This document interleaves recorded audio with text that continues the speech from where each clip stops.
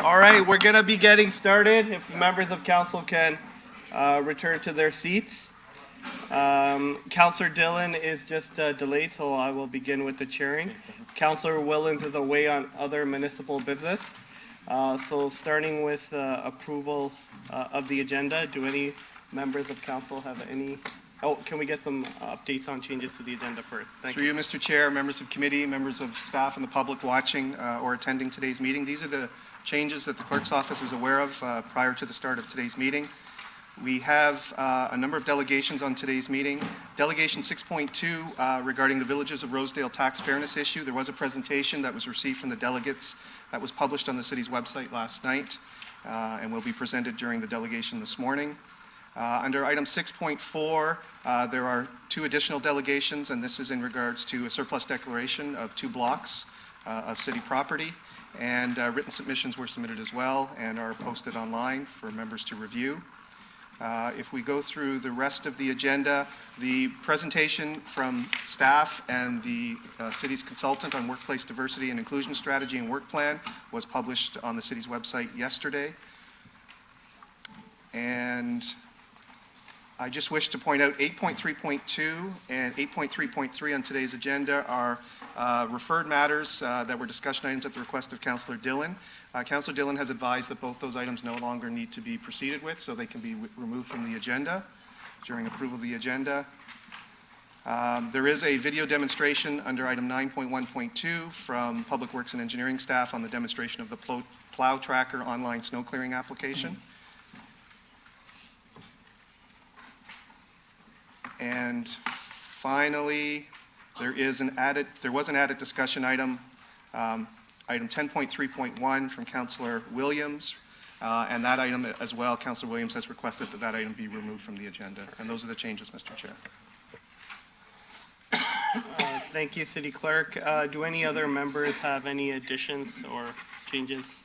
Councillor Bowman? Thank you very much through you, Mr. Chair. I'd like to add a very brief item under government relations regarding traffic cameras.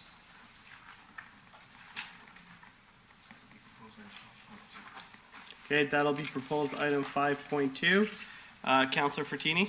Thank you, Mr. Chair. I'm going to add a discussion on Public Works under snow. Public Works under snow. Okay. So through you, Mr. Chair, perhaps that conversation could occur during the demonstration from staff on the plow tracker if it relates to snow clearing. That sounds fair. Okay, do any other members? I see Mayor Brown. Just procedurally to the clerk, on the CCDI report, if we want to put forward a motion that I talked about with Councillor Santos, do we need to add that to the agenda or can it be part of the discussion item? Through you, Mr. Chair, that would be part of the presentation and discussion item, so it's already on the agenda. Okay, and Councillor Medeiros? Thank you, Chair. I'd like to add a discussion, I think would be under corporate services regarding seamless customer service. Customer service? Yeah. Okay. Mr. Chair, that would be proposed item 8.3.4. 3.4. Customer service. All right, thank you very much. Seeing no other questions, can I get a motion for approval of the agenda with the changes? Councillor Vicente, all those in favor? Okay, motion carries. Is there any declarations of interest under the Municipal Conflict of Interest Act? Seeing none, moving on to consent. Do any members wish to remove or add items to the consent agenda? Councillor Santos? Thank you. Through you, Chair. Wondering if we could add 7.2.1 regarding the FCM board meetings into consent, as well as 8.2.3, this centennial 100th birthday celebration coins in there as well. Do any members have issue with adding 7.2.1? Seeing none, and the coins with Celebrating the 100th birthday. okay, They're I'm like gonna let medallions. Councillor Williams speak if just to see if she has an issue. Or, yep, Councillor. Yeah, I had, thank you through the chair, I just had some questions about the Centenary corns. Okay, so we'll leave that, but we can add 7.2.1. Okay, thank you. Do do I need a motion? Yeah, can I get a motion to approve the consent agenda? Counselor Bowman, all those in favor? Okay, motion carries. We don't have any announcements on the agenda, but I think our Chief Administrative Officer wanted to make a brief announcement on some new hires. Yeah. Great, thank you, Chair, Mayor, members of council. I want to take this opportunity to introduce two new directors to the Office of the CAO. You may have seen an email recently, but they're here today. Behind me, I asked them to come forward. Gurdeep Kaur will be our new Director, Corporate Projects Policy and Liaise, joining our team on December 16th. She brings forward extensive experience and understanding of municipal, provincial, and national landscape. As a lawyer with her private sector practice in the City of Brampton, she's familiar with development needs of our city, with an avid interest in local government and active involvement in assisting the public on a variety of issues. She'll drive sound policy framework and leadership within intergovernmental and public affairs.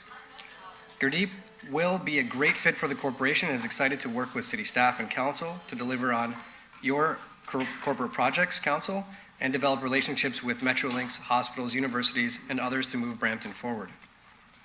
Mikkel Marr, many of you may have seen throughout the halls here at City Hall and West Tower, is formerly manager of Facility Services and Operations team. He will be the new Director of Organizational Performance, effective this Monday. Prior to joining the City of Brampton, he has held several roles fulfilling accountabilities in financial, operational, and marketing analysis. Mikkel holds a Master of Business Administration from the University of Toronto's Rotman School of Management, focusing on management consulting. With a background in business economics, Mikkel brings a wealth of knowledge in process optimization, financial modeling, and corporate strategy from both the public and private sector to his new role. He will be an asset to the CAO office, delivering on the development, measurement, and reporting of key performance indicators, facilitating the completion of council's priorities, and assisting corporate departments in improving their business processes. And I'd ask if both Mikkel and Gurdeep would like to come forward. Thank you, David, for the kind introduction. Through you, Chair.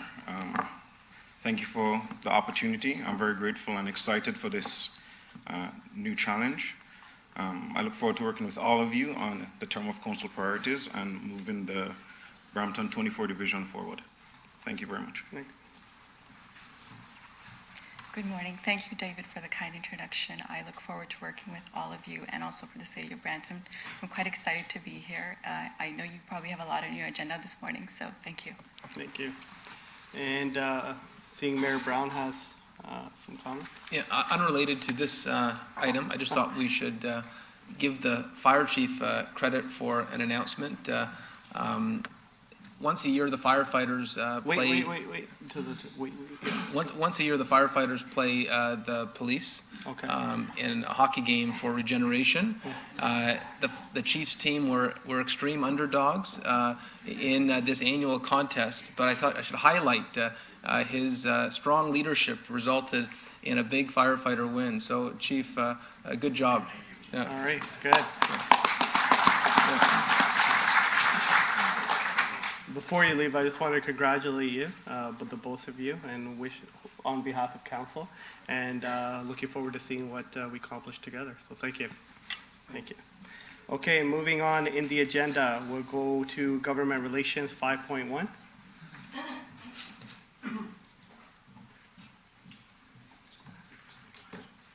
Oh, yeah, and is there any questions for 5.1?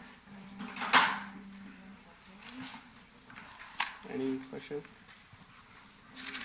Okay, moving on to 5.2. Can I get a motion to receive the report? Councilor Williams, all those in favor? Okay, motion carries. Okay, 5.2, traffic cameras, discussion at the request of Councilor Bowman. Thank you very much through you, Mr. Chair. The reason I put this under government relations is because there was just a recent announcement by the provincial government that they're going to allow radar cameras, but they have put a stipulation on it that we have to put a warning sign up for 90 days warning people that we're going to be tracking their speed. I think in the city of Brampton, I don't think there's any issue that we have a speeding problem on most streets in this city, in everybody's ward. And because I didn't want this have to, as of right now, if we were to apply for an implementation of a traffic camera, a radar camera, we'd be waiting at least 30 days for the application to proceed through. Then we're going to be waiting another 90 days after that for a sign to be posted.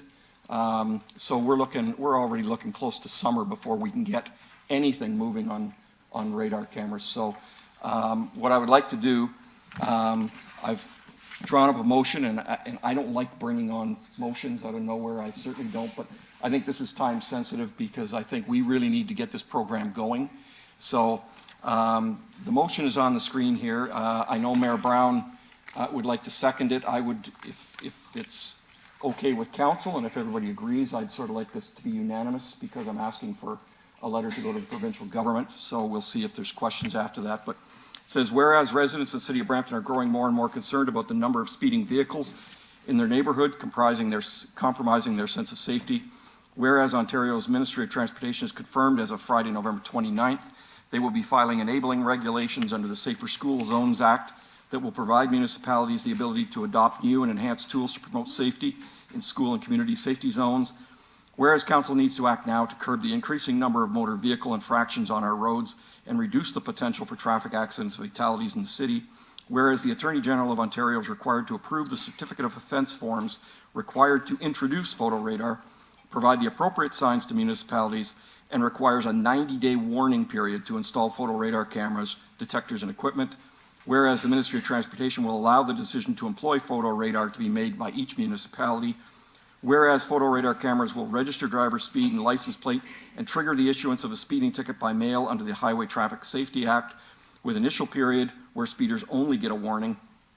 And whereas implemented photo radar has had a significant effect on motor vehicle speeds and is an effective method to encourage drivers to slow down and be aware of their surroundings, vulnerable pedestrians, and consider other safety factors. Therefore, be it resolved, Mayor Brown and members of council agreed to send a request to the Attorney General of Ontario strongly suggesting to waive the 90-day posting period of warning signs prior to the introduction of photo radar equipment and begin implementation within 45 days.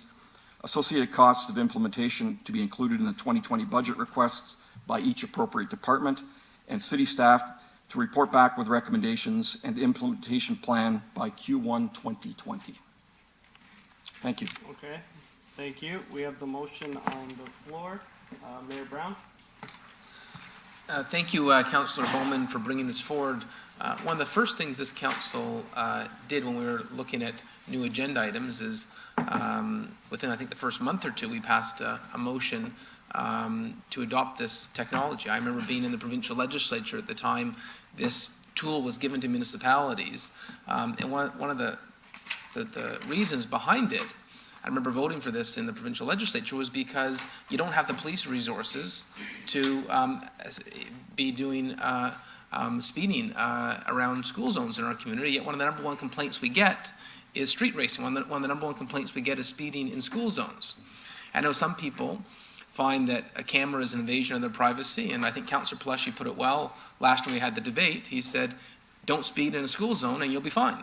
It's not used for any other tool other than to make sure that we don't have young children in our community at risk. But I have to say, I'm a little bit frustrated reading the newspaper and seeing that the city of Toronto is putting 50 in when we asked if we could be the first municipality. So something happened. The council direction that we had hoped to be the first one hasn't been realized. And so I'm going to say I'm a little bit disappointed by that, because I get endless complaints about speeding and reckless driving, and I've said again and again, wait, this is coming. Brampton has already passed a motion that we want to be among, actually we said our motion was we wanted to be the first ready to go. I want us to have a list, hopefully as soon as possible, of the school zones in our community. If there is 150 school zones, so be it. Let's make sure that every child in our community, that we use every tool available to protect them. And frankly, the fact that this technology is available for the city, it will pay for itself, and more so. The pilot project they did in Vaughan showed that it was dramatically successful. You get a big fat ticket, it changes your behavior. If you know around a school there's a camera, you will not speed in front of that school. So I want to get this moving yesterday. Thank you, Councillor Bowman, for flagging this, and hopefully we can have a plan back from staff about how we can get this going. I don't want to wait till the summer. I hope we can have a plan where, in a matter of a few months, that these cameras are up in the city of Brampton. I would note, we also passed a motion asking, I know the collection mechanism is in the city of Toronto, but we asked to look into whether we could do our own. I realized at the time we said that the office of collecting these tickets was going to be located in the city of Toronto, but this is an opportunity that I don't want us to drag our feet on. So thank you, Councillor Bowman. I fully support this. Thank you, Mayor Brown. Councillor Santos. Thank you, through you, Mr. Chair, and thank you, Councillor Bowman and Mayor Brown, for bringing this forward. We did indeed bring forward a motion in the spring of this term, early in this term, regarding traffic calming measures, and Mayor Brown at the time added expediting the use of photo radar. It's on the referred matters list right now to come back in Q1 2020, so this revision of that motion actually puts it up to date in terms of the recent announcement on Friday. So thank you, Councillor Bowman, for bringing it forward. Support it fully. Thank you, Councillor Santos. Councillor Pleshy. Thank you, Mr. Chair. Thank you, Councillor Bowman, for bringing this forward. I understand that on the 11th we'll have a report before us. On the 12th, Regional Council will have a report before them.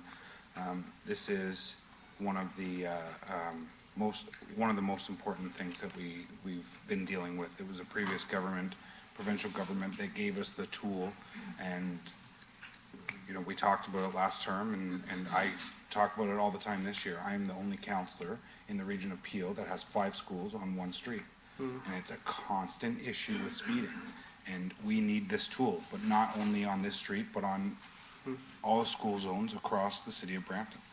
And thank you, Mayor Brown. It's a very easy concept to understand. If you don't want a ticket, don't speed in school zones, and that's the bottom line. Happy to support this. Thank you, Councillor Bowman. Thank you, Councillor Pleshy. Councillor Williams. Thank you, through the chair. Thanks, Councillor Bowman, for bringing this forward. Speeding is a major issue in Brampton, and it's one issue that I'm constantly trying to encourage people to, take their foot off the gas. And all of us at council are motivated to see Brampton slow down, and this is a great way. Any type of approach has to be multifaceted. You have to have education, awareness, and you have to have consequences for behavior as well. And the Peel Regional Police, with a lot of encouragement and a lot of outcry from the community, they've been doing a great job in launching a campaign to do some policing around school zones. And I know that's largely in response to a young child getting hit in Ward 8. And it's been very devastating for the community, and it's happened more than once. And so, I'm really looking forward to seeing the reports come back, and I'm happy that we're going to be putting some pressure on the province too.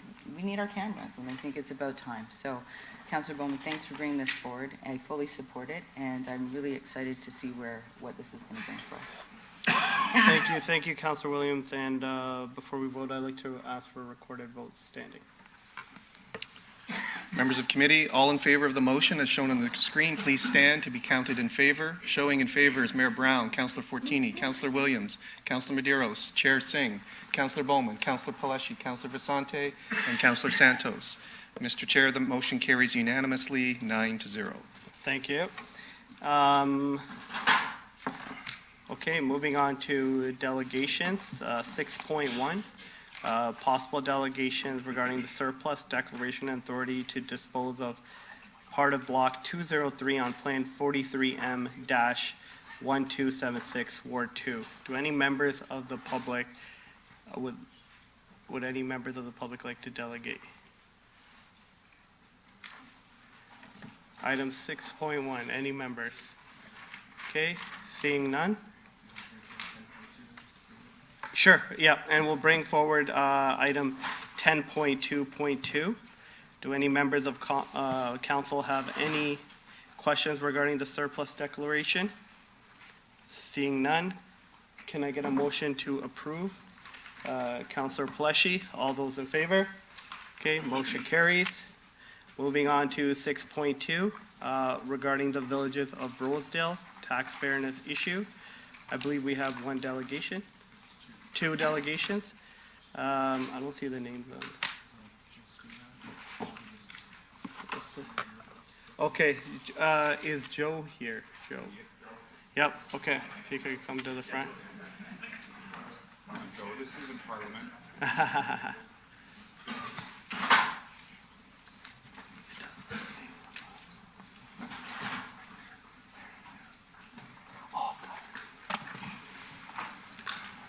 Okay, good morning, Mr. Chair, councilors, mayor. First, we'd like to thank council for the continued support and the opportunity to discuss this issue of tax fairness. Also like to thank city staff, specifically David Sutton, Martin Finnegan, and Nadeem Yosef, who for the thoroughness of the report, that staff report they just did, and for the research and writing of it as well. And if I may, the residents of the Villages of Rosedale that have shown up in support today, including those in the overflow room downstairs. My name is Rick Wesselman. I'm the chairman of the board for the Villages of Rosedale. I'm also the president of one of the condos within it. My partner in pursuit of tax fairness is Joe Spina, and he's on the board of one of the condos within Rosedale. Joe's going to walk you through the first couple of slides, and then I'll take over from there. So over to Joe. Thanks, Rick. Some of these slides are a recap from about 18 months ago, and there are quite a few councilors here, of course, that weren't around then, so we'll bring you up to speed, if we may. There are currently 1,202 units with a mix of detached, semi-detached townhomes and 8 mid-rise apartment buildings. These units are owned and occupied by approximately 2,000 residents, and as you can see, we only have about 10% of our village that is actually here today in the gallery, and I think there are even some in the overflow room. It is a seniors community with a demographic that is approximately 90% senior citizens that are on fixed incomes. My wife and I are probably the average. I'm 73, she's 68. Affordability has always been an issue for our residents, as it is with most seniors. In the early 1990s, the benefit in having a planned seniors community in order to enhance the reputation of the city was recognized by the city. The city and the developer at that time negotiated some dispensation on development charges that continues to this day. The VOR, we'll use that acronym, trust you'll recall, is located on land designated by a resolution of City Council as a planned seniors retirement community. The notation in the development charges bylaw was written specifically to spawn the development of VOR. VOR continues to dovetail into the city's current seniors housing study. The developer plans on constructing 342 additional detached townhome units, and population is anticipated to be approximately 2,600. There will be 1,544 units in VOR when this is all complete. VOR is a condominium community, but if you look at the site plan from a basic infrastructure perspective, it looks much like any traditional neighborhood. However, the VOR is a self-contained area within its gates, and no municipal vehicles enter the grounds with the exception of waste management pickup and emergency services. The remaining costs for services and infrastructure within the community are completely borne by the villages, resulting in a greatly reduced cost to the city. Now, the fundamental issue here is that between the property taxes and the community fees, the residents of VOR pay a substantial premium in order to receive the same level of municipal services as compared to a home in a traditional neighborhood within the city of Brampton. So public or private access to the community, as stated in the staff report, should have no bearing on the basic municipal services such as roads, sidewalks, sewers, streetlights, or fire hydrants. lastly, a comment that originally we had looked at changing some structures within the Municipal Act or MPAC. That, as you can appreciate, is a far more difficult issue because it would require us approaching the provincial government to change the acts. However, you do have the authority within your bylaw structure to address this as a seniors community.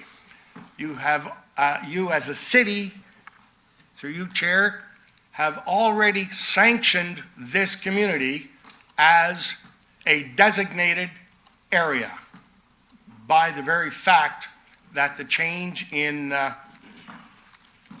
development charges was made years ago by council, of whom some whose parents were on that council that sit here today. Rick? Okay, thanks a lot, Joe. I'm just going to walk through a couple of financial data points. There's really three that I'm going to talk to here. So as per the staff report. Can I get one second? Can we get an extension? Councillor Bowman, all those in favor? Okay, you may continue. Wow, did we actually take that much time It's already? okay. Okay. Okay, so as per the staff report, the annual operational cost for the city to maintain VOR, their words, like for like, would be $170,000. They actually stated that that would compare similarly to the numbers we provided back in 2018. Respectfully, we're gonna disagree with that. I mean, we took another stab and sharpened our pencil as much as we could, and we could only get that in terms of like for like down to about $431,000. To be clear, I mean, we spend substantially more money on our operational costs than just that $431,000. This is strictly like for like in terms of what the city would offer residents in a traditional neighborhood. I understand the city has economies of scale, so their number would be cheaper, but also need to understand that our standard of care, because of our demographic within the villages, is significantly higher than what the city can I'll say, afford to offer to a traditional neighborhood. I got a couple of slides later on in the presentation. It's not actually in our main deck, but it just shows, I mean, it was kind of fortuitous, the snowfall this week, and it really shows the differences on when our snow crews get out, for example, to clear the roads and sidewalks compared to a standard neighborhood. And I'll say the example being, and we hear this all the time, right, is how long after a major snow event would you let your parents or grandparents go out for a walk? Or the fact that they need to go out for a medical appointment. We need to keep our streets clear. And that's a lot what drives our costs. Second point on the city snow removal program, or the financial assistance for snow removal. So it's offered for senior citizens and physically handicapped seniors who live in non-condos. I mean, there's an exclusion there that says if you live in a condo, you're not eligible to apply for that grant. It makes, to us anyway, it makes no sense for this exclusion. A vacant land condominium is no different from a house perspective than any other home within Brampton in a traditional neighborhood. I mean, they have their sidewalks, they have their driveways, they have their walkways, porches, and stairs to those porches. The only difference being is that in a vacant land condo, the homeowners are obligated to contract through the condominium corporation for the removal of snow services versus directly to the party that's doing the snow removal. So just some quick math on that. With the 90% of our units being vacant land units being occupied by senior citizens, this would result, first of all, in 800 applications to the city, but from a dollar perspective, this would translate into approximately $145 based on the minimum amount of $200 per application. And lastly, as noted in the staff report, this doesn't include any capital replacement costs. The villages has budgeted $612,000 for that in 2019. And this number is going to keep growing as the infrastructure ages. And this is actually what keeps us up at night, is the cost of this infrastructure replacement. And honestly poses probably the biggest threat to the viability of Rosedale. As the underground services need replacement, as we get closer to that, the cost of that, or what we need to set aside, is going to grow exponentially to cover the cost of replacing sewers, as an example. Okay, just one last slide to wrap up on conclusions. I mean, as per the vision of with Freddie DeGasperis and the City Council in the early 90s, the VOR is a unique community within GTA that enhances the City of Brampton reputation as a quality place to live. It is unfair for any resident within the city to pay us a disproportionate share for their equivalent level of basic, and I want to emphasize basic municipal services. This is not about subsidizing a lifestyle for the residents of Rosedale. This is just about basic services. Not all condominiums can be painted with the same brush. I mean, not everything is an apartment, right? So within a lot of the city's policies, you just refer to a standard condo. It's not the case. Vacant land condos are substantially different than an apartment type condo. Seniors shouldn't be excluded from city programs just because they live in a vacant land condominium. And as Joe mentioned, we know Council has mechanisms in place today to provide an annual grant to villages of Rosedale. The value of the grant shouldn't just take into consideration operational costs, but also a capital cost required for replacement of these basic municipal services. It needs to account for the fact that we truly should have residents that can apply to this financial assistance program for snow removal. And it needs to include some level of indexing for growth of the villages as we add the next 350 some odd units, as well as time-based. So what does the grant look like in 10 years? I understand precedent may be set, and that would be a concern of council, but the exposure can be limited through judicious choice of words. And a good example would be what's already in place for the development charges. There's a note in there that's specifically written for, I'll say, the villages. I mean, there may be other communities within Brampton that it applies to now, but it can apply to this as well. It took a bold decision from council back in the early 90s to make to establish the Villages of Rosedale community. We're asking for another bold decision from council today to continue support of that community. And I'll say precedent has been set already. You have programs which are designated specifically for seniors and seniors communities, and we'd like that to continue. And my last slide, just because there may be questions, and I just took the liberty of putting a slide up on that. This is the condition on in the development charges notation. Again, change 2 words in there, and it pretty much covers the exclusion or the inclusion of a retirement community. Any questions? Do any members have any questions for the delegation? Yes. Okay. Councilor Vicente. Thank you, Mr. Chair. Gentlemen, just a quick question. In terms of the expectations of your residents within this community, which is essentially a condominium corporation, right.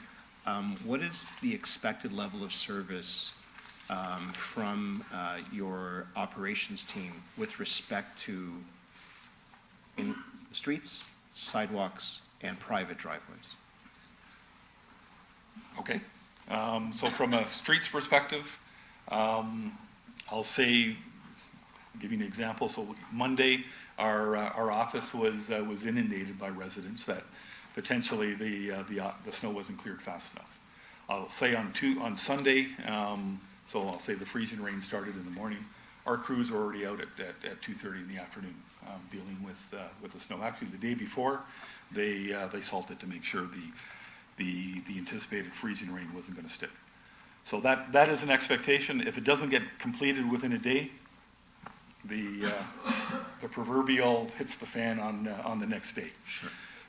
In terms of streets and sidewalks, I'll say annually we have to do inspections of our sidewalks. We make sure that the trip and fall hazards are not there. I mean, it's just an obligation we have for our demographic, and honestly, these days with the litigation side, I mean, we need to be careful of the number of slip and fall lawsuits that we get served. So to be clear, if I may, through you, Chair, is it the homeowner's responsibility to clean the sidewalk or your operations team? It's they contract that through either their condo or the village's Rosedale specifically. So that's for an additional fee on their maintenance fee? That's included in our maintenance fees. Okay. And final question through you, Chair. Who is responsible for cleaning the private driveways? The same contractors. Sorry? So condominium. So the condominium corporation, as far as every single resident responsible for cleaning the driveways, yes, for cleaning the sidewalks, yes, and for cleaning the roads, yes, when there is a snowfall. Yes. Okay. So I have no further questions of the delegation. I'll wait and see what other questions there may be, but I may have some comments later. Thank you. Thank you. Councillor Bowman? Thank you, through you, Mr. Chair. Just a question about the whole community. Is when a house goes up for sale, is it regulated that a senior is the only person who can buy that house? Good question, through the chair, good question. So unfortunately, no. I'll say the Ontario Human Rights Code prohibits any discrimination based on age. So I'll say if the code would allow us to do that, we would. But in a vacant land condominium or any condominium that on a sale basis, you can't limit based on age on who buys in. Okay, so even though it's designated a seniors retirement village, there's no stopping somebody who sells their house to somebody who's a senior. So through the chair, that's correct.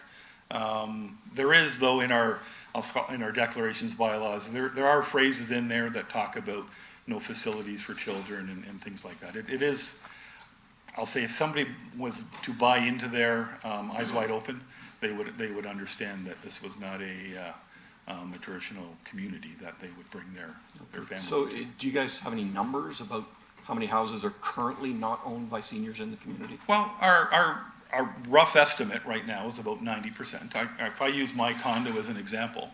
90% are seniors. Our seniors, sorry, our seniors, yes. Geez, I was thinking of No, if I use my condo as an example, there's myself and one other out of 59 that would be considered non-senior, if you're taking senior as age 65 or older. Okay. Okay, thank you very much. Thank you. Okay, and that's all the questions for the delegation. Okay. Thank you very much. Motion to let's make that.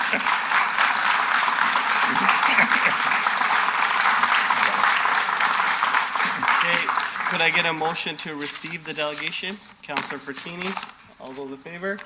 And I'm gonna move item 8.2.1 down for discussion because residents are here as well. And so do any members of council have any questions regarding report 8.2.1? You can sit down. Okay. Okay, Mayor Brown?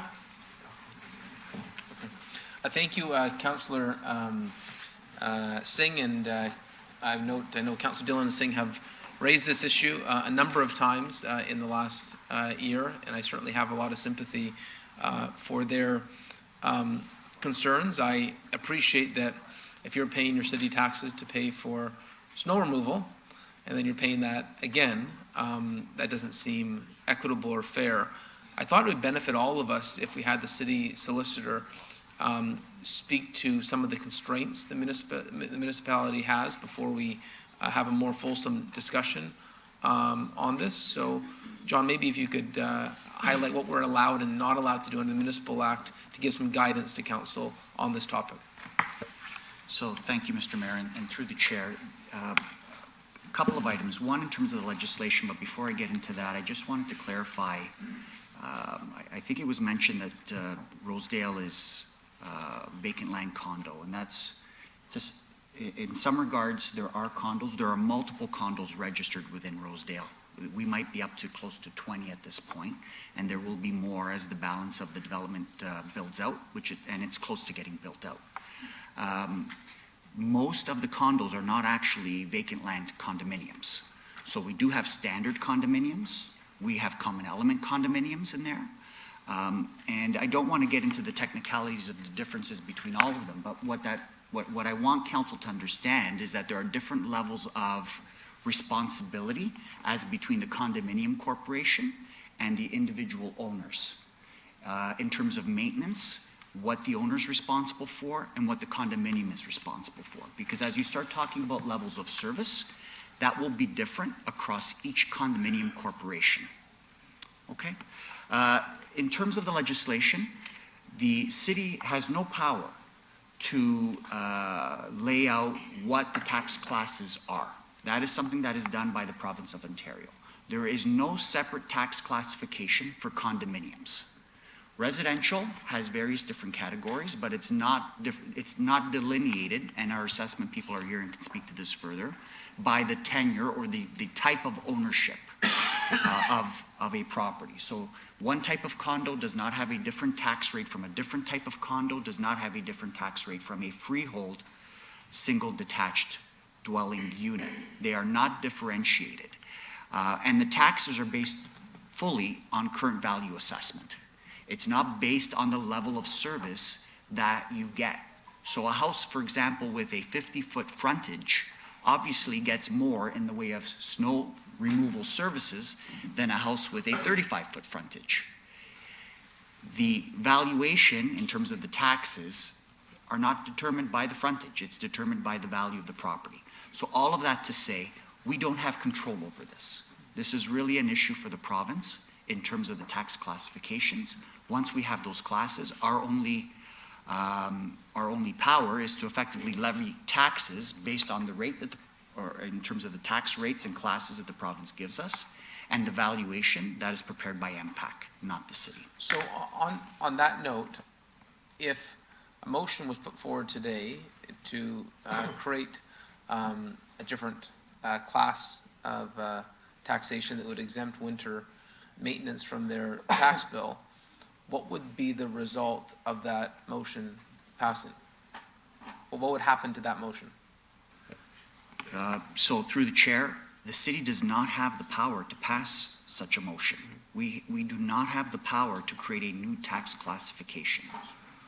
There's no authority for the city to do that. And so if you were to try that, it could be challenged, but I would imagine it's, to be quite honest with you, it's outside of our authority to do that. Can you think of any way in which the same goal could be achieved? So through the chair, the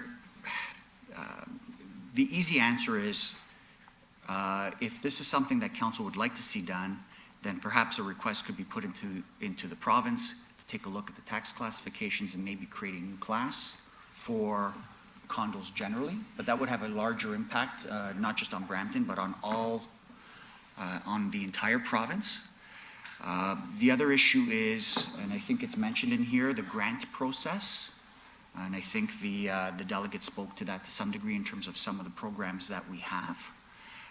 But grants can only be given to non-businesses. So I bring that up because if you have a landlord that's purchased a unit in there and is renting it, they wouldn't necessarily qualify for a grant. That's something that we would not be permitted to do. And so the city would have to get into some sort of a process, try to ensure that in fact we were dealing with residents and not commercial landlords and so on. So there may be opportunities, but it's something I think that probably our finance people should be speaking to rather than myself. So if someone owned their condo through a corporate name, then a grant would be ineligible. That's correct. If someone rented their condo, it would be ineligible. That's correct. Okay. So it's obviously more complicated than at first blush. I would say if there's a way to help these residents, I would love to find a way. I look forward to hearing the suggestions from Councillor Dillon and Councillor Singh. But I just thought for everyone as we have this discussion to understand the technical challenges is important. In the mindset of a willingness to, to be helpful and We understand that a lot of the seniors that live at Rosedale Village, I've been there a number of times. It's beautiful. It's immaculate. You take great care of that a part of Brampton, and you've got pride and ownership. That's what we want. You know, a lot of places there's not pride of ownership, where it's a mess and we get frustrated. That's never the case at Rosedale Village, and so I understand you're great partners for the city of Brampton, and let's see what is legally possible, and look forward to the suggestions. Thank you, Councilor Medeiros. Thank you. Through the chair, this is like deja vu, and I do remember a couple of years ago that we dealt with the exact same issue, so a lot of this seems repetition. So, you know, the questions from the mayor, some of those questions were asked, but in terms of the regime, this, I guess, the seniors lifestyle, the senior village, is that an official designation? Or is this something, so is that the corporation's designation? Is that a provincial, where does that designation come from? So I think the question through the chair, the question was asked of the delegate in terms of can only seniors live there, and he gave the appropriate response, which is we can't compel only or prohibit people that are not seniors from living in Rosedale. In terms of the planning that was done for Rosedale many, many years ago now, it was planned around a senior's lifestyle. So a lot of the amenities and so on that are there are geared towards a senior's lifestyle. I think they have a common building, an area. They had some, I believe they have golf and a number of other amenities that are geared towards a senior's lifestyle. And there is some language, I believe, in the official plan that set Rosedale up that speaks to that. But there is nothing that is within the city's power, or even the power of the condominium owners or the vendors and owners of the units within Rosedale to prohibit anyone who's not a senior from residing there. So through the chair then, this is not a legal designation that's enshrined in some form of legislation. So I guess where I'm going with this is that what would stop any other corporations to self-identify themselves as senior living or adult geared? So a condominium corporation all of a sudden designates itself as a senior village to take care of us, to take benefit of a similar grant that we'd be able to offer these folks. And you know, and I remember, I think it was Martin had suggested before, you do have the possibility of a proliferation of these type of communities, which certainly then would be appealing, I guess, to the different corporations to have this self-designation. And I know this is not a legal question per se, but certainly then we'd be dealing with a host of seniors villages across the city, possibly. So through the chair, that certainly is possible. The condominiums themselves have control over their declaration and some of their incorporating, some of their operating documents and so on. But I will add, from my experience on the legal side, that sort of process, I was going to call it a scheme, but basically a process, right, to avoid taxes through the changing of tenure is not something that we have not seen before. The province recently changed some of the, and if our tax people would like to chime in, certainly they're free to do so. But recently, you know, the province made some changes where we had apartment buildings, as an example, that were fully owned, not condominium, not unitized as condos, and they were treated with one particular tax rate which was higher. It put them into a kind of a business class with a higher tax rate. And what we were seeing for a number of years was business owners with those rental units converting them to condo in order to move the units themselves into the condo tax class, which is the same class that Rosedale would be in, which is a lower tax class to take advantage of lower rates and lower taxes generally. So I understand that that's a different issue than what we're talking about here, but the concept is the same, in that if you allow people to take advantage of opportunities through either changing the setup or the some of the documents associated with the condominium in order to lower taxes, our experience has been that they will take advantage of that. Thank you, through the chair, and I guess to our tax folks. So do we know anything in terms of the Condominium Authority of Ontario or the Ontario Condominium Owners Association regarding their position on these type of senior villages or senior dwellings across the province? Have they lobbied the provincial government for some form of tax adjustment or tax designation? Through the chair, at this point, we've never heard of any delegation to the province. Nothing to us specifically as well, in terms of having another look at the legislative process as it respects to condominium properties, whether it be residential, industrial, commercial. This is our first experience with a request of this nature. And in other jurisdictions, do we know of a similar residential dwelling geared towards seniors that have some form of municipal grant or municipal support which differentiates, I guess, from the other condo corporations? Specifically, I wouldn't be able to tell you that through the chair. If you're in a typical retirement home, there's different rules that apply. You may not be in the residential class, you may be. It depends on certain requirements that the province expects, because you can also be exempt in those homes.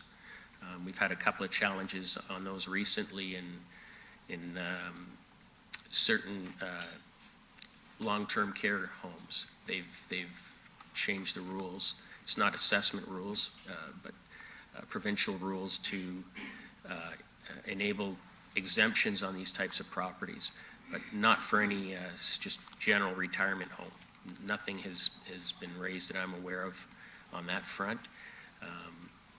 The smaller places where where it's simply a retirement home and they house a number of people, the tax regulation has them in the residential class. The residential class has got many pages in the Act for what qualifies as a residential, for the residential tax rate. It's not just a house or a condominium. There's golf courses are residential rate. There's a number of items, and retirement homes would fall into that category as well. So thank you. And I guess just last question through the chair regarding our service level. So there seems to be, there's not an alignment, or there's not the perception of value for their tax dollar regarding their community in terms of, I guess, the services that we provide. Do we find similar situations across the city with other areas? You know, we talked to our legal talked about you know, lot sizes, so certainly they get more service than other. But there seems to be a perception or lack of the value they're getting for their tax dollars. Do we have any comment on that? Like, is it, you know, in perception of value, I guess across the city, across each homeowner is probably different, but would you say it's consistent with the way we apply it across the city? You know, some are happier, some are not, some see more value, some receive more services, some don't. Is that a consistent, or so are we being consistent, or are we shortchanging these residents? Well, through the chair, I think it's fair to say it's consistent, because it's not a user pay system that we're operating under. It's a market value system. Certain services are there for the benefit of everyone. Whether they're be used or not is another story. So obviously, if, you know, we all pay for fire, we all want it. None of us want to use it, but sure happy to have it when you do need it. So there's examples of that. Some people drive a lot more on the roads than others, but we all want good roads. We want them to be safe, regardless of whether I'm using them more than you are. So there's all these differences, and you know, if you went to a user pay system entirely, it would probably be unfair, because then we would be punishing those who wouldn't be able to pay as much as maybe others. The way the system is set up in a market value-based system, it uses the property values to dictate the apportionment of the taxes. It's nothing more than that. So when you have your market value, and MPAC uses actual sales to determine their best guess as to what the value is, it doesn't affect the city's budget at all. You know, when When the treasurer's group goes through their budgeting process, and at the end of the day, they come up with that number that the city needs to run its businesses, comes over to the tax side, it's just a math exercise. There's really no correlation as to who's getting what, or it's just, this is the number that we need to run the city. The decisions have been made by council. Now we got to do the math, and the math is predicated on provincial rules. So we follow those provincial rules, and they prevent us as well at the end of it to think that we can have some flexibility. They direct us to, once we've got the tax rates, which have to correlate with the rates that are set by the province, we have to use that rate on the whole of the assessment for each property. So we don't have any authority to say, let's discount these ones or discount that one. It's, here's the math. And the math should come out to basically within a few bucks of what that budget number was. And then there's programs, of course, within the Assessment Act that people can challenge their assessments for various reasons. You can challenge property tax classification, but it has to be for an incorrect classification to one that already exists. It would not help the villages of Rosedale. Thank you. Yep. Councillor Dillon? Thank you, Mr. Chair. Apologize I was not able to be here at the beginning of the delegation. I had a son who was sick. I had to take him to the doctor, so my apologies. You know, I think earlier this year, I knew the report come back to council. There was a number of meetings that we did have with the residents.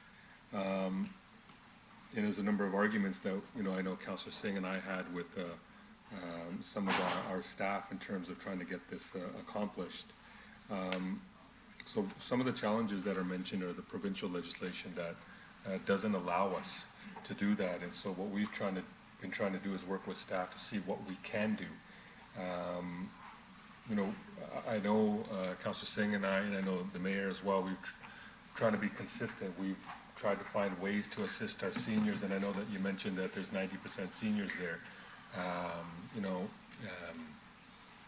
back in March, we moved and got passed that the seniors bus pass, a transit pass, monthly one, be reduced from $54 down to $15 and eventually $0. And so we know the struggles and the challenges obviously that we face now with the legislation, but we also understand and recognize the challenges that our seniors face, and it's becoming tough day by day, and sometimes it's difficult to see the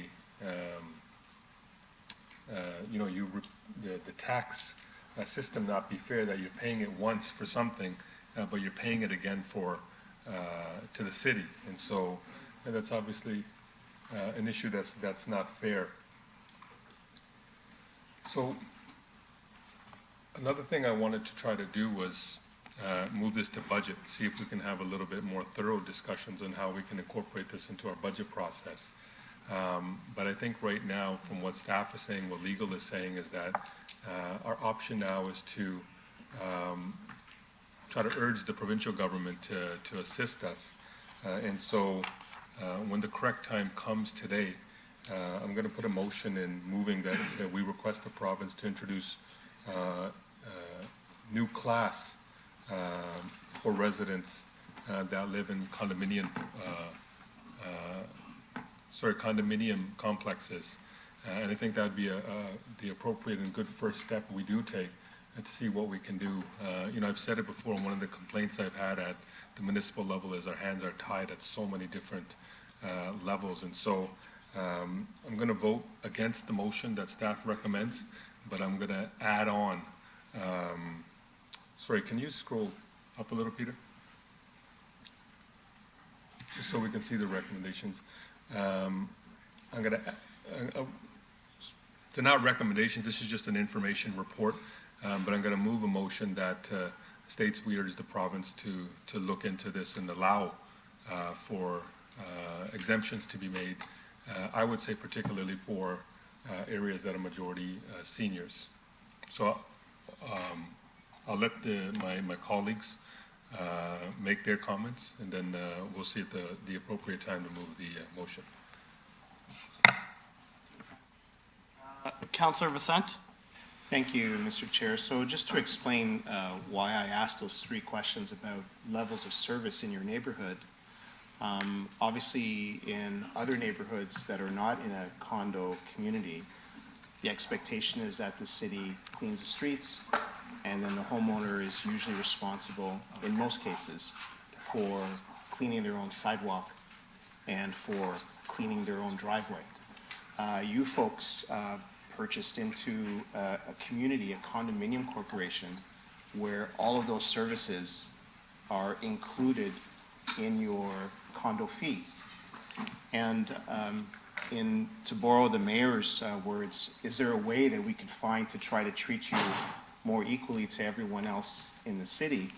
My thought was that if in fact you folks were responsible for cleaning your own driveway and your own sidewalk, and in some cases, if you were unable to do that and you had to hire someone to do that work for you, of course, I think council would find a way to make sure that you receive the snow removal financial assistance benefit that is available to every person who is a senior or a person on disability who qualifies. And unfortunately, that service is baked in to your agreement with your condo corporation. And so unless that were to change in the future and the condo corporation no longer provided that level of service for your driveway and for your sidewalk, and then I guess they would have to give you a discount on your condo fee because they're not providing that service anymore. I think there would be a way for the city to participate and help those persons to pay for the costs that you would incur to do it, you know, if you're hiring somebody to help you. But given that you're paying a fee, it's part of your agreement with the condo, unless that were to change, it's not the same as someone who owns their own house, is responsible for taking care of that sidewalk and that driveway. And so literally, as Councillor Dillon pointed out, it's... No, we heard the delegation. Now let's give an opportunity for the council to present its views. Thank you, Chair. It's not the same because you're already paying for that service and you're not actually paying a fee to have someone clean your sidewalk or your driveway privately. All right, order. So to be clear and to be fair, we're having a discussion here all together as a community.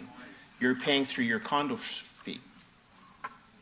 And so unless you are responsible on your own, like everyone else, to do your snow clearing on your own property, I'm not talking about the street here, I'm talking about the sidewalk and the driveway.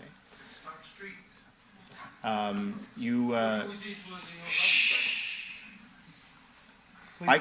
clean my own driveway. I clean my own sidewalk, right? And if I was a senior and if I qualified, and perhaps the treasurer can comment on what the qualifications are so that everyone can know, if I was qualifying to receive that snow removal financial assistance, which is approximately $200 or $300 for a corner, and the treasurer can correct me if I'm wrong, then I would have a right as a senior or a person with disabilities to apply for that benefit. But that's not the case here. You have all-included service as part of your condo fee, and we can't unravel that covenant that you all have between the corporation that provides services in your community. And so there literally is, there's very little avenue except for having the opportunity to advocate to the province if that's what council chooses to do. So those are just my thoughts. I was trying to find a way. To help you, if that was possible, as per the mayor. If there was a way, we would do what we can, and we will do what we can. Okay. Thank you, Chair. Thank you, Councillor Vicente. Councillor Pleshy. Thank you very much, Mr. Chair. Councillor Vicente, I'm trying to follow along here, but from my view of this whole thing is there's seniors here that pay a fee to have their driveways cleared. And even though it's in encompassed in a in a combined fee of the services that are rendered, the condo fees. It's still captured in there. So to me, it's there's seniors living in a house that pays fees to live in the condominium, but a portion of that fee goes to clearing their driveways. So I'm not sure where the disconnect is here. There's obviously there's a separation because it'll be outlined in their condo fees of what monies are paid to what service. So I was under the impression that seniors, all seniors in Brampton qualified for the, I don't know if we call it a grant, but the seniors fee subsidy for clearing their snow. Is that not accurate? Through the chair, it is accurate. Through Public Works, we have a snow removal financial assistance program. And basically, non-corner lots, $200 rebate. Corner lots with sidewalks on both sides is a $300 rebate. And then a corner lot, just the one side, is $200 as well. The qualification criteria is to own and occupy the property, to be 65 years of age or older at the date of application, and either be permanently confined to a wheelchair, restricted to the permanent use of crutches, braces, otherwise disabled, not have claimed a credit on the property the same winter season, and what's relevant here is not live in a condominium dwelling whereby all snow removal is the direct responsibility of the condominium corporation. So given that that is the case at the villages of Rosedale, I presume an option would be if they wanted to review their contract and take that piece out, that would then make those residents eligible for this program. Probably might want to do that on a community basis, right, to make that decision. I don't know how many people would prefer it that way other than having it this way, because then you have to get your own person to come in and do it. But as long as the condominium dwelling pays or shovels a driveway and they're paying through their condo fees, then the city, they're ineligible for the city program. Unless we change the program. Unless we change the program, that's the other. We all know more and more seniors are moving into condos, so then this subsidy is going to be taken away from, it's there to help. It's still money changing hands to money. It's seniors paying for a service. I don't understand why maybe I'll ask you offline to really clarify why we even have that in the subsidy, that they must not be part of a condo. I'm not sure if we have anybody from Public Works that may have been involved in that, but generally speaking, I can only assume that because it's being done, that the decision was we're not going in. But to be honest, I wasn't involved, so I can't say for sure. So I think that it's important to not let this die here, and I think that's what Councillor Dillon was kind of referring to. I'm fully ready to support advocating to the province, and thank you, Councillor Dillon, for putting that motion forward. But you had also mentioned that we look at this in the budget. I know there's a level of service within Rosedale. I should almost be declaring a conflict because I want to live there one day. But Michael. Once you get old enough. Yeah.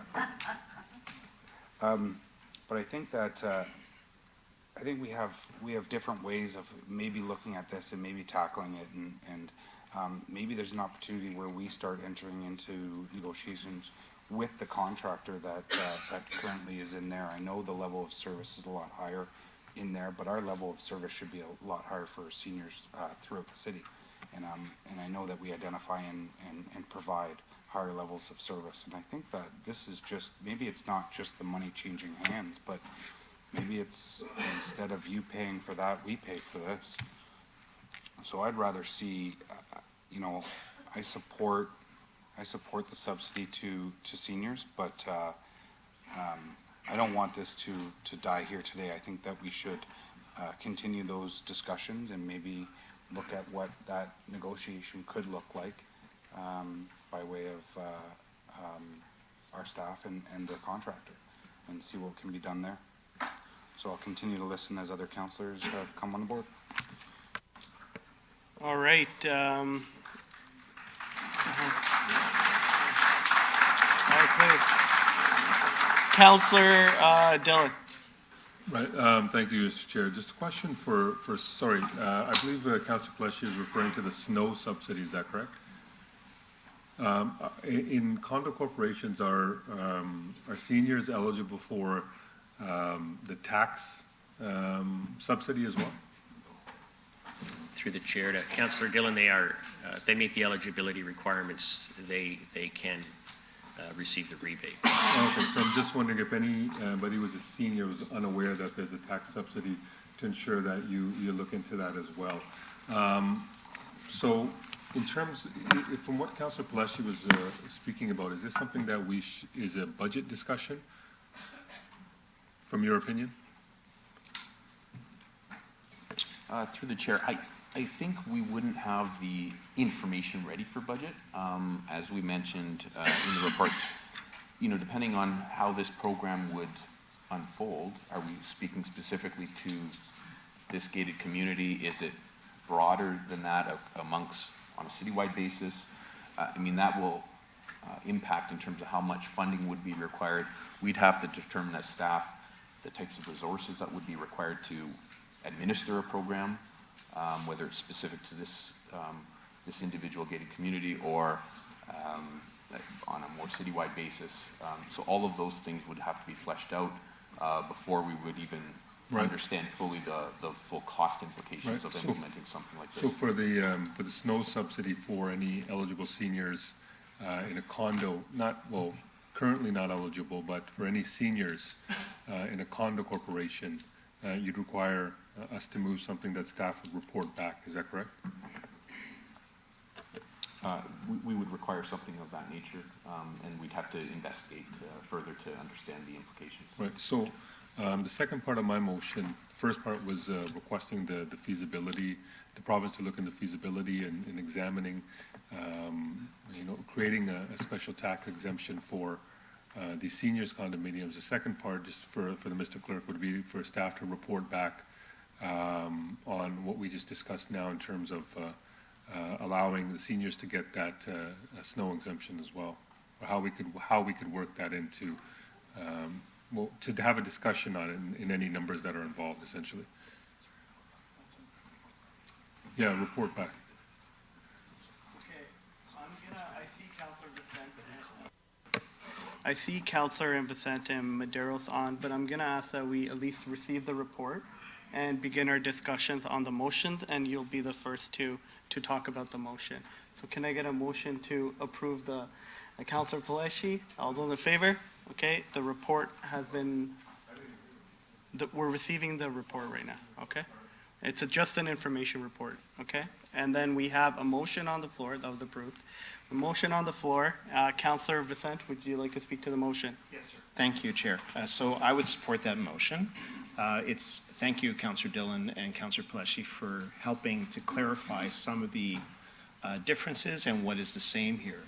So given that a senior citizen who qualifies and who lives in a condo corporation is currently able to apply for and be considered to receive the rebate on their property tax, in the same fashion here, where there is a qualifying senior or a person with disabilities who, as was pointed out, pays a fee some way, somehow, to have services rendered on their property, they should be able to qualify for the snow removal financial assistance program, assuming they qualify. And so they would have the opportunity and the right to apply to the city yearly, I believe. Usually the deadline is in April. If they meet all of the criteria points, they should be able to receive that rebate. So I look forward to supporting the motion and to getting the report back from staff. Thank you, Chair. Thank you. Councillor Medeiros.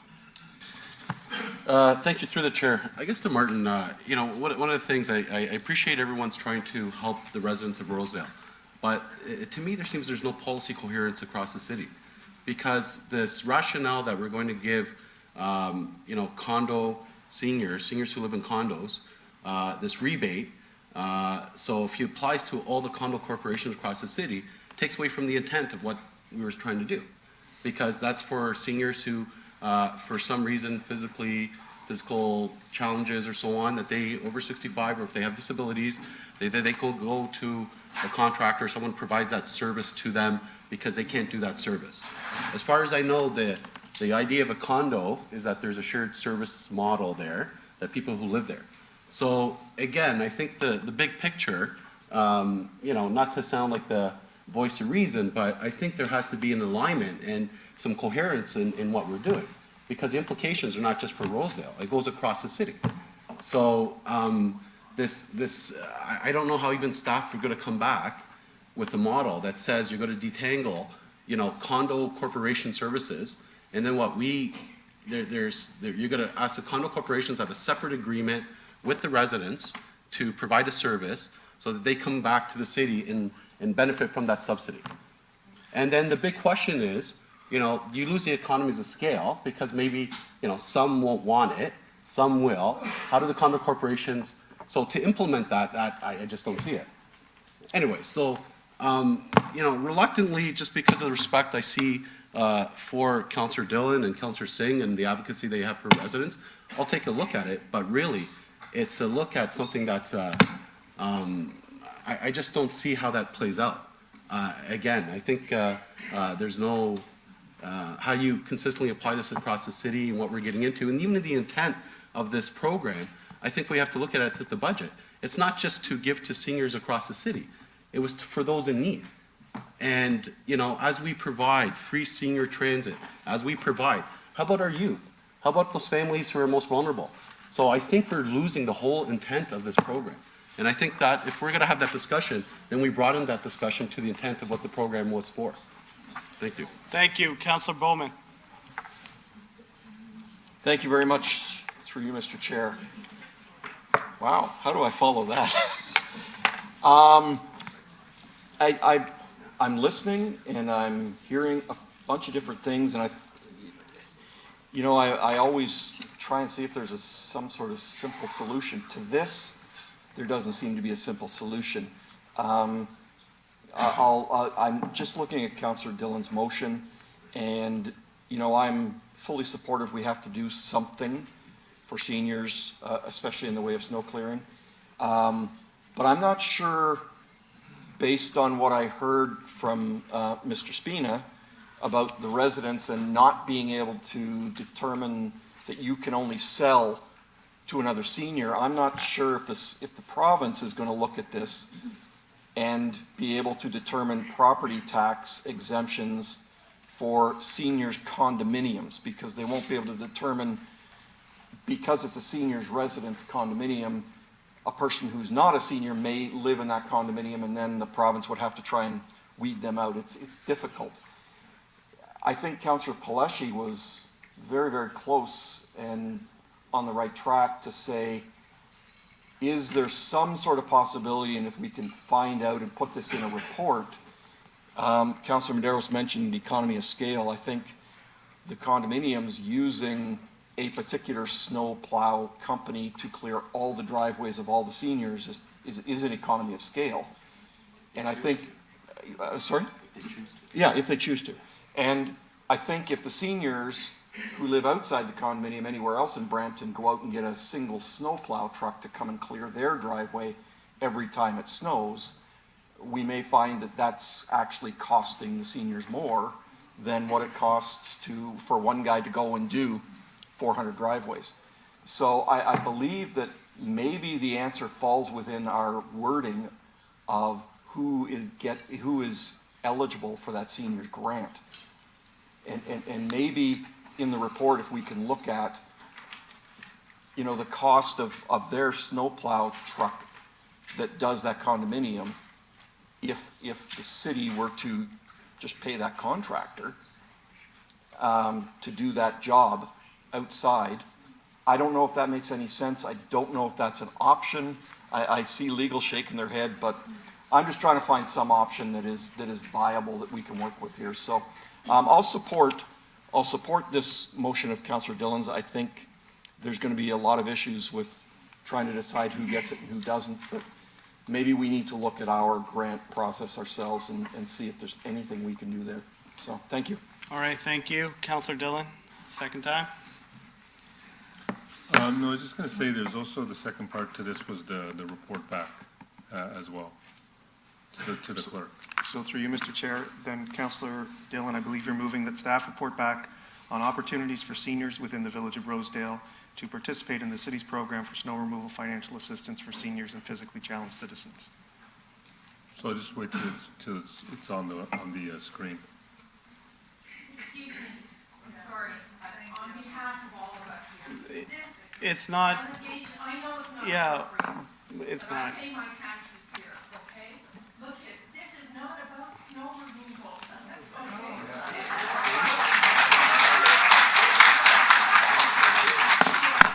Garbage pickup. We look after our sewers, our street lights, our sidewalks, our curbs, everything. What we're talking about is no services are paid for by the city. We pay for everything. That's what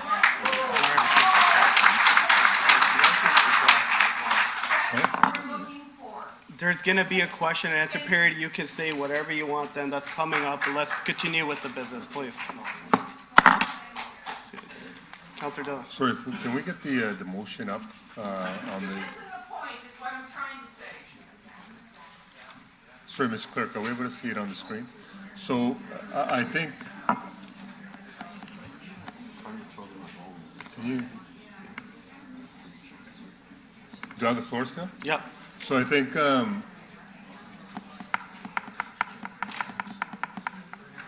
Yep. Councillor Dillon has the floor, please.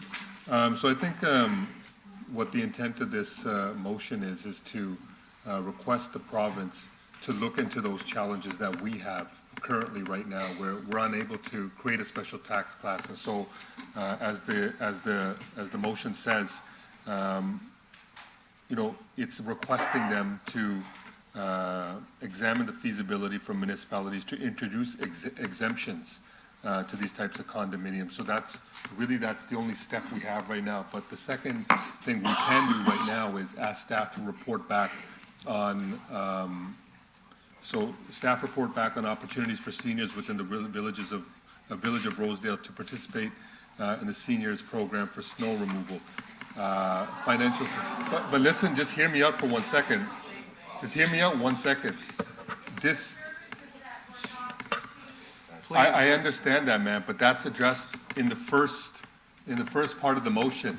What we can do is in the second part, is see what we could do immediately for snow assistance. This doesn't answer everything, but you got to understand, we're trying to work here. We're trying to do everything we can do to help you. Sorry? What? Just address the staff. Right, so speaking through the chair, in our hands right now, because our hands are tied by provincial legislation, we can't do anything more than this. We've had Councillor Singh and I know the Mayor Brown has been involved in conversations. We've fought tooth and nail against staff who's brought us this information to try to find some exemptions, to try to help you out as much as we can. Unfortunately, as I mentioned before, we're slaves to the province. Our hands are tied with legislation. I see a lot of head shaking, but this is the truth. If you can tell us, if you can come up and delegate exactly what we're able to do legally, I'll be the first person to move the motion to do that. But right now, the only option we have is to request the province to look into this and try to create a separate class, a property tax class. And in our hands right now, one option we have is helping seniors out with snow assistance. But if anybody here, I'm your ward councillor, I'm your ward regional councillor, I will move anything that you want me to move, and I'll fight to help you guys out as much as I can. But if anybody has any options, come here and we'll move that right away. if anything we're able to do within our legal right, I'll be the first person to move that. Okay. We have to keep, yep. We have to. We already received the delegation, sir. So we can reopen it just to Yeah. receive any other delegations. Okay, well, since it's a hot issue, we'll reopen it. Yeah. So you're gonna take 2/3, right? Yeah, 2/3, can we get? Yeah. Okay, yeah. Thank you for this opportunity. As you've heard clearly, it seems to focus on the angle of snow removal, which we understand because that's low-hanging fruit in terms of trying to address our issue. Snow removal is a very small portion of our community in terms of the actual expense. And for the city to perhaps come in and assume the responsibility for hiring or paying our contractors to do the snow removal isn't going to address the fundamental tax fairness issue. As you heard, we are responsible for everything inside our gates. Infrastructure, sidewalk, construction, rebuilding. We're looking at probably $600,000 to start in rehabilitating our infrastructure because the property is now into its 20-some years old. We have budgeted for that.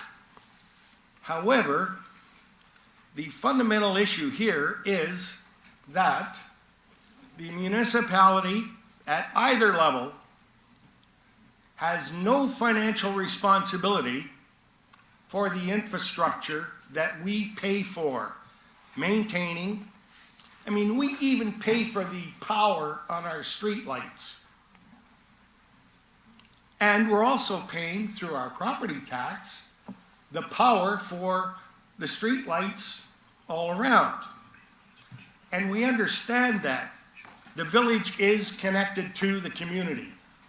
So once we get on to Sandalwood or Gosford at the North Gate, we understand that the residents do get the services that are paid for by the municipality, and that is only fair that our tax that we pay to the city covers that. What we're saying is that the city does not pay for anything else, like the residents on Gosford behind us or even around us. Their tax bill pays for all of the services that the city and the region pay for. All the infrastructure, the sewer repairs, all of those elements that are going on, and they do not, the city or the region does not come into the village for any repairs, updates, or any of that sort of thing. So we understand the issue that under the Municipal Act and the MPAC, that there is no category that delineates condominiums of any types. They are dealt as within the Act as a condominium and are assessed and taxed in the same way that other properties are assessed and taxed. And we fully understand that in order to mitigate any change, of course, the categories have to be modified within the Municipal Act and MPAC. There are different categories, we understand, for commercial properties, and you can modify the tax rates for those. But there is not a parallel to the housing side of the residential side of it. And we understand that. That is in the Municipal Act, and hence why city staff, and we compliment David and Martin, who have been working very hard with us in terms of coming to terms with dollar values and comparative dollar values, particularly as a result of Councillor Paleshi's motion back in the spring. And we understand legal counsel's position. However, under the current structure of bylaws, you do provide a rebate for seniors, not just for snow, but also for tax. And that is the angle that we are approaching you from, because you as a municipality do have that authority within those bylaws. You have two categories in there that talk about physically challenged or financially challenged. Because you have those two clauses in your bylaw for subsidy, you can create a third for Rosedale Village. If others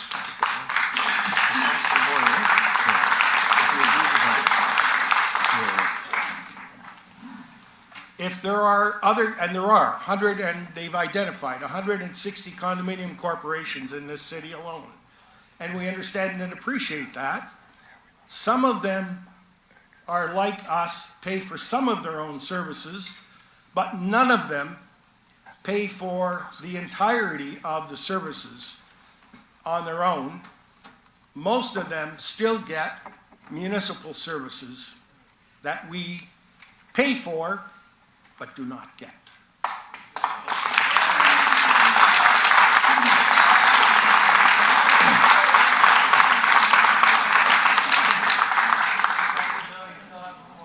Yes, I was just wondering if the solicitor was able to respond.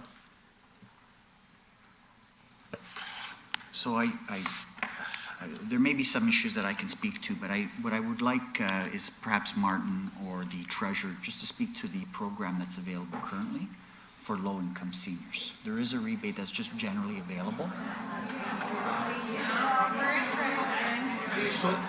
And I'm happy, through the chair, I'm happy to come back and provide some additional comments if necessary. On the bylaw that he's talking about. Yep. I think Councillor Dillon is asking specifically about the bylaw suggestion that he made. Is that legally permitted? So through the chair, that's what I'm talking about. So the bylaw that's being referenced has criteria associated with it and is available, I believe, to any senior that meets the criteria, regardless of whether they're in a condo or otherwise. And so perhaps Martin can speak to that, and council will have a better appreciation of exactly what it is that exists currently in that regard. Sorry, Mr. Solicitor, I think what the resident was saying was that the bylaw, the exemption be, the amount be increased to cover those services that they're already paying for. If I'm not mistaken, is that correct? So through the chair, the current program is not a service-based program. It's not limited to a particular location or property type.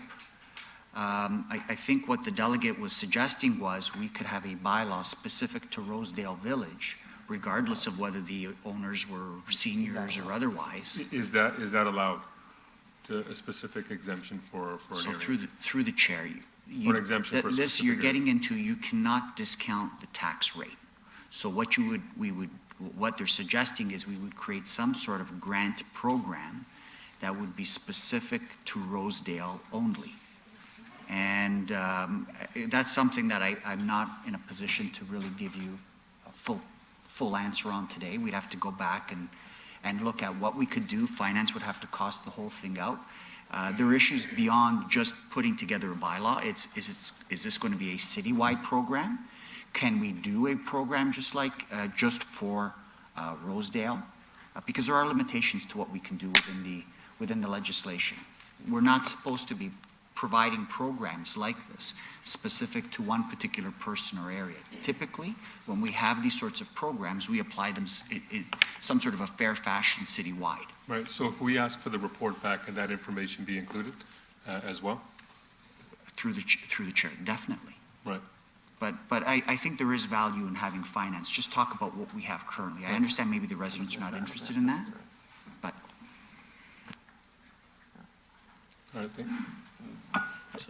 Mayor Brown? I think what Councillor Dillon's getting, everyone here knows the programs that are currently available. I don't think we need to be repetitive. I think the question we'd like to know is that having this report back, Mr. Spina, who's been in the provincial legislature before, has said that in this bylaw that we have the ability to give a discount to Rosedale Village. Are we allowed to do that? And so that's what we want to see in the report, is legally what we're allowed to do. I get the ward councillors want to help in any way they can, and I think we just need to have a firm legal advice of what we're allowed to do. Because what you said at the beginning is if we pass a motion that says the sky is green, well, we're not in charge of what color the sky is, and it would just be ultra-virus, which means it wouldn't be enacted. There's no point of passing a motion unless we can actually help you. And so what I'd like to get your guidance on is tell us what we can actually do so that the ward councillors can then put that forward. I think that's what he's asking for. I would note, I get this as much more than snow removal. But you should also know that in the totality of a municipal and a regional budget, our big items are fire, policing, regional roads. It's the new fire campus we just opened, or the LRT project, the hospital levy, paramedic services. If you look at sewers and the cost of electricity to streetlights, it's less than 1% of your tax bill. So that's not the big ticket items. Having said that, on an issue of fairness, I'm with you saying you shouldn't pay for something twice. And so even though it may not be a lot from the perspective, even though it may not be a lot in terms of the size of your tax bill, because you'd be shocked to know how much emergency services and overall transit actually are in terms of the costs that are imposed on municipalities. We're the level of government closest to the people, but we also have the least legislative power of all the three levels of government, which means that when the federal government downloads a cost to the province, they then download it to the city. And so you wouldn't believe the costs that get passed on to the property tax bill through no choice of our own. We just had this happen a year ago when there was all these new expenses downloaded on your tax bill. Things like, an example I gave that I couldn't believe was so ridiculous was the police officer that takes, used to be paid for the province, the police officer that takes someone from the courthouse to the penitentiary, that used to be paid for by the province. All of a sudden they say, you have to pay for it. And that goes on your tax bill. It's not like you can not have prisoner transport offered. We're not going to go trust someone to go show up on their own to the penitentiary. So there's costs like that are on your tax bill because another level of government has downloaded it. So there's lots of things on your tax bill that you pay for that are not our choice. But my point is, I don't want expectations to be that if you exempted sewer and electricity and any redundant services you have, that it would be a dramatic decrease, but I do believe we should try. I think what Councillor Dillon's effort here is we're asking the province for this ability. We want a legal report back to us on what we can do immediately, what tools we have, and I think that's what we can do today, and that's what I think Councillor Dillon's asking for. Is that fair? Correct. Okay.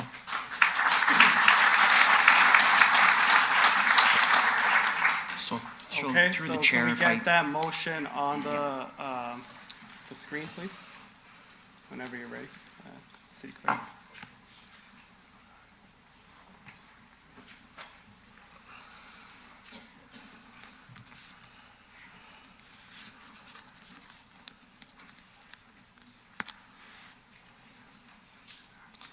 So I don't think this is the motion.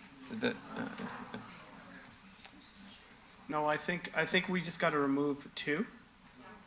And but I think 1 we're keeping, and the villages of Rosedale. That's what we're looking for.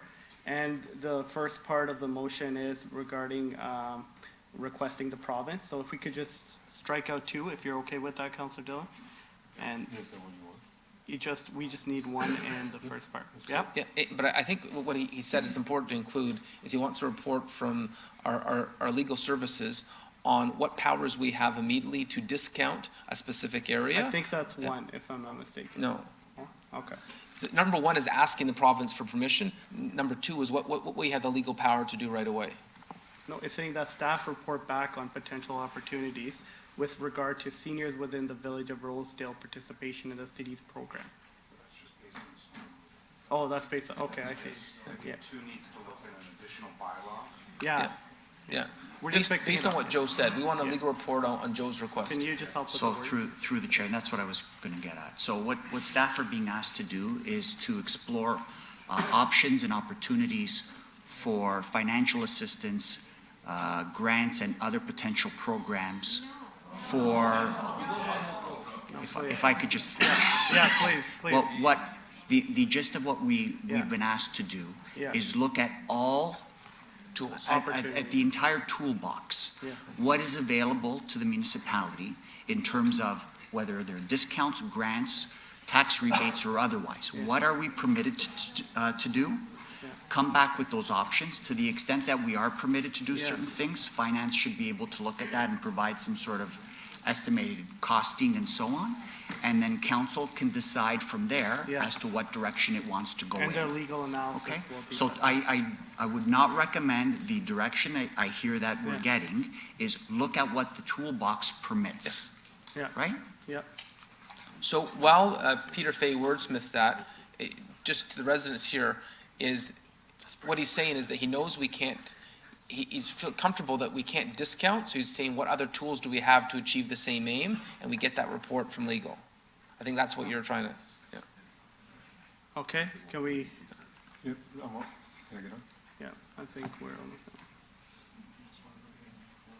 Sure. Councillor Dillon? Right, so I'm just wondering, I'm waiting for the motion to come up as chair, but I'm just wondering if what the solicitor had said and what Mayor Brown had mentioned was that if we include the entire toolbox in what we're legally allowed, would those other points become redundant then? So number one and two, we just change it to explore all of our legal options. It's coming up. Potential tools, yep.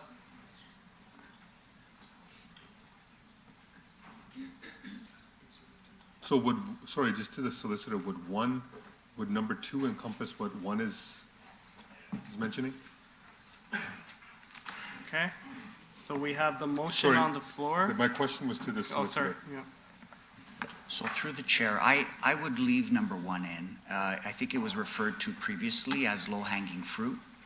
That's probably the easiest thing for us to look at, so I would leave that in. We're going to have to report back. Number two is not a simple issue, okay? Whereas number one may be much more simple. Right. Okay, so I would recommend just split those out for now.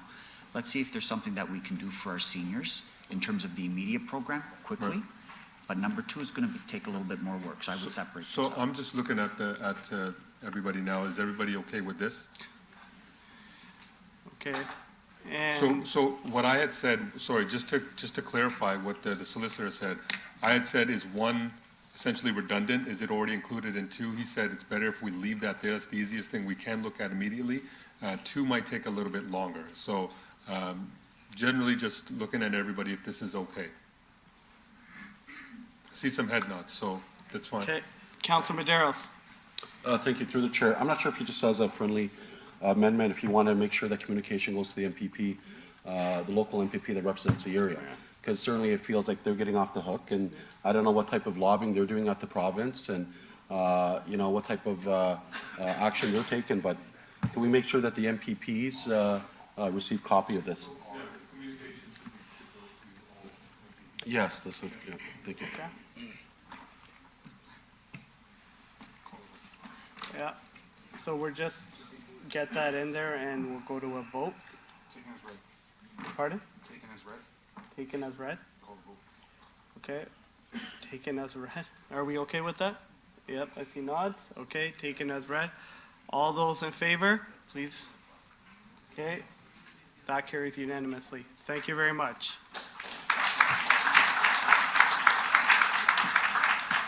And let everybody leave. Yeah. Gurpreet, you want to come back? No, there's a young guy there. He put his hand up 5 times. I want to. Yeah, I'm going to call a 10-minute recess. We'll be back at 11:25.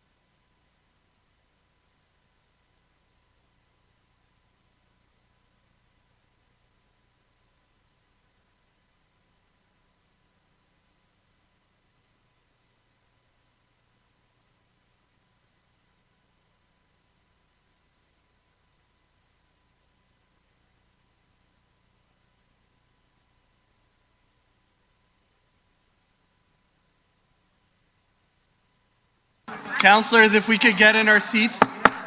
Councilors, we need have a heavy agenda ahead of us. Yeah. Why these shirts are so tough? Councilors, we're at 1, 2. Yeah. Bang it stronger. We're gonna get started. Excuse me, can you please? Excuse me, please. Holy cow, look at Gary Collins. Okay. Okay, we're gonna move on to item 6.3, which is a delegation from Evan Smith. Is Evan Smith? Am I saying it right? Is it Evan? Evan Smith, I apologize for that. Focus Toronto. Can I have actually 7 minutes? Sure. Okay, can we get a motion to extend the delegation? Councillor Williams, all those in favor? Motion carries. Sure. So, hello everybody. I am here by request of the Brampton Community Safety Advisory Committee to present on Focus Toronto, which is the situation table model in Toronto. So Focus Toronto is an equal partnership between the Toronto Police, United Way Greater Toronto, and the City of Toronto. Our goal is to decrease the need for targeted enforcement as well as crime, harm, and to increase community resiliency. Our mission is to leverage diverse resources and innovate the party's best practices to improve community safety and well-being ultimately. It started in 2013 in Rexdale. We now have 5 situation tables across Toronto. Our most recent one has been launched in the Jane Finch area called Focus Black Creek this past November. And there are actually over 60 situation tables across all of Ontario. So basically how it works is this. Any agency from any organization can present a situation where there's imminent risk of crime, victimization, or harm. There's an example of a situation where a youth justice probation officer was meeting with a young woman. Her house had been shot at 3 times within the past 2 weeks. Her mother has taken her, her older brother and younger brother out to move in with a friend temporarily who already has several children. So you have about 10 people in a 3-bedroom apartment. The family's traumatized. The mother stopped going to work. She's running out of money. She has all these needs, and the youth justice probation officer doesn't have the ability to or the mandate to help the whole family. Right? So he takes that situation, brings it to our situation table where there's multiple partners that meet on a weekly basis from various disciplines. So be it Ontario Works, housing, police, probation, mental health supports, child and youth supports, about 15 to 20 organizations meet, and he's able to present that situation and get wraparound supports for that family, that entire family, instead of that one individual. Whereas before, he would have to call, which is outside of his mandate, each organization, which will take time, referrals, emails, callbacks, messages, and all those things, meanwhile, the family is in crisis. They are in need. They're being targeted by gangs and so forth. So he's able to do that in one meeting. So after that meeting, he met with those organizations. They did an intervention plan, and in our last box there, within 48 hours, they enacted that intervention plan and was able to help the family. All right. So the younger brother was connected with a mentorship from the Boys and Girls Club. The older brother was connected with a gang exit strategy. They provided school supports within schools, safety planning with housing and the police. They also connected with food supports and financial supports for the family as well, all in one meeting. Right, and that's the power of Focus Toronto. So one of the advantages of this model is that we collect de-identified data throughout the entire process. This year alone, we've looked at 475 situations as of October 31st. Last year, actually that number is actually jumped. So since 2013, we've actually looked at around 2,200 situations. Last year, we intervened in 624 situations, and we've had 80% success rate and a whole bunch of other data there. I think one of the biggest things that are relevant to this committee is that the work we do on the ground is integral to system reform and identifying systemic barriers and improving community safety and well-being, period, right? So just very quickly, this here represents the community safety and well-being framework that the province released a number of years ago. So in the red circle, we have incident response, so that's where any 911 call is made, right? So we have police, fire, paramedics, so forth and so on, right? They sit there. Above that, we have the risk intervention, which is where the situation table sits. So we are trying to stop that 911 call from happening, right? Prevention is where all our regular social service provisions and agencies sit. So that's where we have counseling, mental health supports, financial supports, and so forth. And social development is where economics, employment, education, and all those things that make a healthy community and healthy families sit. The thing is, when social development fails, when our schools miss the mark, when education or opportunities for jobs miss the mark, they fall down into prevention. It makes it more likely that people will end up needing support from social service agencies, be it financial support, employment support, counseling, mental health, so forth and so on. But sometimes even then, that's not enough because of various systemic barriers, and that's when people fall even more at risk, right? Which is where the situation tables sit, right? So that family identified, that was a single parent home, right? And the social services, probation in that case, wasn't able to help the family in the way they needed, right? And provide that wraparound supports. So they fell into a crisis point, which is why Focus Toronto was needing to intervene. And without us, they would have fallen into, again, that 911 response point, right? So as we do our work, we're able to collect data to identify where those gaps are in those services, right? So for example, in Rexdale, when Focus Toronto first started, right away we were able to identify the fact that there was a lack of mental health supports in that area, right? So we had all these situations, so many people needed mental health supports, there were no services available. So we were able to take that data, leverage our relationships through United Way and City of Toronto and Toronto Police Services to get more funding from the province to get the needed resources to that particular community. And that's the power of Focus Toronto and the work we do. And because of the localized response, we're able to say where it goes. So we knew because of the situation table in Rexdale that they needed more mental health support, so we had it there. In our Parkdale situation table, we're getting a lot of methamphetamine, opioid use.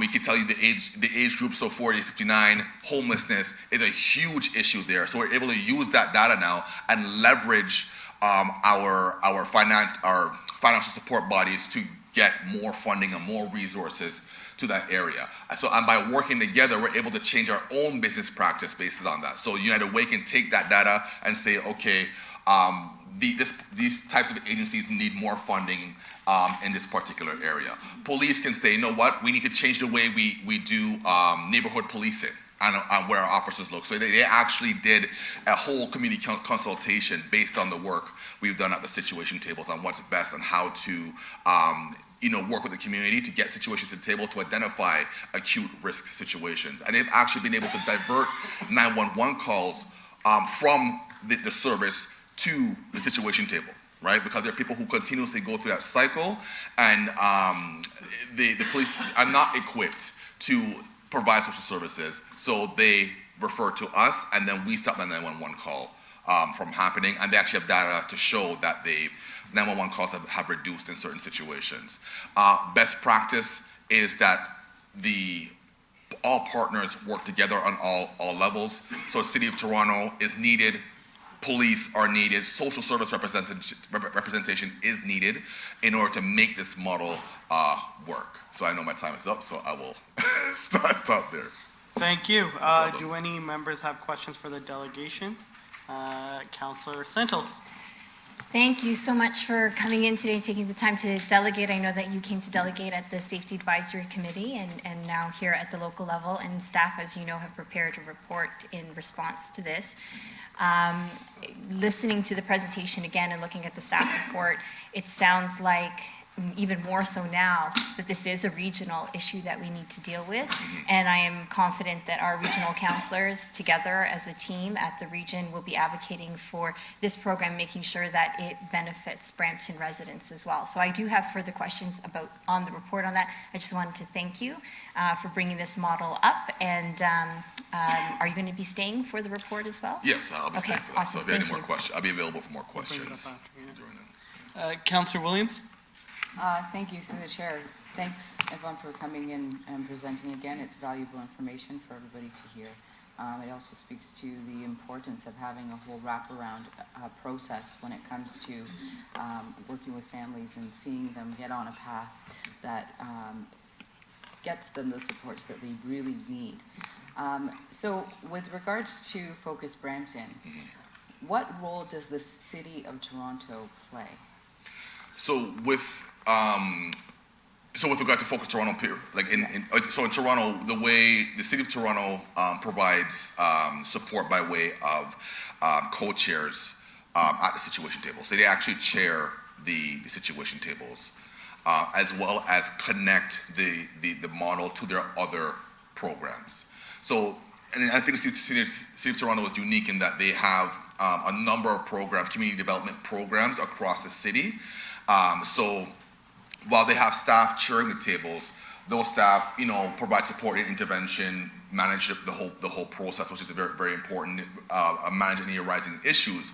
But they also connect the work they have at the table to larger city initiatives, as well as making sure that the data collected at the table makes it into council reports around making decisions of where to allocate funding or to make requests for funding, especially around community safety. So the gun violence report that was presented to City Council last year, July, had Focus Toronto data, because we were able to show that gun violence had actually increased in the community that year. So we're able to support other data saying that as well.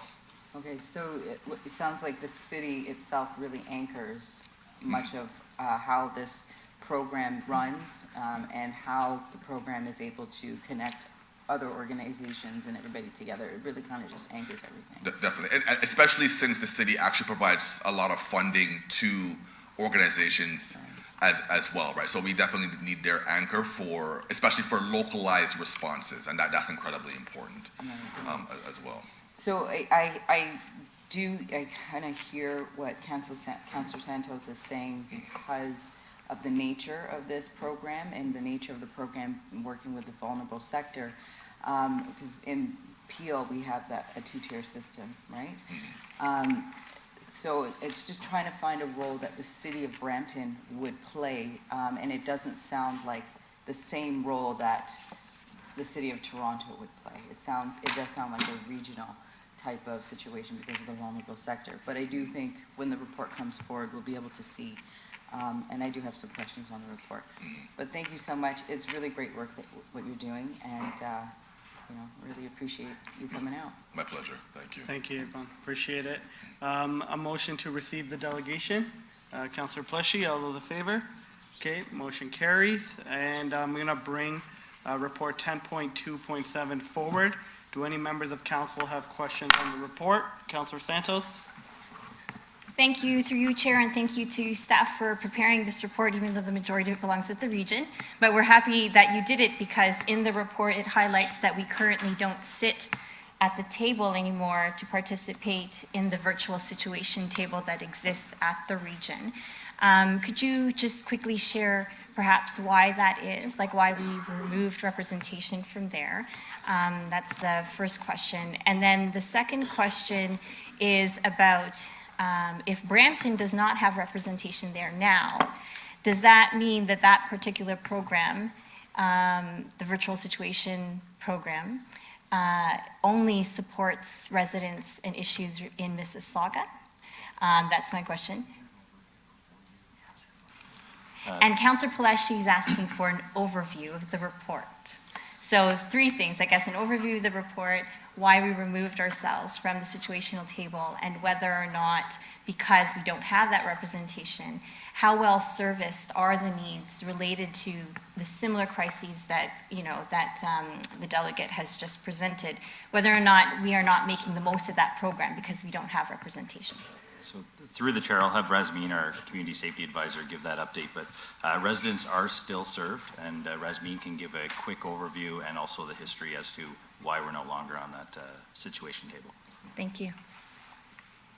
Good morning, everyone. So through the chair, on August 28th, Evan presented to the Brampton Community Safety Advisory Committee, as we all heard, and committee members passed a motion for staff to explore implementing a pilot program similar to Focus Toronto here in Brampton. So through our research and the feasibility of implementing this program, we learned that a current table currently exists, but it's being led by the Peel Regional Police Community Mobilization Team, and it's supported by the Canadian Mental Health Association in Peel. So members of this team are currently here, Jen Rye and Courtney McLaughlin, to answer any possible questions, should you have any. So this community partnership currently services cases of vulnerable people who are at risk and facing various adverse situations. Although the models are not identical, we have learned that both Focus Toronto and the Peel model both aim to improve access to services and supports that are needed by vulnerable people. They reduce risk factors that are to more manageable levels, and they increase interagency rapport and collaboration. We believe that participating in this program will provide the City of Brampton staff with an additional resource to address complex issues. So it's not to say that we are going to be replacing existing structures and reporting procedures. It's to say that this is just an additional tool for staff to use. Should Council approve the recommendations in this report, this collaborative initiative will fall under a risk intervention solution that's part of the Community Safety and Wellbeing Framework. So in terms of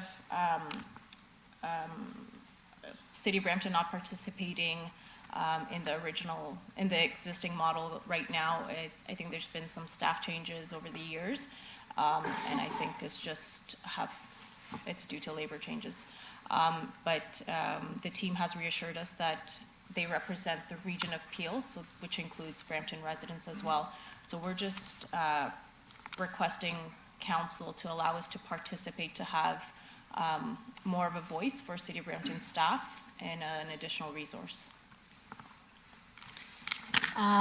Okay, thank you. I think the only thing I will add is to my regional council colleagues as well. If we could, another reason for us to kind of be more coordinated and prepared at the regional council meetings is for reasons like this, and making sure that we ask the right questions at the police board and at council on programs like this, and look forward to making sure that we have staff representation on the situational table. Thanks for the great work. Councillor Williams? 10.2.7. Thank you, through the chair. Thanks, Rasmeen, for giving us that overview. Could you just describe what role the city would play? Because I know you outlined it in the report, but can you just describe what the liaison's role will be? So the role for the city right now would be that we would be a partner in this existing program. So I know it's different from the Focus Toronto model, where the city is the one facilitating the collaboration between all the organizations. Our role would be to be a partner, to utilize this table and to bring forth certain cases that our City of Brampton staff may potentially face. So we are proposing in the report to have a 6-month period where we talk to internal departments and finalize what our role would be. Okay, through the chair, in the report it talks about a situation table liaison. Can you explain what that is? So through the chair, the liaison would be, would serve the purpose of collecting the data that would be coming from different departments to further promote the fact that we do need local data, and we need to start compiling that at a city level as well. So the purpose of the liaison is just to collect data internally from the staff here? And to connect them to the resources that are being provided by the community mobilization team at PRP and the Canadian Mental Health Association, so the virtual team currently. So, because in the report it's saying the liaison will ask the vulnerable individual, so is this person going to be communicating with individuals in need? Yeah, through the chair, if you look at 10.2.7.3, you'll see a proposed reporting process, and that situation table liaison, who will identify as probably numerous different people in the city, come across a person that's in need of help or they're made aware of somebody that needs help. They will then connect with that person, get consent to see if they could connect them with the Peel Regional Police Community Mobilization Team, which would then kind of provide them the resources, similar to what was mentioned in the delegation, where they go through the filter 4 process and they connect the appropriate either social or community or police resources that need to help that person. Okay, so you just said something really important too, where I was thinking about this. You said it may be a number of people throughout the city. So I had some concerns with having a liaison that would receive information from a staff about an individual, and then that liaison would then go out and meet with the individual to receive consent, because that's kind of how it sounds in this report. Is that correct, or? So through the chair, we'd have the person that would be, for instance, if Rasmeen is sitting on the broader committee, but then we would train individuals in the city what to do when they come across someone. So if their staff, so I'll use firefighter, a firefighter sees a person that's homeless and they look like they need help. Our platoon chief, for example, could be the liaison. They would then know to connect with that person, talk to that person to see if they require assistance. If they agree and provide consent, then they could connect with the community mobilization team through PRP and then get that person help and say, you know, there's a person at this address or this location, or here's the contact info, so that they're not, you know, falling through the cracks, or when we see somebody that does require assistance, we can get them help if needed. Okay, so your description makes me feel a bit more comfortable than how the report is written, because the report kind of makes it sound like you're going to have one liaison who would be that go-between for any individual in need. And you know, there are some liability risks as being a city, and then it also puts us in a different category of service, right? Like a social worker almost. Now that is an important role, but sometimes when you're working frontline, the person who's out there, and I think of our security team, they are constantly out there engaging with many different residents or people who are in need, and are building that relationship, because that relationship is so important in order to receive that confidential information or have that buy-in from the person to want to receive some supports and help. So, you know, I think it's important for us to kind of be a little clear with how we are going to see this happen, in that we will have, like you're saying, individuals trained around relationship building, and then those individuals who are trained in that, or even all staff who are front-facing, you know, front-facing residents, know who to contact to provide the information, and then it will get filtered to the PRP team. Right, table. So, you know, when I look at number 2,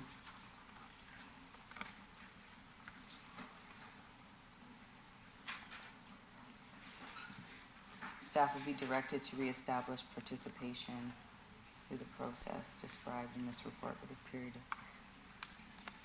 of. So where in these pieces are we talking about having the liaison? So through the chair, if you look at 10.2.7.3, third paragraph down, you'll see situation table liaison bracket S. So that's where we're looking at multiple potential different people in the next 6 months when we evaluate what's exactly the best way to do this and who are those people that should be the key link. And that's where we'll look across the organization for different front-facing services. You mentioned security, for instance. We'll obviously have someone in fire, and we'll look at the rest of the departments to see where it best fits, and make sure that they are trained and know how to appropriately connect that person with the community mobilization team. Okay, so it's not like we're hiring another person to be that liaison. That is correct, just Right. making use of current internal resources. Exactly. And so what are we going to be, who's going to be doing that training portion? Because there are some skill sets that are required to do that type of, connection and information collection when it comes to residents or potential clients, I guess. I'm using my social worker hat. They're not clients, they're different residents, yeah. Through the chair, so that training component will be discussed within that 6-month period, just to get buy-in, just to get input from all the different departments. And our frontline facing staff are interacting with residents on a regular basis. So it might just be a review of the process, a review of the additional resource that they can possibly leverage when they are interacting on a regular basis with them. So it's definitely, we're looking for input from different departments, and we're planning on doing that within that 6-month period. Okay. I think it's a great step. We often are faced with many individuals who are in need of support, and need of navigation. So it's good to know that we are going to be reconnecting with the situation table, because I'm sure many of our staff who are front-facing question, oh, how can I help this person, right? And now we actually have a strategy, a way to go about doing this. I feel really comfortable knowing that the situation table has connections to other programs within the city, like Wraparound at Peel Children's Center. It's a great program that connects families with and creates their own network of supports. So I think it's a really great step, and I think I really do support this, and I want to see it be as successful as possible, and help, especially inform the regional councillors when they are going to the region to advocate for the supports that we need, because clearly in Brampton, if we don't know exactly what our deficits are in our support system, how can we advocate for more funding? So it's important that we have this data collection. So, thank you. Thank you, Councillor Santos. Thank you, through you, Chair. Happy to receive the report of the recommendations, or move the receipt of the report of recommendations. But just when we're looking at the liaison and the front-facing staff, just to save staff more work, we had another delegation regarding the Mississauga Hub, where they had an outreach worker at the libraries in Mississauga, and we were looking at that model on how to do things. I think there's overlap with that service, and then sending it to the virtual situation table. So if there's a way to incorporate that, then we're going to save some time on this, and then we as regional councillors will certainly advocate at the region. So that's all I want. And the only other thing I will add in terms of the library staff is also parks, recreation, all those other staff as well. Thank you. Thank you. So we have a motion from Councillor Santos to approve the recommendations. All those in favor? Okay, motion carries. Moving on to delegation 6.4. We're going to start with Castlemore Residents Group. Frank Carbone, Steve Kirby, Kerry McDonald, and Paul Sicko, I believe. Yeah, nothing. Yeah, so just a reminder, this delegation should be specific to the surplus delegation. Surplus lands. We want to keep it specific to the surplus lands, the delegation. I'll talk to that, because you can't look at it in isolation, right?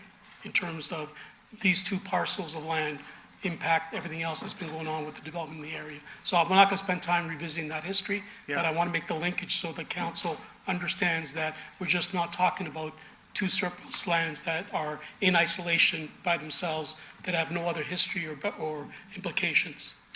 Okay, so I'm going to rely on the clerk and legal that if we stray into areas that we can't, then I'll notify. Yeah, please guide me. Yeah. Just keep an eye on, this is the city clerk, and that's legal. I know Peter and I know John, so okay, I'm sure they'll interact. There you go. So good morning, Council, Chair Singh. Thanks for the opportunity to delegate today. My name is Frank Carbone. I live at 17 Donwoods. I've been there since 2001, and I'm also president of the residents group that's got over 400 members in our community that's been fighting the developments that's been trying to take place in the area. I want to welcome, the new councillors that don't have the history, but I can tell you it's been a 19-year journey of frustration in terms of buying in a golf course community and then watching it piece by piece erode to the place we are today, which is lack of green space. I want to start by just expressing my disappointment. We've been writing to the city for the last 6 months since the LPAT hearings took place around we want to participate as residents in the next steps past the LPAT. We've asked for information and we received nothing back.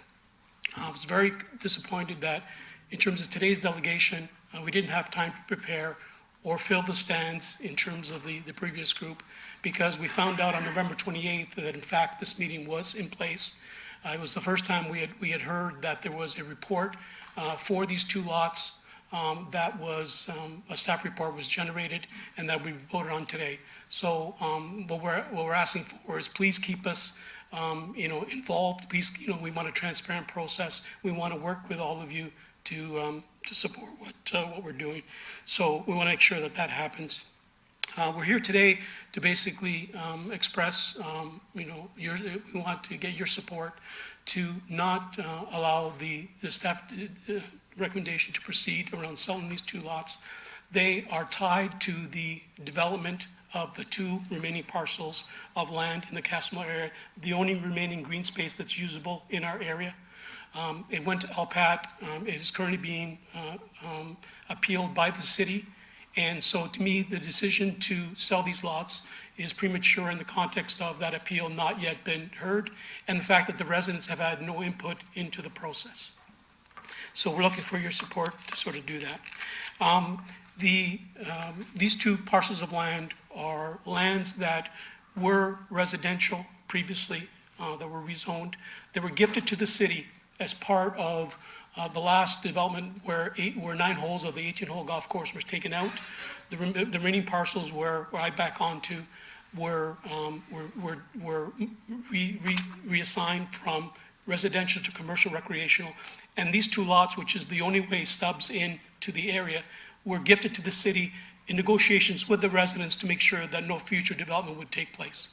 And that was to be our assurance, where those two remaining parcels would be rezoned, which they were, and that the city was gifted these two parcels as a protection to the residents that there wouldn't be any future development and destroying this treasure within the city. The developer, in terms of the 19 years that I've been personally involved in this process, this has been the worst developer scenario that's ever occurred. This developer has not met with the residents, has bypassed the city planning process, has decided they can just bully everyone by going straight to LPAT and bypassing all the process. So we need council to please help the residents. It says when you have a developer that's not willing to work with the residents, we've got a lot of very good ideas on how to develop the area. We're not saying no to any development. We're saying no to bad development. And we want your support to be able to work with us to do that. These two parcels of land, when they were gifted to the city, were offered to the residents in terms of for sale. And we have documentation from the adjacent homeowners. So these lots were surplus. They were offered to the adjacent homeowners. And they engaged in the process to proceed with that purchase, but the city shut that down. And we don't know why that was shut down. But now, the element that says if part of this scenario is to sell these lots to Flintshire as part of moving forward with this development, because what they did for us, right, is they presented a plan to the LPAT which they could never implement. The only paths into the development, okay, the only path in to what they were proposing was through land that they did not own. And so as a resident group, we spent over $80,000 fighting LPAT. I personally took 7 days of vacation to sit there every day, right, in a proposal that they could never implement because they didn't take the steps to work with the city or work with the residents that says, if that's the only path in, you need to work with the city to see if the city is willing to sell you those parcels. You need to work with the residents to come up with a plan that satisfies the needs. Right now, Castlemore is short, and it's all documented in terms of your record, 7 to 8 acres of green space that we're short. These are the only parcels of land that are left from Castlemore that's usable space for green space. And we want to make sure that, the element that says, let's just get developers to pay, in lieu of for green space is not acceptable. I think the 2040 vision that cities adopted, I think is tremendous. And we need to make sure that once these lands are gone, there is no other green space in the area for the families to enjoy for our health and safety. So in conclusion, what I'd like to recommend to the council is that this decision on whether to sell the lands be postponed till the appeal process has gone through, that there is a plan around how this development needs to move forward, because in our mind, they're tied closely together. You can't separate those. And if it's the council decision that you want to sell the lands today, which we do not support, I ask that you put a provision in that says that you give the first right of refusal to purchase the lands to the adjacent homeowners of these two lots, which was done previously through the legal process. So that's what we'd like to support. So thank you. I'm going to pass it over to Steve, who's our vice president.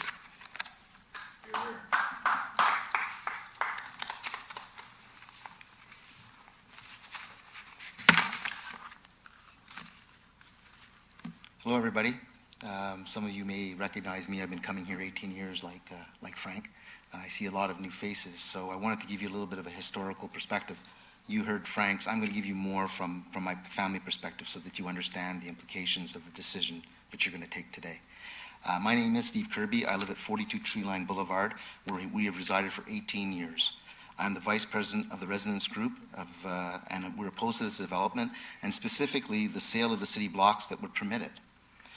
From a family perspective, we first moved to Brampton. We could drive 2 minutes in any direction and be in farm country. This and the golf course green space attracted us to raise our family here and not in the overdeveloped urban sprawl of the Mississauga area where we resided previously. Today, with the overdevelopment in our area, all that exists is row after row of houses built on these same farmlands. Clearly, green space is no longer abundant. With virtually no green space in our area and severely underserved by parks, it would seem illogical to build on the remaining parcels of land. These are the only remaining usable green spaces in our area, and they must be protected. We are opposed to the infill development and the sale of the city-owned blocks that would permit it for the following reasons. And this is actually very important. Although the golf course no longer exists, the remaining green spaces, parcels B and C, are the centerpiece to our community. There is a sense of great pride that it all works, and that's because this was the design residents bought into. Studies have shown that providing adequate green space planning in communities has a direct impact on the residents' health. It has been documented that our area is significantly lacking in the amount of green space mandated. The current Flint Shear plan is to shoehorn smaller lots and roads behind us. Their plan has 2 backyards backing onto my property. Other residents have it much worse. They have roads in front, in back, and on the sides, and multiple homes around their area. Their bizarre, irregular lot sizes that boggle the mind. Their plan is to use 2 lots for access when they don't actually own the land. The city of Brampton does, and by definition, guys, the residents do. The Castlemore residents oppose because we truly understand the consequences of infill development. We have lived through numerous development phases in the past. We understand what this means: heavy machinery, bulldozers, land movers, dump trucks, and hordes of trace people racing through our neighborhood at all hours of the day. It means constant noise pollution, more traffic, and danger for our children. It means our lives will be turned upside down for years, so a developer, frankly, with no ties to our community, can line his pockets with money at our expense. We are all concerned for the environment and associated green space. Studies show it is a critical planning concern for our Brampton residents, and in fact, everywhere I walk around here, I see 2040 vision, 2040 vision. Well, guys, this should be part of the 2040 vision.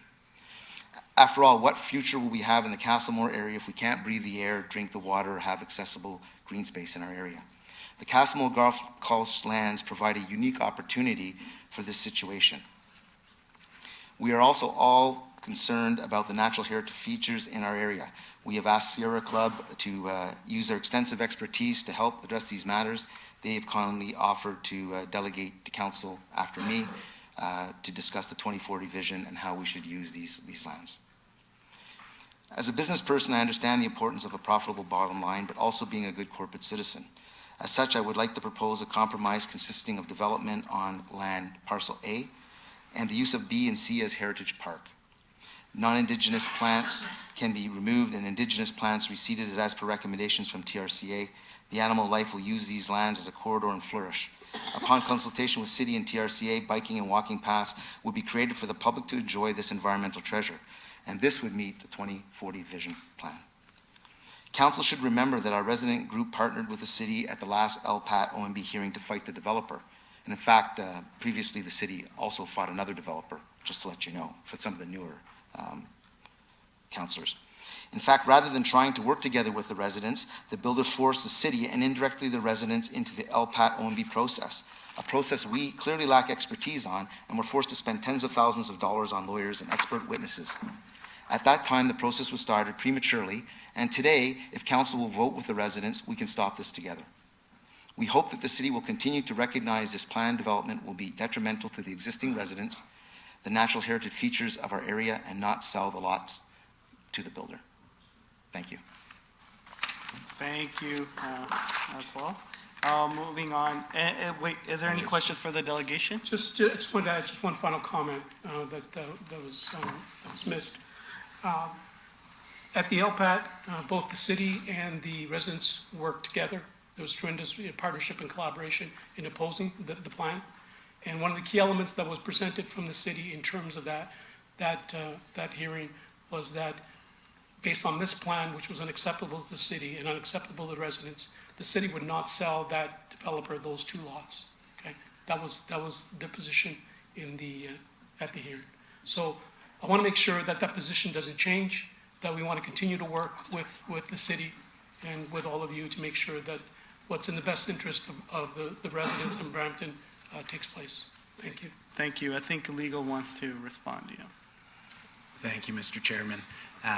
I was at the 8-day hearing. We stood shoulder to shoulder with the residents to oppose. I do need to correct Mr. Carboni on his last point. The city position at the hearing, along with the residents as well, was that the plan that ultimately got approved by the tribunal was premature without Flintshire owning those city blocks. Now that's a different, there's an important difference to that position than what Mr. Carboni has outlined, because these blocks are not legally encumbered in any way or through any prior council resolution from being sold. There's no restriction on selling them, and that clearly came out at the hearing. There was 3,000 pages of documents there, and there was nothing put forward that showed a encumbrance or restriction on selling these blocks.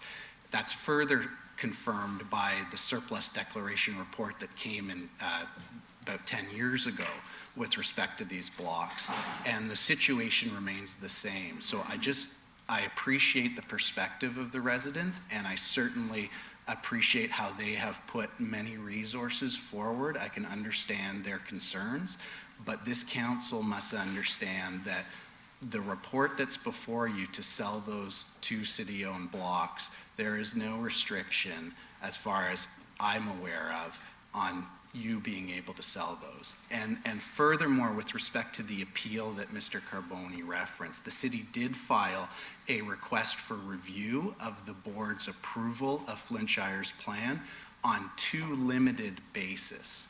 One, the size of the park that they provided in the plan, and two, the conditions, which did not reflect the conditions that the public authorities wish to have approved. So it's not contingent on the road stub issue. It is entirely appropriate for realty staff to be bringing this report forward now, given that the plan was approved, and to seek to have the recommendations that they do in the report. Thank you. Okay, thank you. Can I just comment to that? Yeah, you can respond, yeah. So I just want to, I appreciate Mr. Ray's response. I just want to understand in terms of what he just outlined. It was the city's position at the LPAT that they did not support that plan as presented by the developer. Is that still the position? we're not in the litigation now, but the position at the hearing was that same position as the residents, that it would be premature to approve the plan while Flintshire didn't own the two city-owned blocks. The tribunal was not swayed by those arguments. Okay. All right, thank you. A motion to receive the delegation. Councilor Vicente? Oh, no, he's just, all those in favor? All right, thank you. Moving on, Rosemary Keenan, Director, Sierra Club.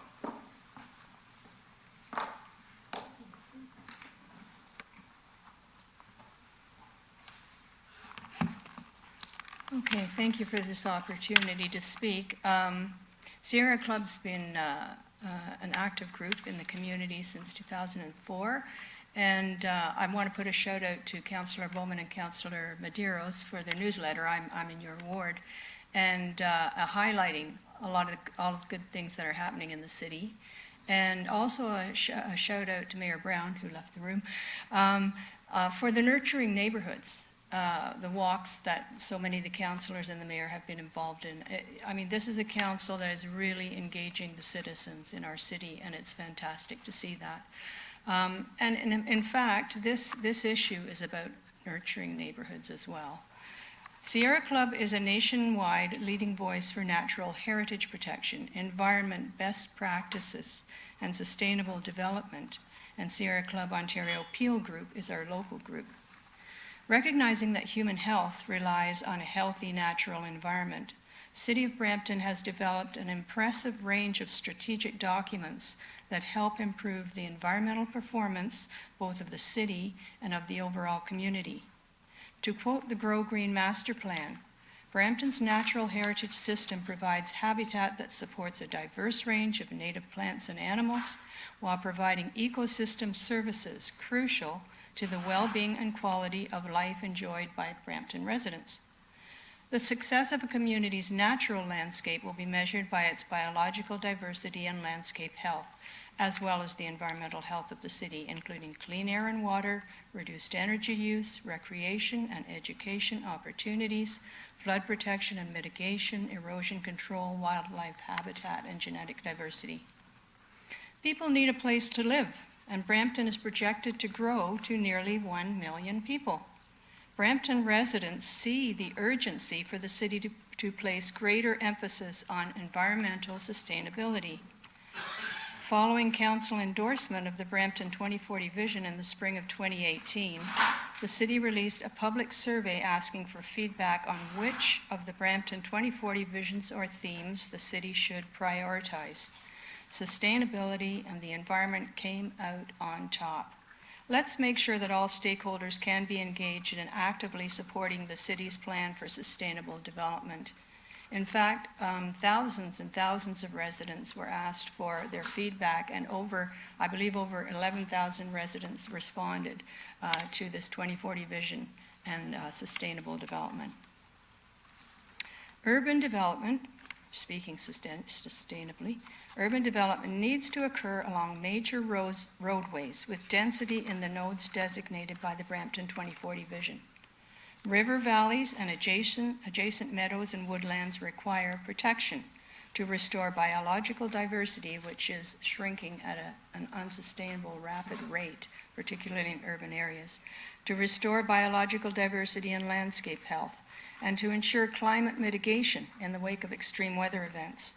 Best practices dictate that the Castlemore lands in question, or at least a portion of them, be acquired by the city. These lands provide a once-in-a-lifetime opportunity for an enhanced, connected natural heritage area along the West Humber River, extending from Clairville Conservation Area at Brampton's southern border through the planned Eco Park on the north side of Queen Street East, and then through northeast Brampton to Caledon, in an area of the city that is underserved in terms of park space. Access to green space along the West Humber is a necessity and would serve as a major step forward in the City of Brampton Grow Green Master Plan. I should also point out too that we had some discussion at our Sierra meeting last night. At the federal level, Catherine McKenna, who was Minister of Environment, has now moved, I believe, to an infrastructure portfolio. And she is so anxious to give money to sustainable infrastructure projects that cities are wanting to move forward. So there is a possibility of accessing funding at the federal level for something that could be a jewel in Brampton's portfolio, the protection of these lands along the West Humber. In the Toronto area, the West Humber is a heritage river, one of, I think, only about 20 or 30 heritage rivers in the country. All the way up, we're reaching up into Caledon. It's a massive watershed. It's a beautiful watershed. It supports a diversity of wildlife, aquatic life included, and woodlands. It's a wonderful way to travel down the trails through the Humber. And I think we really should be looking at protecting it as a jewel in our community.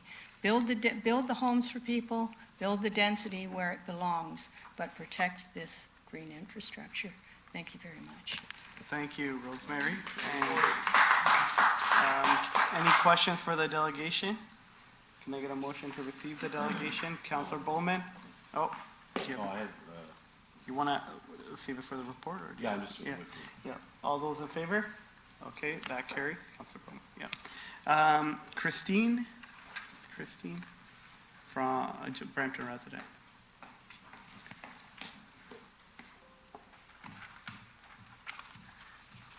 I'm actually quite happy to give my time over to either Frank or to Steve if they would like it, because I think most of the things I wanted to say have been covered already. So if either of you would like it, that would be fine. Otherwise, I'll just say a couple words as a resident. Okay. Well, thank you for the opportunity to speak this morning. I live at 66 Tree Line Boulevard, in question there. And one of the properties that you're looking to consider selling is just a house away from where I am. And I find that those lands are intricately tied into the health and development of our greater community. And I say health specifically because in our community there's very little green space. The nearest park is about 800 meters away, almost a kilometer. And taking our little grandson out to the park is quite a hike, something that we have to get in a car to do in order to be successful, and that's right in our neighborhood. And those properties, from the time we moved into that neighborhood, we moved there specifically and paid a premium for our lot specifically to be on some green space and to get out of the crowdedness of other areas of Brampton. And since we've been there for the last 10 years at least, it has been so unsettling. We had thought that this would be our final home, and we've not been able to just settle in. It's been emotionally very disturbing for us as residents here, and to think that the lands can be sold and allow, yes, we know that development is going to take place, but then to allow that to happen, coming in through the property essentially next to us and to others, it's already a busy street on Tree Line, and this is just going to make this a whole lot worse. And we will be having, if you look at the outline of the homes there, we'll be having noise and dust and everything that goes with construction in front of us, at the side of us, and of course right in our backyard. And so I would just ask that you really consider the health of our community, the fact that there is no green space, that people are walking constantly just in cement to cement and brick, and allow us that bit of space that we can enjoy as a community for our health and for the health of our children and grandchildren.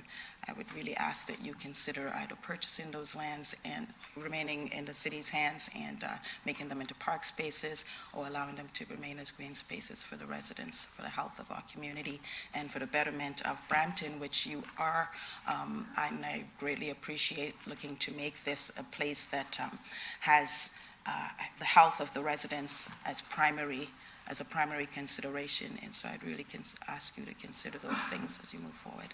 Thank you. Okay. We have 2 minutes left. Okay. Just keep 2 it- comments. Okay. Okay.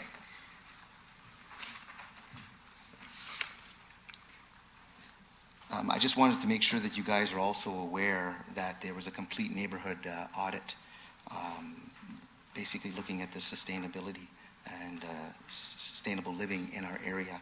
And the Castlemore area failed that audit analysis quite badly. The report is on your website. It was about 180 pages.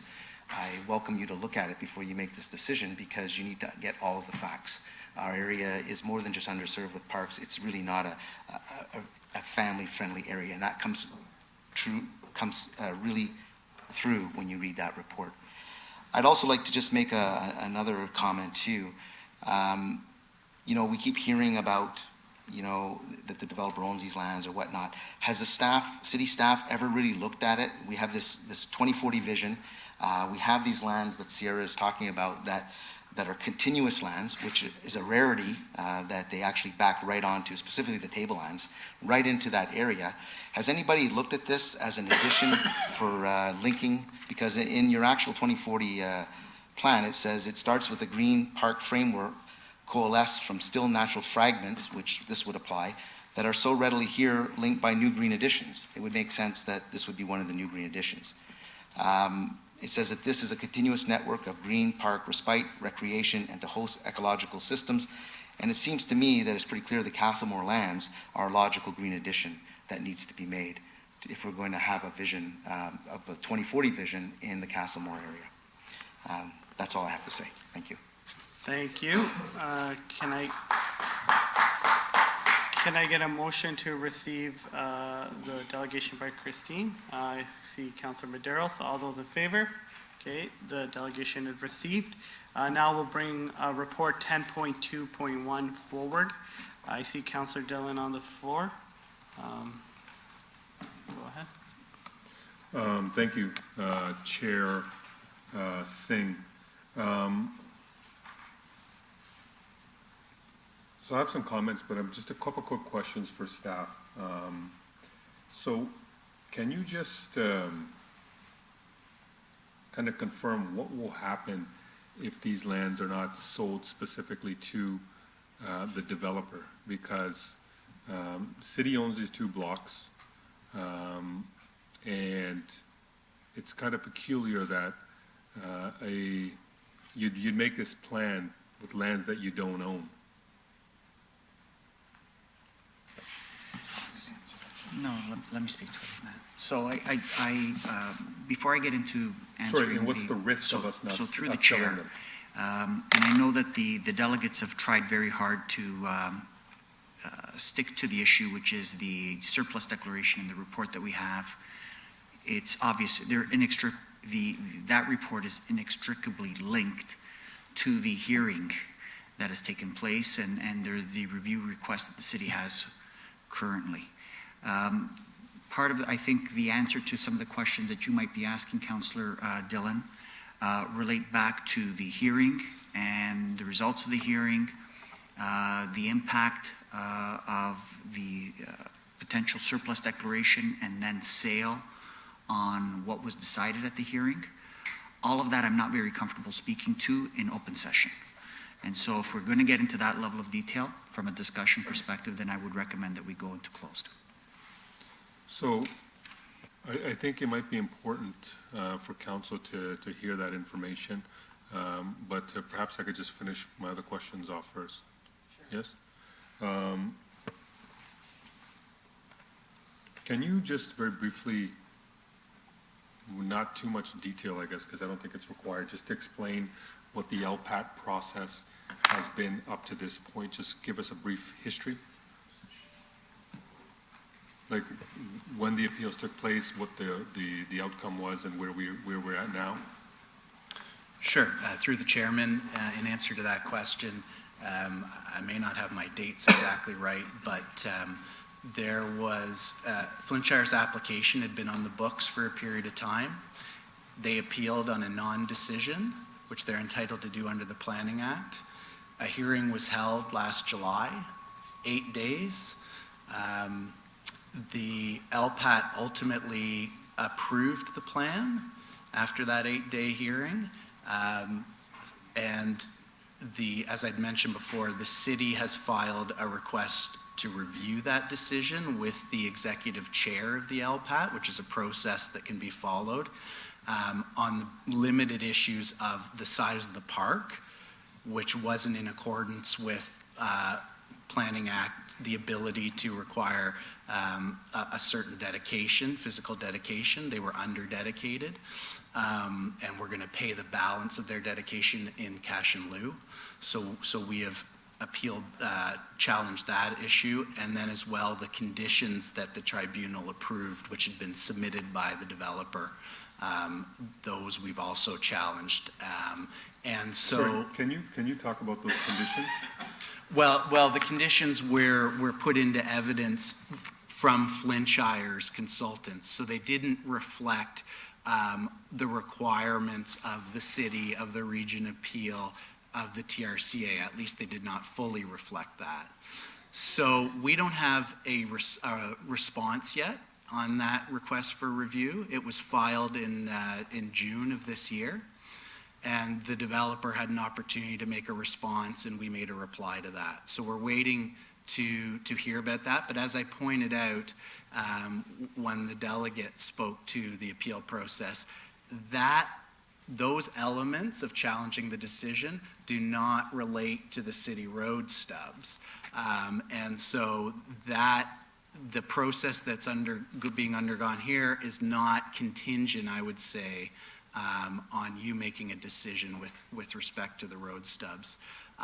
Now, without getting into legal advice, it is public record that Flintshire has filed a alternative plan with the LPAT, and that I have objected to that on the public record as a reopening of the hearing to consider a new plan.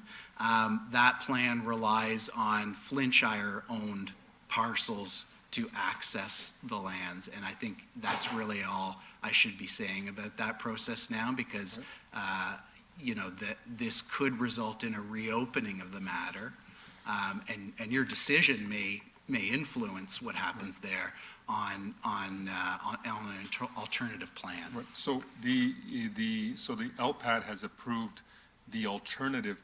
Sorry, they haven't, but they could appeal to the LPAT with an alternative plan where the entrances are not from the two city stubs; they're from Flintshire owned. That is all subject to debate and legal argument. So I would say no to your question. We don't know what is going to happen with that. I thought you just mentioned that the lawyer has filed a plan. That doesn't mean that the process has been reopened yet. So they filed a plan to allow LPAT to approve this, the two new entrances to the areas. Is that correct?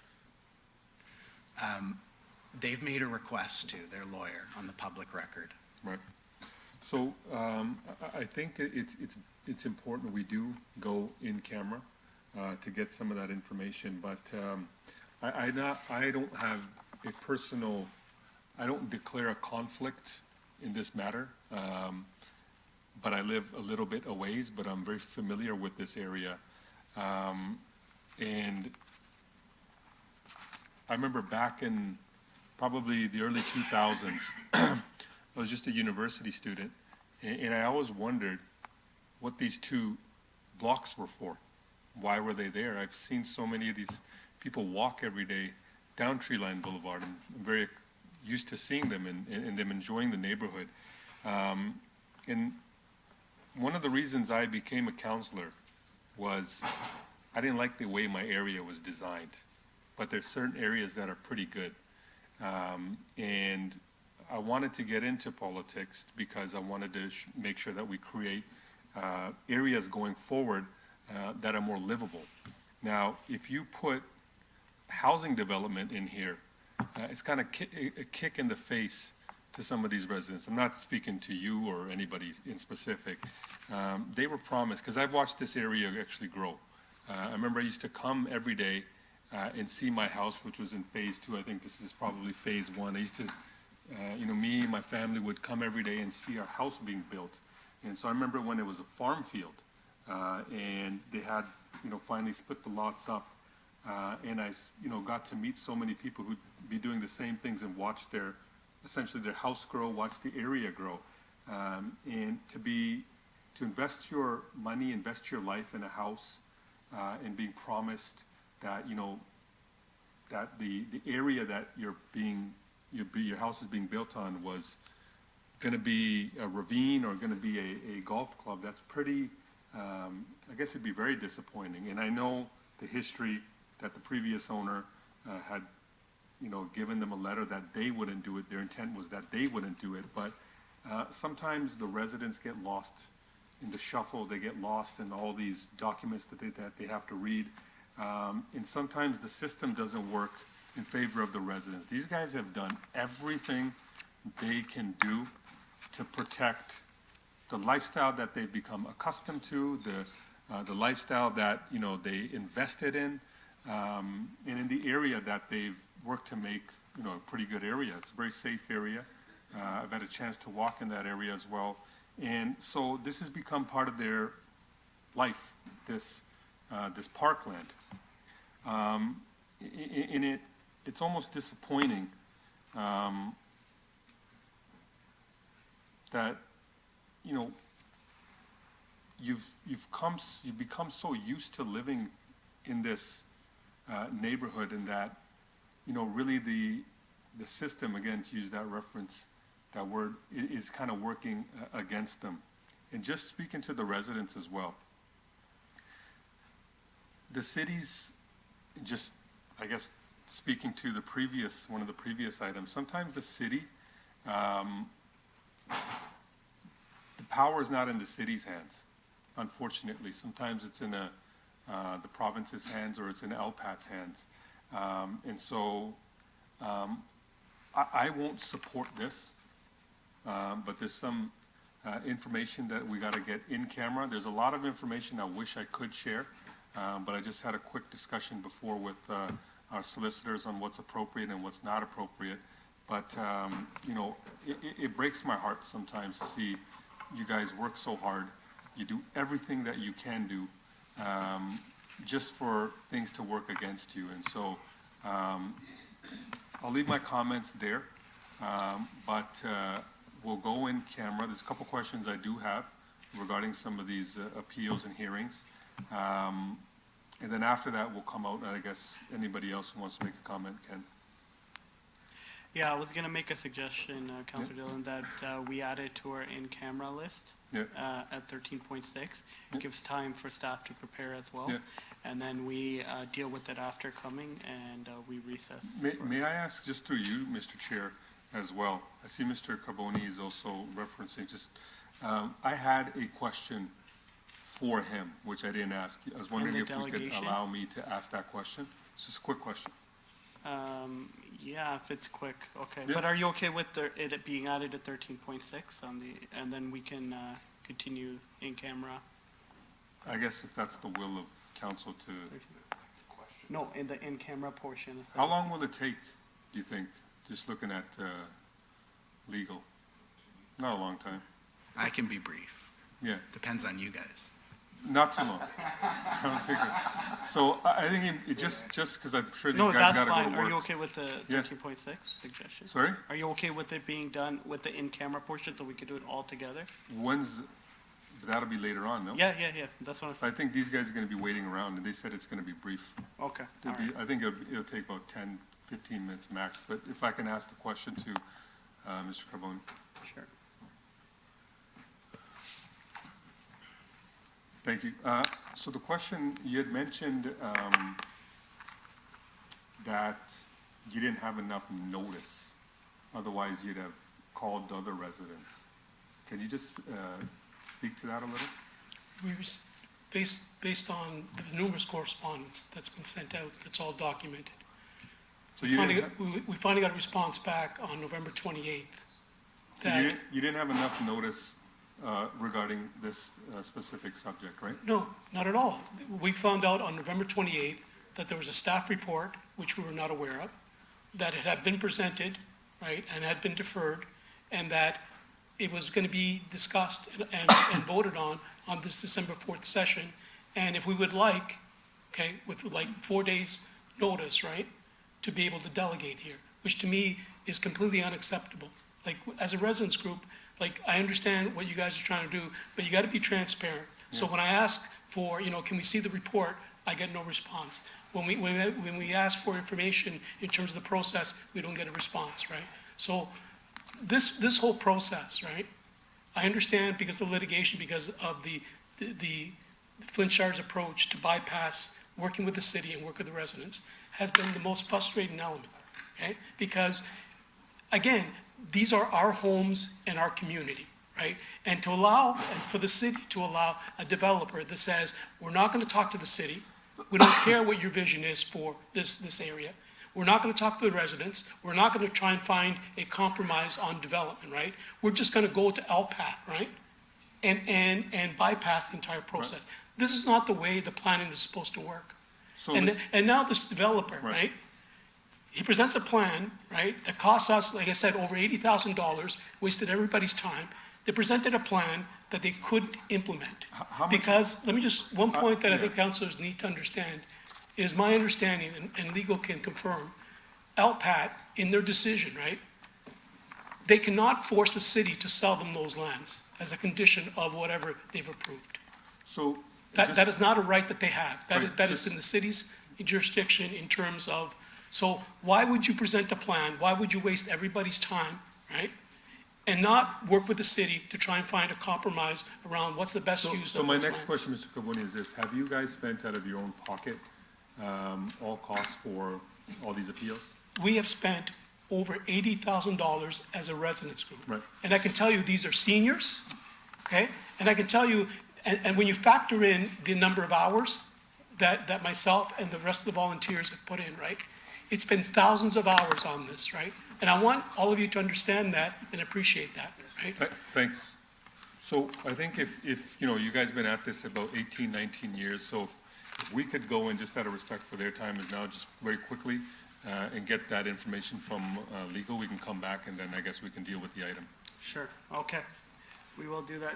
Councilor Vicente, do you have a question right now, or would you like to, for the resident? For staff, okay, okay. Okay. So you still want to ask? Okay. Thank you. Through you, Chair, to staff. The delegate had mentioned that they were requesting for the residents immediately adjacent to these properties to be given first rights of refusal. Is that something that the city can do?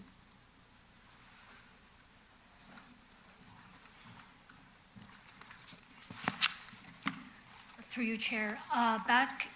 The residents were given options to purchase going back to 2011. The adjacent owners of both parcels were provided an opportunity and information in order to make a decision as to whether they purchased. As of December 3rd, 2019, Realty Services has not received any firm offers from either owners of either properties for those parcels.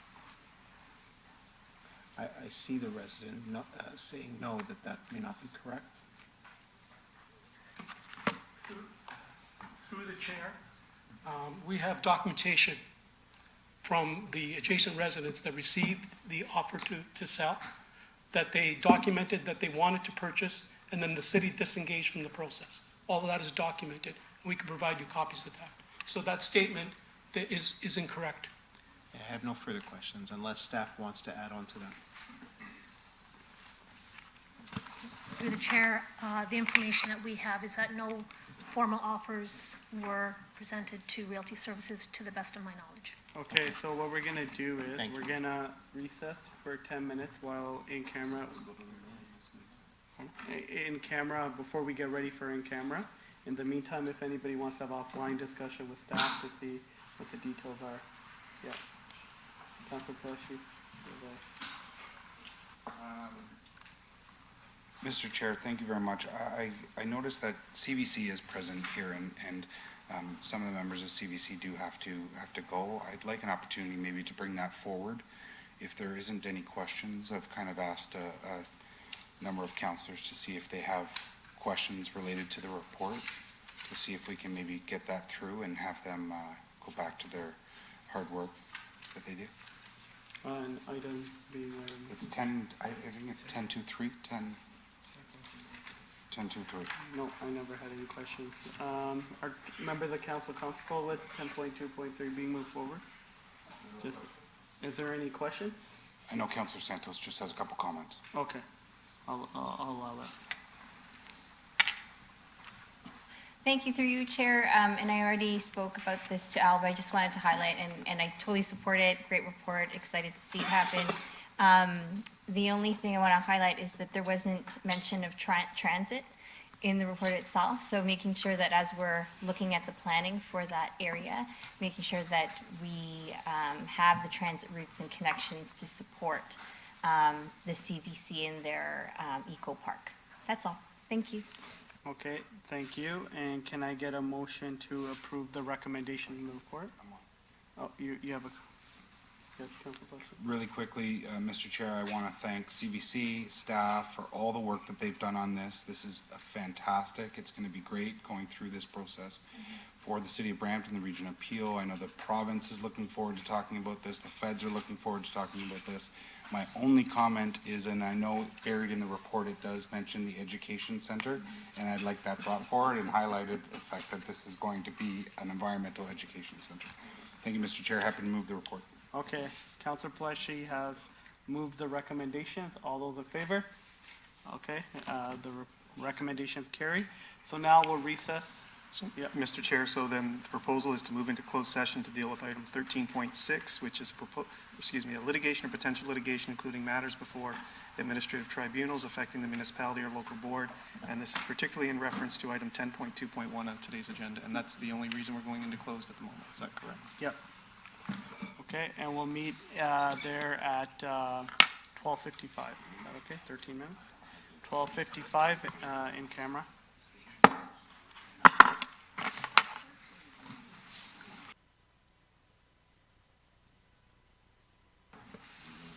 So we're going to get started. So we discussed in camera item 13.6 and direction was given to staff. Going back to the report on 10.2.1, Councillor Dillon. Sorry, through you, Mr. Chair. I'd like to ask for a deferral on this item until we get further information on the LPAT review, and I'm just going to look to legal if my wording is correct or is appropriate. That's fine? Yep. So we have a deferral until further information is given. We'll go to a vote, seeing no other councillors on the board. All those in favor? All right, motion carries. And given all the delegations are done, we're going to break for lunch until 2:05. 2:05. So just 2:15. 2:15. No. Sorry, Chair, I'd just like to withdraw the additional agenda item that it's not time sensitive, so I'll just move it for January. Thank you. Okay. I guess we'll seeing Councillor Santos has an issue, we'll break for lunch until 2 o'clock. I got a meeting right now. 2:15. I think members of council have to leave as well. Yeah, so we're going to do lunch till 2:05. Thank you.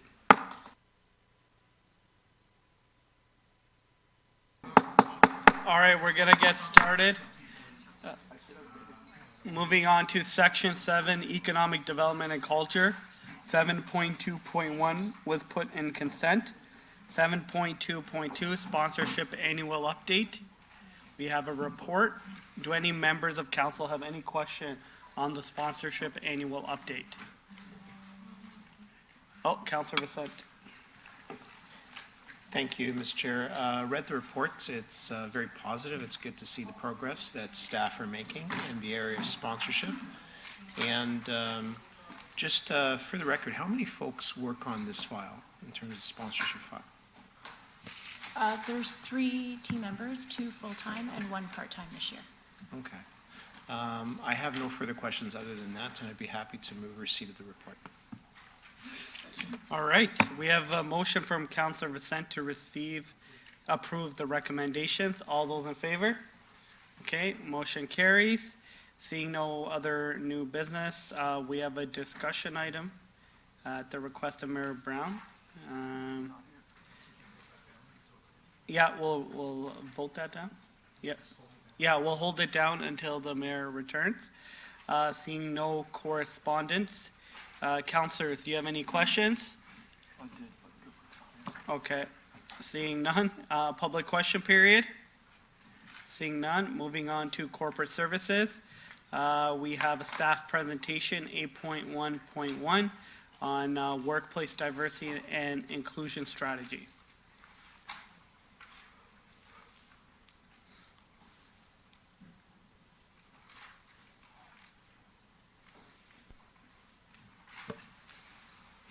Thank you, Chair.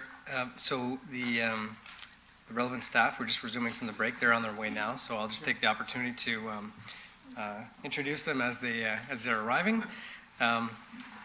As a senior leadership team, I can tell you that we're focused on our team and culture every day. And on behalf of SLT, Strategic Leadership Team, we're pleased to share our 5-year workplace diversity inclusion strategy and work plan, which we'll be seeing today. Employee participation in our survey and focus groups, along with evaluations of current city programs, leadership assessments, and best practice research from similar public sector organizations, has come alive to create this path forward. Today, you'll hear from Amelia Liadis, Acting Director of Human Resources here at the city, as well as Kathy Gallagher Louisi, Senior Director from the Canadian Centre for Diversity and Inclusion, or CCDI. Kathy and her team help workplaces analyze and amplify their diversity and inclusion efforts. We are committed to fostering an inclusive culture that engages, develops, and celebrates our people and attracts a diverse workforce. The plan before you today reflects our commitment to these principles. And when I say our commitment, it truly is our commitment. I want to add for council to be fully aware as well. There's over 550 hiring managers in this city. And so this truly is a shared responsibility that I can tell you everyone from the staff side is taking very seriously. So I would like to thank the employees for sharing their voices and to City Council for your support.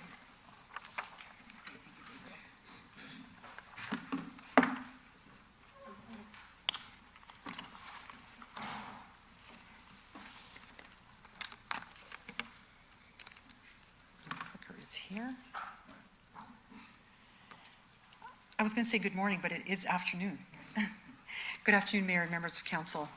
Thank you for your time this morning, or this afternoon, I should say, and welcoming us to be present to present to you the City of Brampton's first workplace diversity and inclusion strategy and work plan.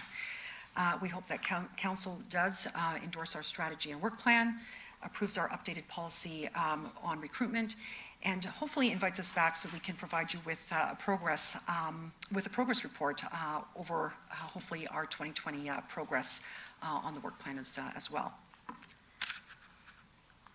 Oops. So today's agenda, over the next couple of moments, what we will be covering is why diversity and inclusion is important. A little bit about the project approach used by CCDI. Kathy will be walking you through that, and she will also be walking you through the findings as well as the recommendations from the assessment done by CCDI. But most importantly, we will be covering the strategy and as well as the 5-year work plan in creating and maintaining a diverse and inclusive workplace. At its heart, diversity and inclusion is about embracing difference. Different skills, different experiences, different life stages, different knowledge, different ideals, different ways of life, different ways of seeing the world, different strengths, different weaknesses that make up the sum of all the variations in us as human beings. So why? Why is diversity and inclusion so important? I wanted to share, I did a bit of reading and I thought, let me just see what some of the research is finding. And I stumbled across some research done by Forbes. And I just wanted to share, again, some of the findings from their research. They noted that inclusive teams make better decisions up to 87% of the time.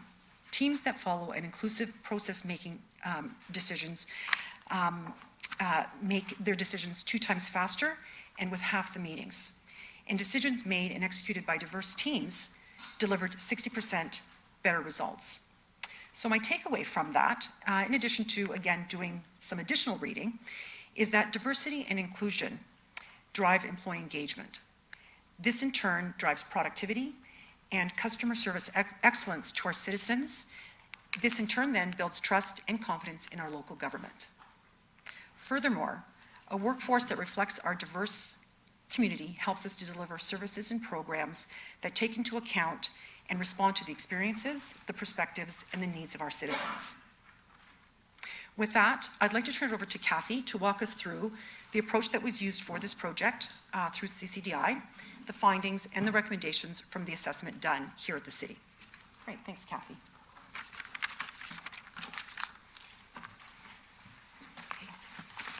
Good afternoon. Through the chair, members of council, we're delighted that you've given us the time here to speak to you about the project that we undertook with the City of Brampton. So a little bit about the project methodology. This is a project methodology that we have used with dozens of organizations. It's a standard methodology using standard research methods to gather information about the organization from a number of different perspectives that helps us to identify the issues that the organization is dealing with, the accomplishments, and the level of maturity of the organization in terms of diversity and inclusion, which helps us to make recommendations that are relevant to where the organization is at and deal with the particular issues in the organization. I would like to state that it's a major accomplishment and investment to undertake a project of this type, and in fact, it's a best practice to gather this type of information to create a data-driven strategy.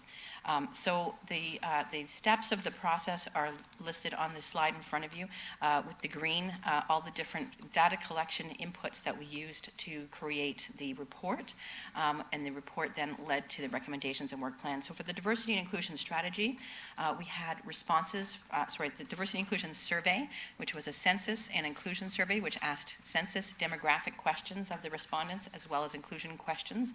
We had 1,587 respondents, which is a total of 28.7% of the workforce. With that in mind, we need to keep in mind that the representation data is not generalizable to the entire population of the City of Brampton workforce because it was not a high enough response rate. However, we have really great data collected from 1,587 employees around their feelings of inclusion, which are very important to take a look at. We do find that it's normal to not have a high response rate in large public sector organizations. I'm certainly willing to share more on that if you have questions on that. With the focus groups, we offered a number of different focus groups by demographic groups, and we had a total of 21 City of Brampton employees participate in the focus groups. One way to think about this is the survey provides a lot of quantitative data, and so focus groups provide a lot more qualitative data. So the survey may tell us where there's differences between groups on how they respond.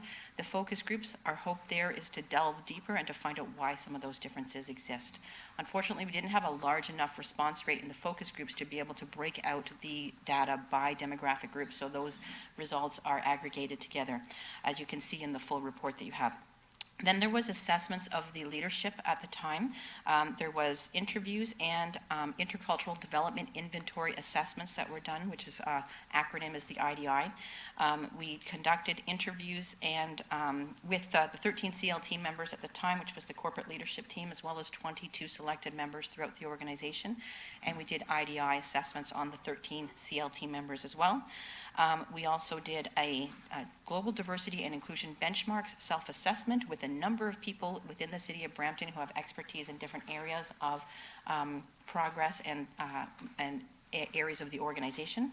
And we did a maturity meter assessment. Those are to assess the maturity of the diversity and inclusion initiatives within the organization.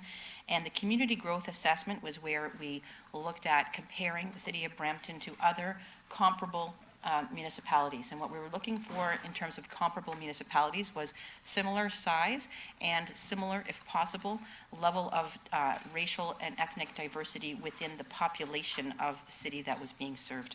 So all of that, as you can see, the key findings are broken down in the report into the organizational culture key findings, the inclusive leadership key findings, and the organizational key findings, which leads into the recommendations.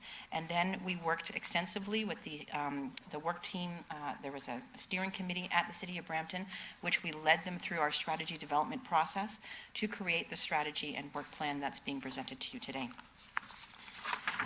moving on to the next part, we're just going to present at a very high level some of the key findings. There certainly are a lot of accomplishments that the City of Brampton has already accomplished. They've been on this journey for a number of years. Some of the organizations that we work with at CCDI are very new on the journey, and so when we're working with an organization that has a number of initiatives underway, that's important for us to acknowledge as we're doing this type of an assessment in the organization. So we've just done a very brief summary. Of course, you can go much deeper into all of these results in the full report. And what we found is 10 out of 12 inclusion questions received an agreement rate of below 70%. So let me explain. An agreement rate is where you have the type of questions that we ask are a statement. And then there's a Likert scale of responses from strongly agree to strongly disagree that people can respond to that statement. And every question on the survey also has the option of a prefer not to answer. So employees can choose not to answer the question if they want to skip that question. So agreement rates are where people have indicated agree or strongly agree to the statement. So when we have agreement rates below 70%, that is concerning. This is the overall employee population with agreement rates of below 70% on 10 out of 12 of those questions. We did find disconnect between the senior leaders and the employees' perceptions on a number of different data points, including the survey and comparing the focus groups results with interview results. There was a number of different data points that led to this conclusion that there was a disconnect between senior leaders' perceptions and employees' perceptions. We find this is very common across all types of organizations, that the senior leadership tends to have a more positive view of diversity and inclusion than the employees do. And there's a great number of factors leading to that. One of the outcomes of a project like this is a level set for the senior leadership team to help them better understand some of the issues that are happening in the organization. Two things that came up that were particularly concerning is that LGBT2SQ, and I will say the T is not included in that one for the LGBT acronym, because this was looking at sexual orientation, not gender identity. But the LGBT2SQ employees had significantly lower response rates than straight heterosexual employees on a number of questions. And then in addition, Black employees also had significantly lower feelings of inclusion and perceptions of the organization's commitment to diversity and inclusion than white employees, as well as compared to racialized employees as well. So we often look at racialized employees compared to white employees, but we noticed that there was a particular difference with Black employees specifically, so we pulled that out in the report. We have a team of statisticians who do the analysis on this, so one of our goals when we're providing results back to an organization is not to give you a 400-page data dump of everything that we found, but to do the analysis and find out what are the most statistically significant and pertinent findings and bring those to your attention. We found that in two different data collection techniques, both the survey and the focus groups, that employees expressed distrust in the processes available to address diversity and inclusion issues, and that are both processes led by managers and or the HR department. We found in the 4 core inclusion questions, and those 4 core questions are the core questions that we ask on every survey, which are the statements are: the city is committed to and supportive of diversity. I am treated fairly and with respect at the city. At the city, my unique value is known and appreciated, and at the city, I feel included. These 4 questions we ask on literally every single survey, and those are sort of core questions when we look at different demographic groups' response rates to those statements. And what we found is that equity-seeking groups had significantly lower responses on all those 4 questions as compared to heterosexual white men without a disability. Part of the purpose of gathering this type of information is so that we can start to see that there are different people having different experiences in the organization, and that it is sometimes a level set for people who aren't aware of some of the diversity issues that might be happening in organizations. On the next slide, we talk about some of the findings related to inclusive leadership. There was a mixed bag of findings here, so we had some positive findings in seeing that the CLT did demonstrate an understanding that diversity goes beyond factors such as race and gender, that it was much more complex than that. We found that when asking the CLT what were their definitions of inclusive leadership, that they had some good definitions there in terms of an outcome where everyone has access, barriers removed, or that they have a feeling of belonging and being valued in the organization. When we assessed intercultural competence using the Intercultural Development Inventory, the IDI, we found 23% of the CLT were operating from an acceptance mindset, which in the general population, we generally find about 13% of people there. So that's skewing slightly higher. We also found a little further down on the slide there, 77% of the CLT were operating from a minimization mindset. That's generally normal. We usually see 65 to 75% of people operating from a minimization mindset. We did not find anyone in the CLT in polarization, which is actually a good thing.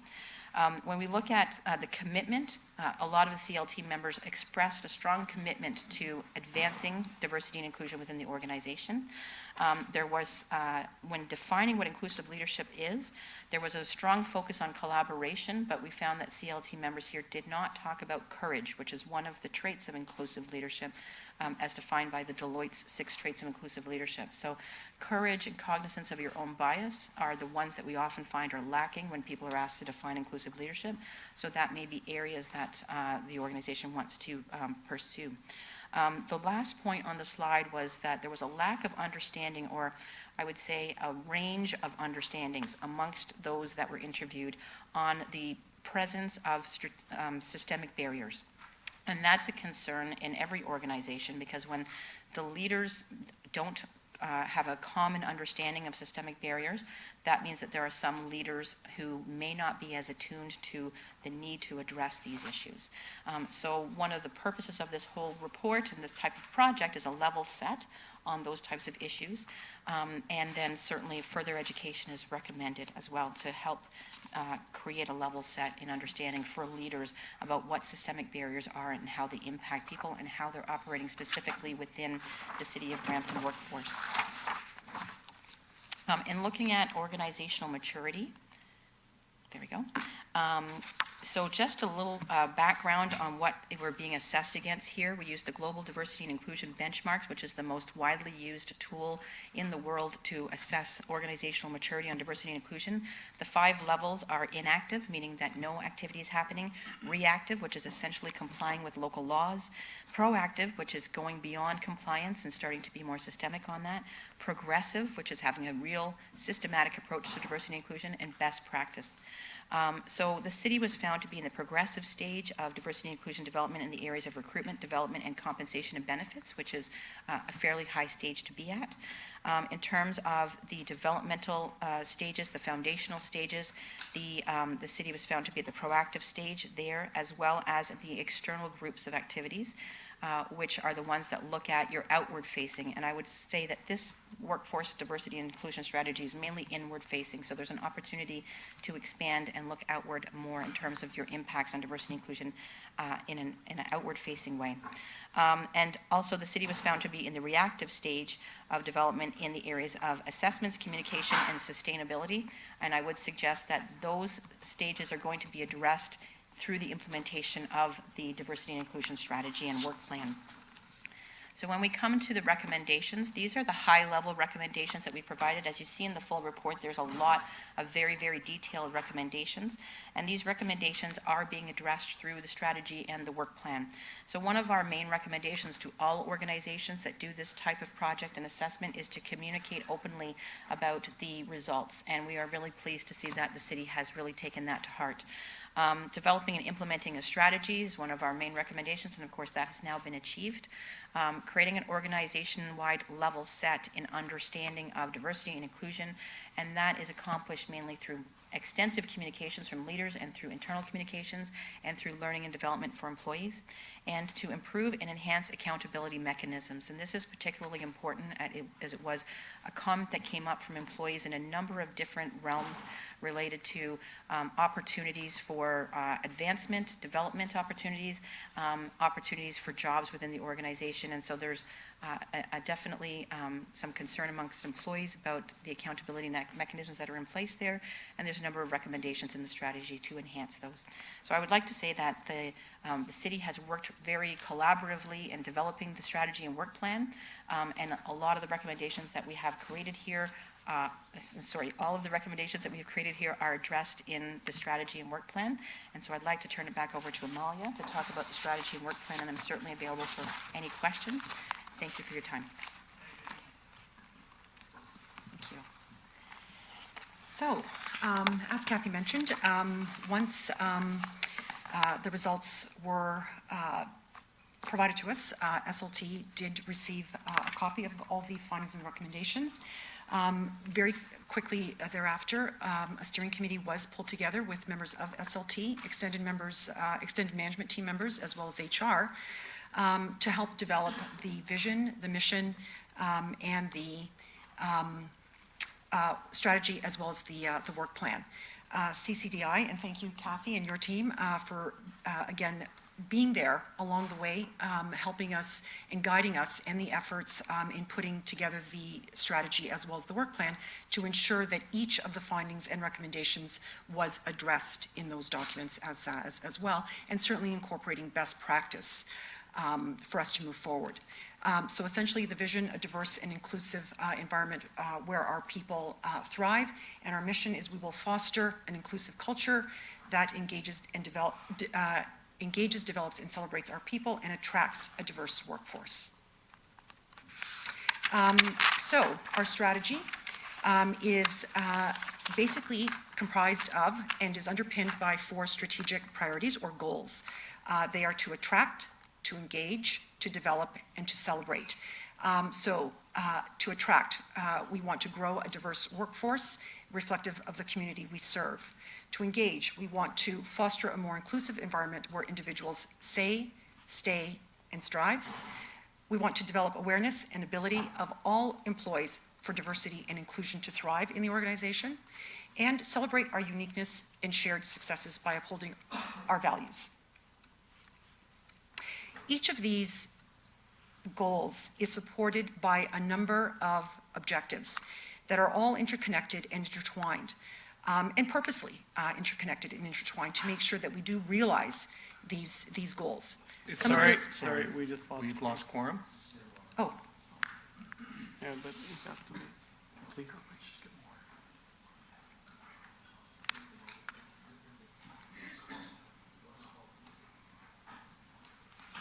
Sorry about that. That's all right.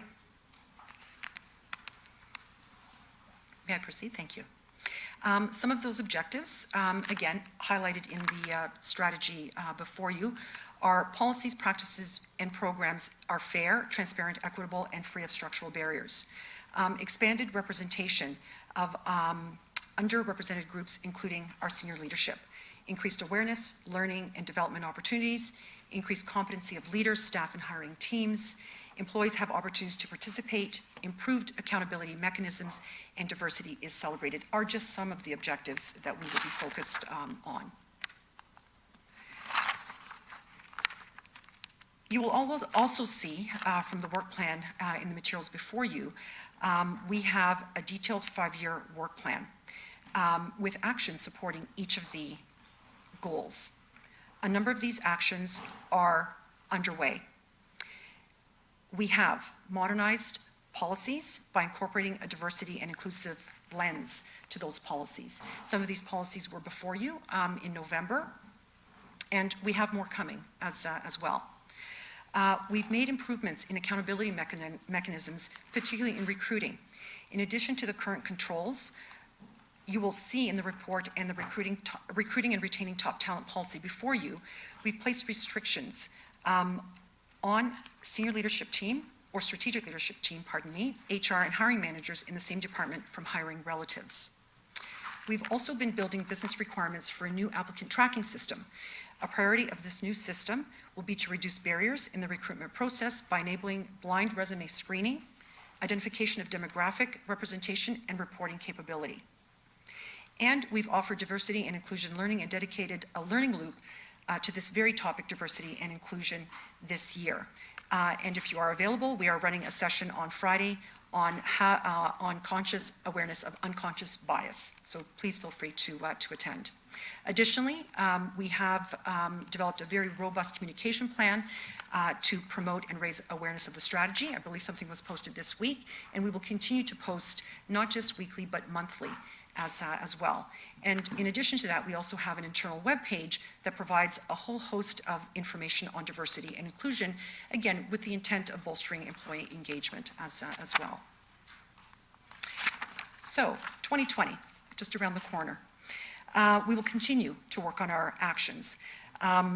Supporting our attract priority or goal, we will enhance integration of youth into the workforce. Youth is a very important dimension in diversity, and we want to make sure that we evolve our programs to support youth. Again, to support engagement, what we would like to do there is establish an employee resource group. This is another way for employees to join together and actively talk about their shared characteristics and life experiences. Again, under the Engage priority, we also want to establish a workplace diversity and inclusion committee.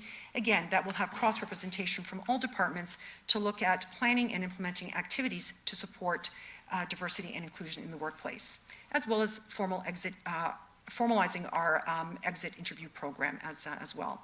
Under the Develop priority, we want to continue with our learning and development programs, as well as look at new content to help diversity and inclusion thrive at the City of Brampton, as well as incorporate diversity and inclusion in the leadership development program to raise awareness for our current and our future leaders. And lastly, we want to make sure that we are creating a safe space program, once again, to allow employees spaces where they can feel comfortable in expressing their experiences as well. Thank you. So I'm also going to move report 8.2.5 up, and we'll have a discussion around that. And then we'll accept both the presentation and the recommendations together.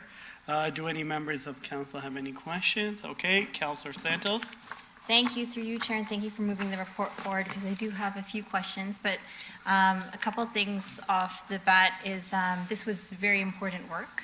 And I know that perhaps we're lacking some level of courage in the model that you presented, but certainly it takes a lot of courage to face the reality of where we are on this important file and issue. And we don't know how to improve things if we don't know what we need to improve. So this certainly highlighted a lot of blind spots. So congratulations to all the senior staff, all employees who participated in this process. And hopefully as we move forward, we continue to see more participation when these surveys arise. A few things. So the structural, systemic barriers and structural barriers, I just wanted to make a comment on that, which is really important. Given where we're at with our existing senior leadership team, last night we have an informal network of women who get together, women leaders who get together informally as a support group. And one of the conversations we had was on maternity leave and postpartum issues and postpartum depression. And it's just an example of how structural barriers are in place in people's unbiased consciousness of what they perceive it's like to come back to work as a woman, and how much time you lose as a woman because of maternity leave. And when the front bench or when all of our senior managers are all men, that's like an example of some of the structural barriers that women face in terms of getting to those executive roles. Not only do we set our careers back on maternity leave for a year or year and a half, but our salaries decrease as well. And there's a unconscious bias of what it means to be on maternity leave. So these are some of the discussions I think that we have to have very openly and honestly. It certainly came up last night, and it was a really refreshing conversation to have. My next question is specifically about the training side of things. And I will go, if you go to the training section of the presentation, so grow current learning programs, and it relates to a number of different recommendations in the report. Specifically 8.2.5-104, there are 4 recommendations regarding the training. So in some of the recent research that I've done on anti-harassment, harassment, and just in general what's happened in the Me Too movement, Harvard Business Review, New York Times, etc., they have brought forward ideas and suggestions in their research that bystander training is far more effective than anti-harassment or diversity training. So, for example, what do employees do when they see their boss, or they see a fellow employee or a supervisor who is harassing or bullying another employee? Many times the employee who is a witness to it, they don't know what to do. or they feel scared to say something. And so the premise of the research says that if you have bystander training, not only do you teach the employees on what to do in that situation, but you also, in a certain way, shift the culture. Because it says that if you can see someone else being harassed, then you yourself are less likely to harass yourself. So I would add bystander training into that catalog of different options for staff as well. What else do I have here?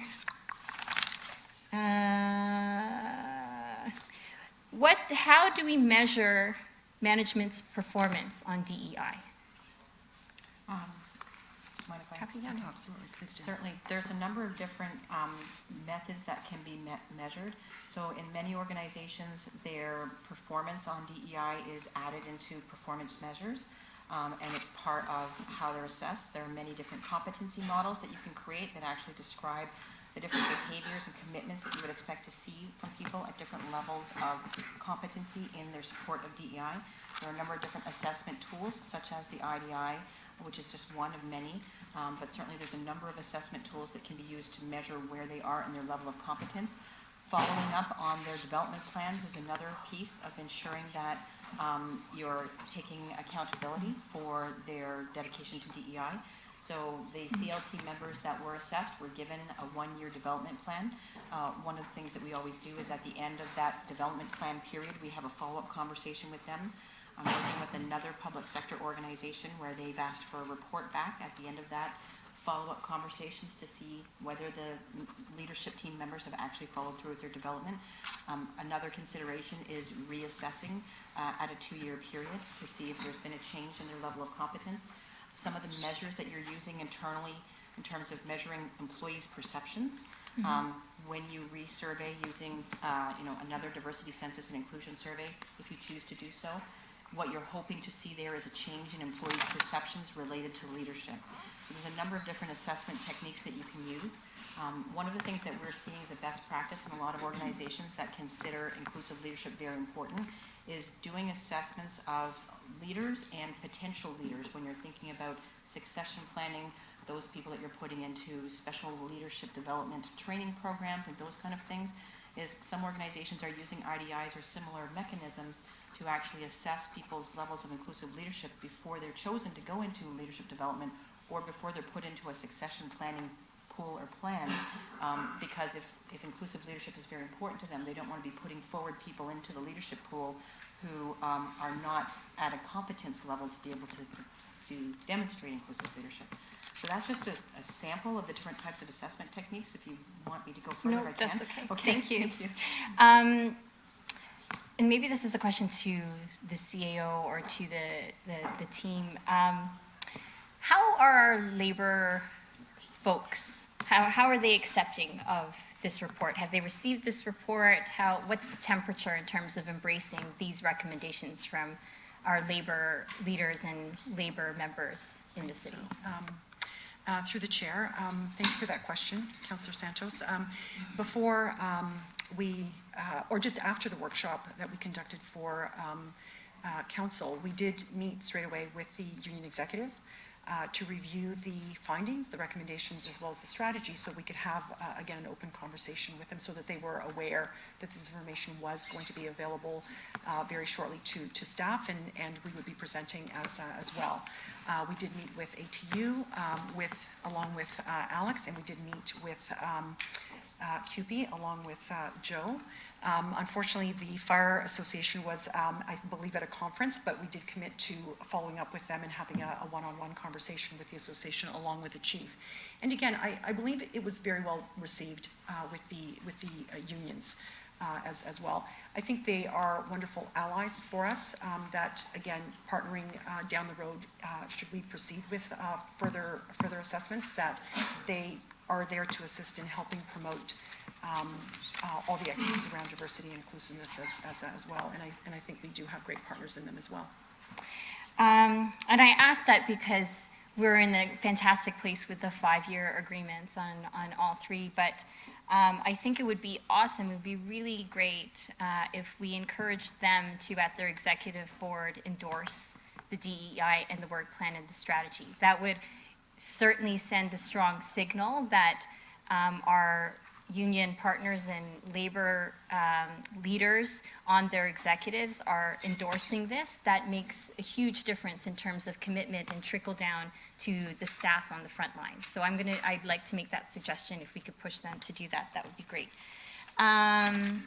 The other question I have is on page of the report 8.2.5-169.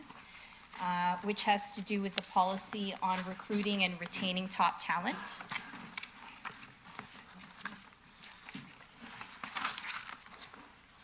And specifically item 6.5 on employment of employee relatives.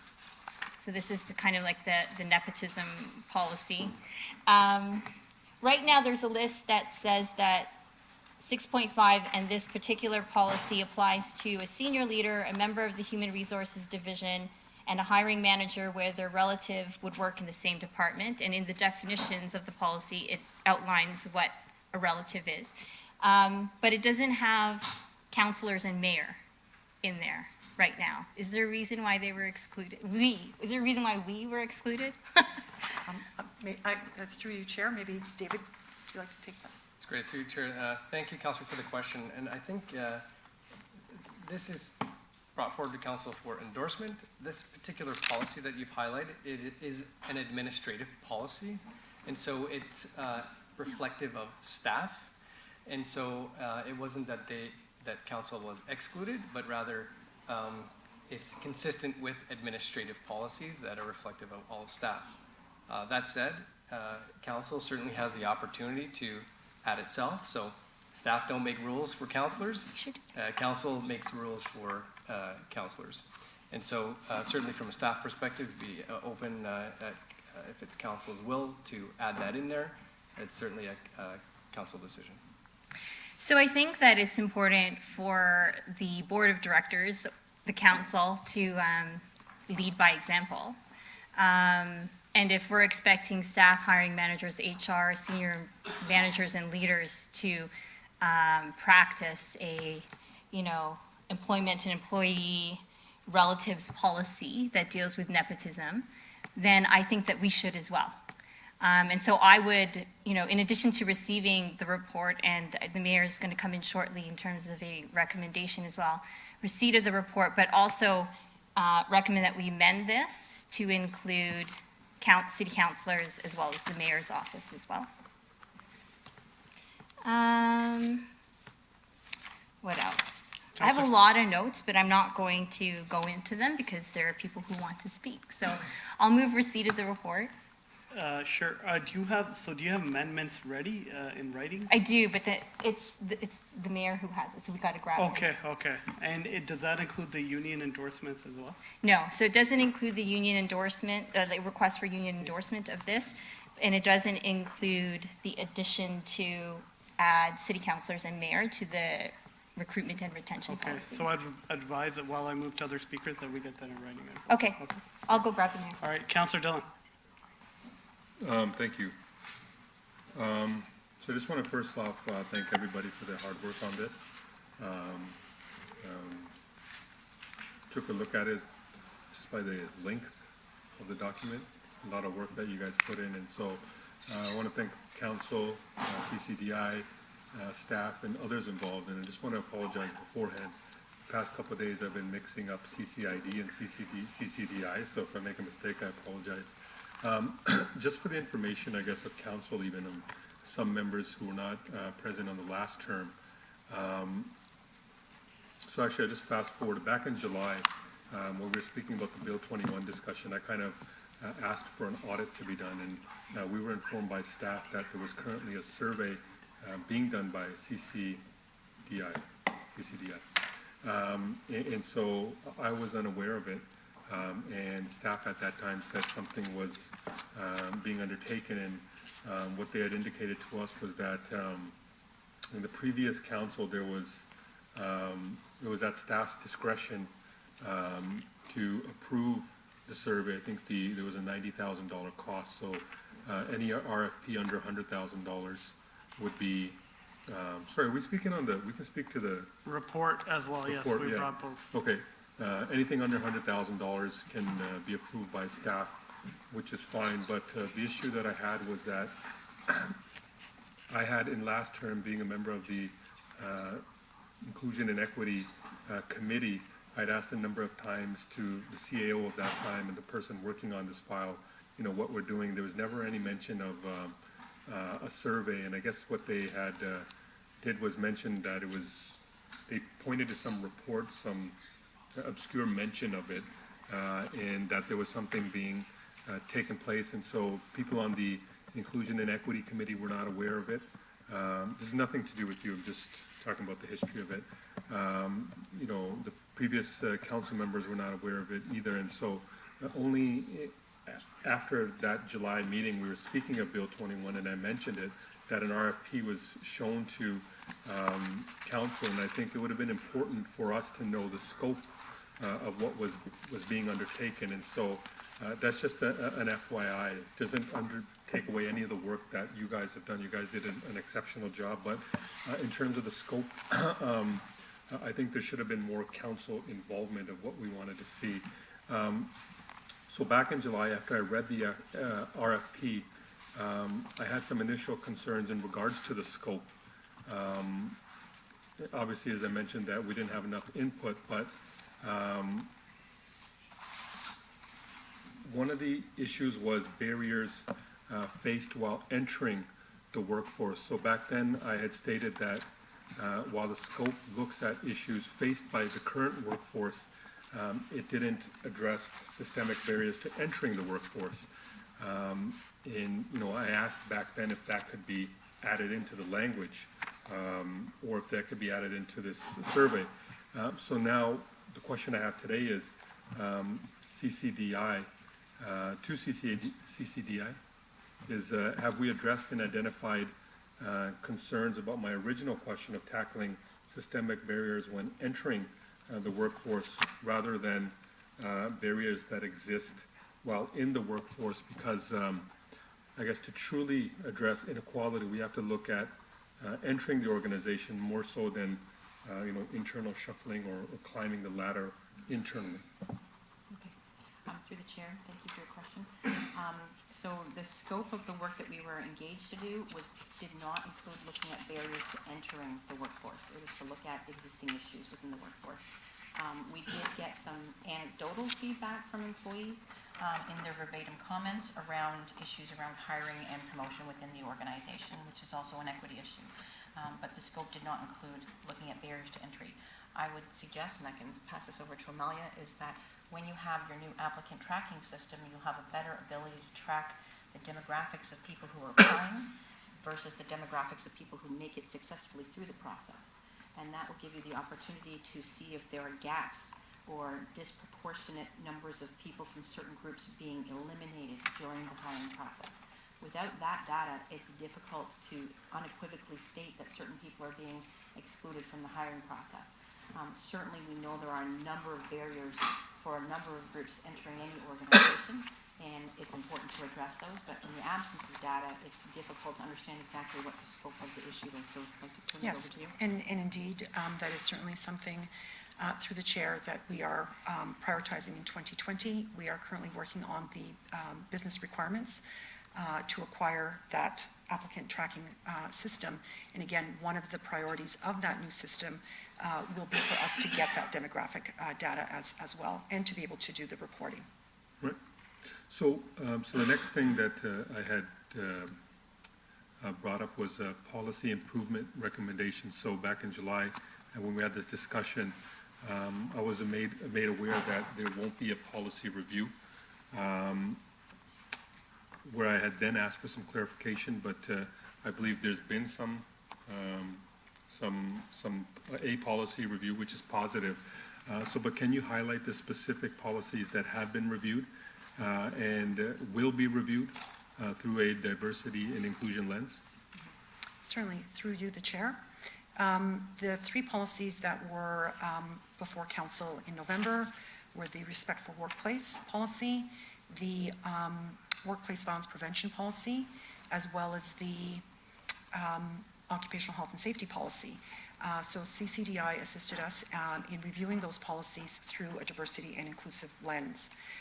They also looked at the recruiting and retaining top talent policy through a D&I lens as well.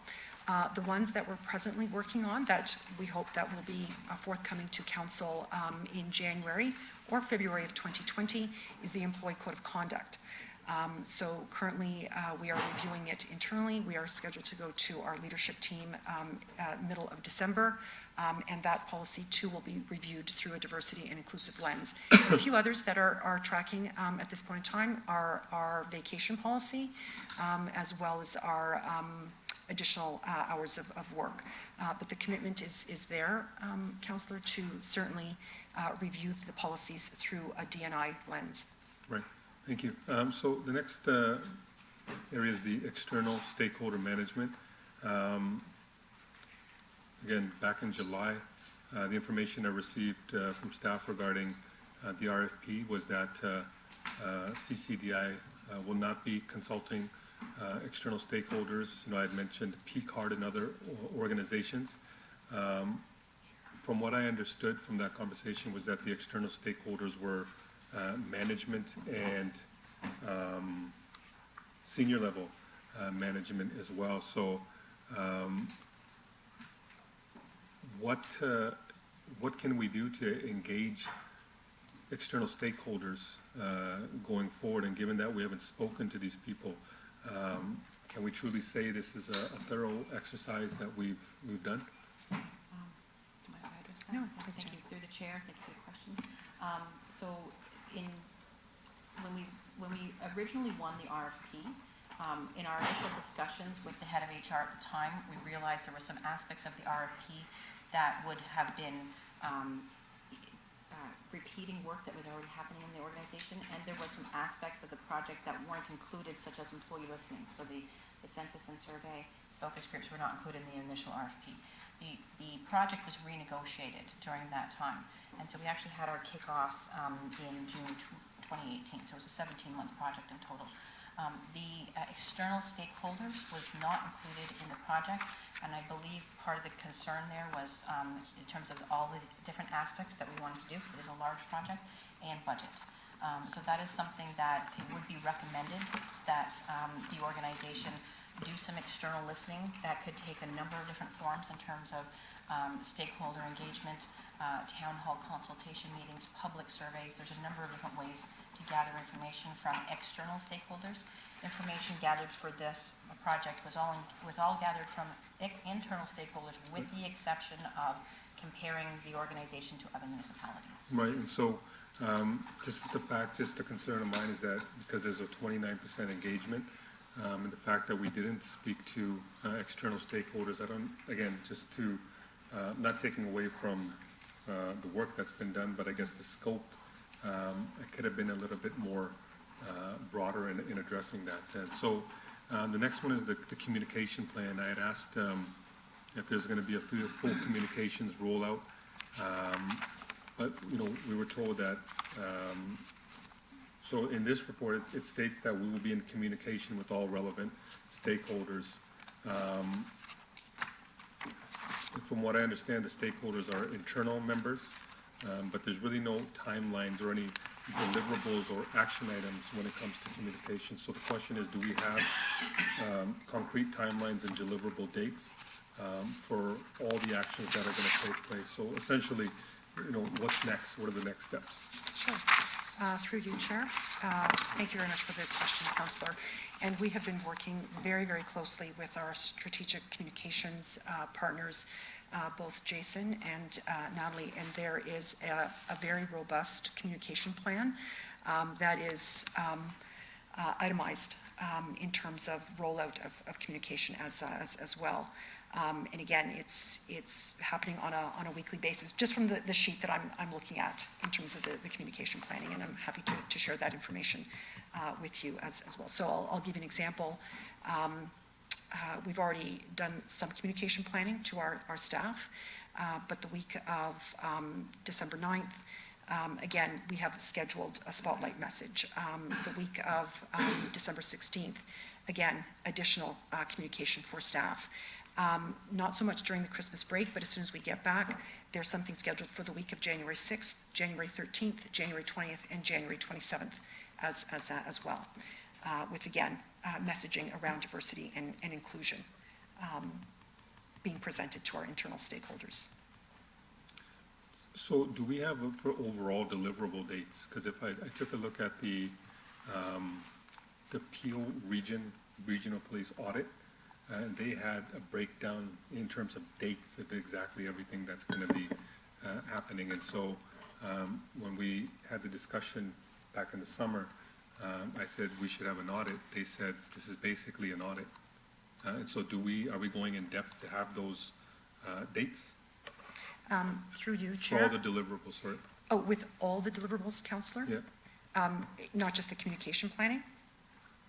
I'm just kind of adding all the deliverables Yes, on. so through you, Chair. With the communication plan as Right, well. so all the materials have been posted on the service card, and we have communicated to staff, so they have access to the assessment results, the findings, they have access to the strategy as well as the work plan, and the work plan does include not so much the exact dates, but certainly the years in which the deliverable will be delivered. I think it's important to have in detail when they are.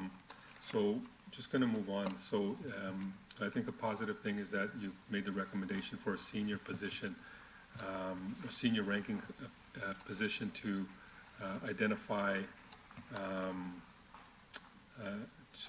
to address and implement the strategy, which is very good. Will they have oversight when it comes to HR matters? And who will they report to? Through you, Chair. Thank you for the question, Councillor. Right now, we are in the process of looking at the best way to structure and resource the diversity and inclusion work that we have planned. Certainly, there are a number of objectives, a number of deliverables, and we do know that we do need, again, very dedicated and focused support. So again, through looking at our existing staff, looking through our existing vacancies, again, and additional other resources as well, in looking how to best support the work around the work plan and the strategy. Because there's a specific mention to a senior position. I know in the City of Toronto, they have a diversity officer, per se, they have a diversity office. So I'm just wondering if that's like kind of the direction that you guys were looking at. Through you, Chair. So I just want to take a step back for 1 second on that question and just say, again, kudos to staff on this, because they've been working on a variety of fronts to address these issues well in advance of CCDI being engaged, in advance of the strategy. And I think some of it was articulated that this is kind of a step on a continuum of continuous improvement on this issue. And part of that is the organization already has a diversity and inclusion advisor. And so it's already here, that work is being conducted. To your question with respect to now moving from advisor to adding a role or elevating that role, what I would say is with respect to would they have oversight over HR? That's not the intent. As I said in my opening comments, there's over 550 hiring managers throughout the organization. So I think it's more of the ongoing and tracked continuous education and training for the non-HR folks who are in the position to do the hiring, as an example. So I don't know if that answers your question for now, Councillor Dillon, with respect to will they have oversight over HR? Not quite, but they would be kind of infused in the process. It was just a general question. Okay. But I'm just wondering, is it, so you're saying there's already, because they said there's a need to have this role, but I guess what you're saying is that we do have this role as an advisor. Is that correct? Yes, there's been an advisor of diversity and inclusion here for over a year, maybe 2 years. So it's either sharpening focus, ensuring that individual is doing the diversity and inclusion work, perhaps adding and/or elevating the position from advisor to something more. So, because it mentions the establishment of a senior ranking position, so which is why I want to get a little bit more information. So, I guess those are some of the issues that I had brought up originally, and I thank you for answering it. But I think constructively speaking, I think there's a lot more to be done. I think this is a really good start. Again, I appreciate the work that you've done. It's highlighted a lot of issues, that maybe I wasn't aware of or council wasn't aware of, or areas that we need to go. But it's still a survey.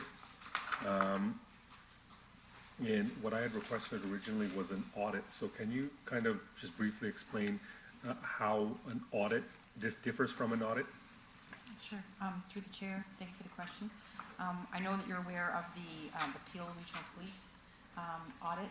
We essentially used very similar methodology. They had called it an audit in their RFP, so that's why the report was called an audit. I think if you were going to do a full audit, you would have to delve much more deeply into a number of different areas. You'd want to get more feedback from employees. You'd want to look much more deeply at the application of policies, where you might be going off process in the application of policies. Truly auditing would be delving into a number of the transactions that have happened. When you think about a financial audit, it's really looking at making sure transactions are happening in the way that they're supposed to. So a true audit would probably go a lot more deep into analyzing some of the things that have happened. I would say this methodology is this methodology that we usually use, and it really depends on the different work packages from a project management perspective that the organization has engaged us for. So we use the information that we've gathered to make the recommendations that are relevant from the information that we've gathered. And certainly there's lots more information that could be gathered in any organization to help better inform some of the responses and actions that you might want to take in response. Right, well, I appreciate that. And so, again, because I think, these, this information that we received, I think, based upon the 29% engagement on the survey, I'm not sure if it paints a full picture of how people in the organization truly feel about diversity and inclusion. And I'm not sure if it allows us to make a truly informed decision on how to implement actual change in the policy. So I don't know if the reality is worse than reported. Is it better? So we just don't know. And so I think, so I've emailed, Peter, did you get the email I sent? I sent a motion, I forgot to press send, that's why. I'm gonna read, sorry? Yeah, I'm just looking at my phone, it didn't send, and so essentially the motion, or so I guess it's an amendment, will ask staff to initiate an equity audit of all of the City of Brampton's policies related to diversity and inclusion, that a third-party facilitator or consultant be retained to conduct the audit and to provide options and recommendations to the audit, and that the terms of reference be determined at a later date. And I think the exercise that we did now was an excellent first step. I think for years, being one of the most diverse communities, I would say probably around the world, forget Canada, that I think, our residents have asked for us to do more. And so whether we can build off of this, I think we definitely can. But I think we kind of need to move in an even more positive direction in terms of making, our city more equitable and more inclusive. And so I've sent the motion to the clerk, but whether it's tabled now, whether we want to have further discussion on the report, I guess that's up to council. I'm gonna continue. There's two more speakers left to the report and presentation, then we'll discuss your motion right after that. Councilor Williams. Thank you, through the chair. Thank you so much. There's been a lot of work put into this. Really concerned with the feedback and the numbers and the participation level. And based on the answer you gave, Councillor Dillon, around an audit and the survey, when you look at what we received, do you think what we received is enough to create a strong diversity inclusion program that is going to change the city? Do you think what we got is enough? So through the chair, thank you for the question. I would like to point out that the project included more than just the survey. So there was a number of different data collection techniques. Certainly, we would have liked to see a higher response rate. I have some data from our organization. Our average response rate for organizations over 3,000 is 50.9%. Some people have suggested that higher response rates could have been achievable. The larger the organization, we find the more difficult it is to get high response rates on the survey itself. But we should take into consideration there was a number of data collection techniques. To Councillor Dillon's point, certainly there's a number of other data collection techniques that could provide more insight into some of the issues. While the survey response rate was 28.1%, and so that is not generalizable to the actual demographics of the organization, because from a federal government employment equity perspective, they want to see a response rate of 80% or higher in order to make it generalizable. This represents our whole population. We often see that organizations get a higher response rate when they gather this information for a second time, because this is the first time employees have been asked to give this depth of confidential information about themselves. And many employees are reluctant to give that in the first case. So when we see organizations resurvey, we often see a much higher response rate the second time, often as a result of the organization taking steps to respond to what came out of the first one. I do think that is a good basis on which to create a diversity strategy. And I will say in our working with over 400 organizations in Canada, we see a lot of organizations create a diversity strategy without gathering this type of information first. So it is a good first step. Certainly we'd like to see a higher response rate, but it was not the only data collection technique. And we can't discount the results from 1,587 employees who did provide their input. So one of the things that's more relevant from the survey is the responses to the inclusion questions and the responses, the verbatim responses at the end of the survey, as well as the comments that we received from employees and leaders in the interviews and focus groups. And so we did gather a lot of information that we believe represents a number of the issues. Might there be other issues that we weren't able to uncover through this data collection? Certainly we don't know that without doing other types of data collection. But certainly this encompasses a lot of different types of data collection, which gives a good basis from which to move forward. And you'll see in the work plan that some of the action items that are going forward are gathering more data as you move forward, specifically with respect to the groups, LGBTQ and Black employees who had those lower feelings of inclusion, where there's some action items to delve deeper and to better understand their experiences. Do you have further questions? What you said is very helpful, and I think when you look at especially the anecdotal responses from the staff here, those are very strong. Like the comments made really do reflect how people feel in the workplace, and I think that's what struck me the most, is that many don't feel comfortable in this workspace that is, or in a space that's supposed to be nurturing them, and they're not being nurtured. So, when this decision was made to move in the direction and get the survey, there was a lot of conversation around understanding, how the staff feel. And so I'm looking at some of the biases that and the need to have that training, and I think it's funny because if you can't have people do some self-reflection and learning and growth development and identifying what their biases are and really getting into those very uncomfortable conversations and being forced to work through that discomfort. And I liked in the report, there was a picture of the arrow where it said denial, and you have to go through that to see some real changes. And if we're not really making an effort to do that work in each employee, we're not going to get anywhere. So I know there's training programs, but are the training programs mandatory? Through you, Chair. Thank you for the question, Councillor. They are not mandatory, but we certainly encourage leaders to encourage participation in the sessions, and as well encourage their staff to participate in the sessions as well.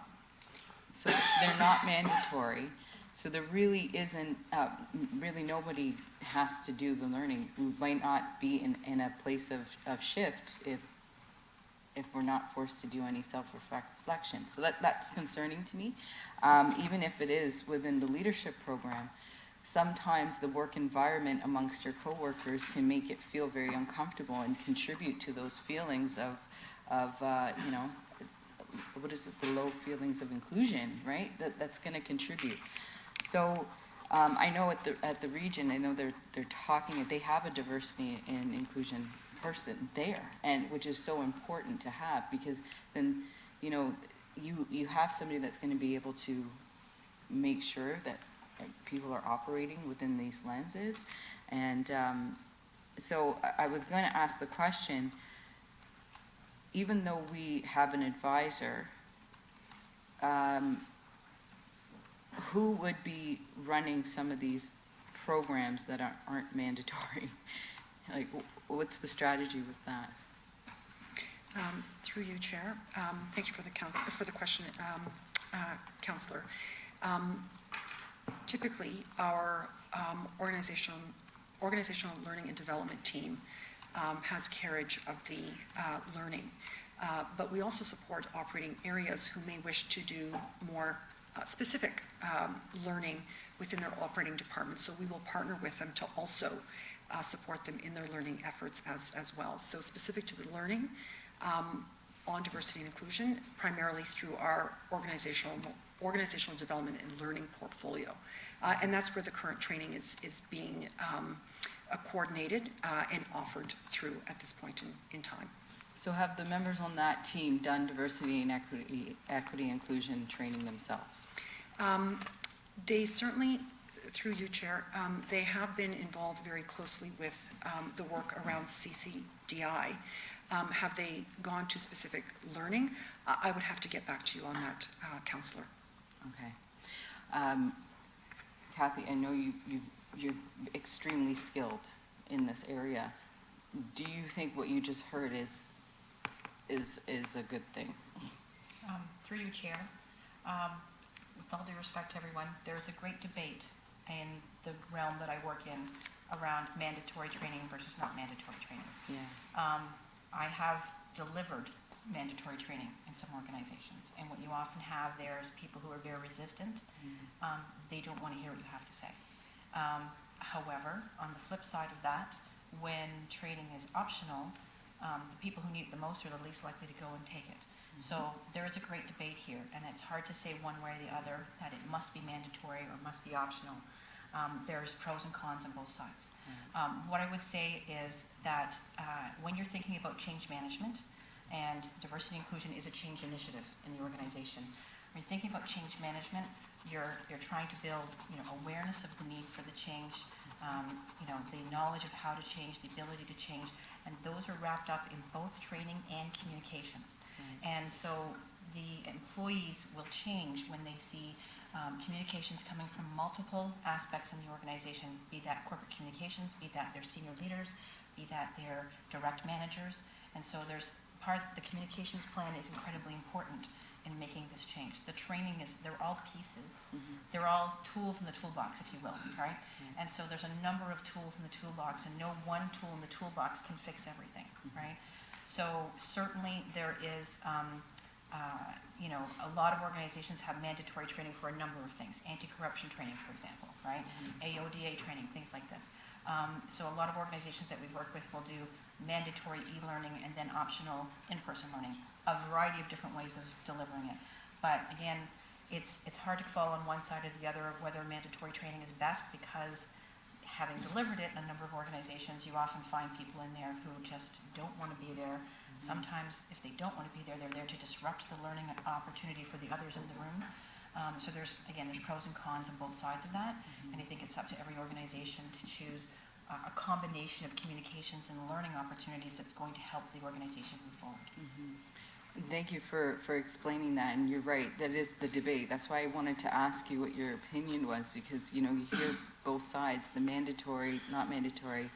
I think the concern that we get into, though, is when we don't encourage this type of learning, whether, whatever you want to do, mandatory or not, you get into the same pattern where you have a diversity and inclusion committee, and that committee, even though we strive to make it look as reflective as we can of the city of Brampton and the corporation, it starts to fall on that committee to be the ones to train and lead and guide the whole corporation, and that's a heavy burden to bear.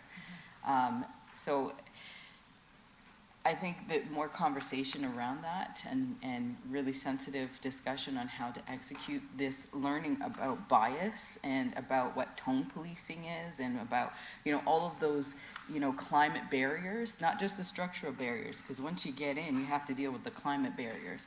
All of those pieces, how they impact your work-to-place development and in order to make some real change.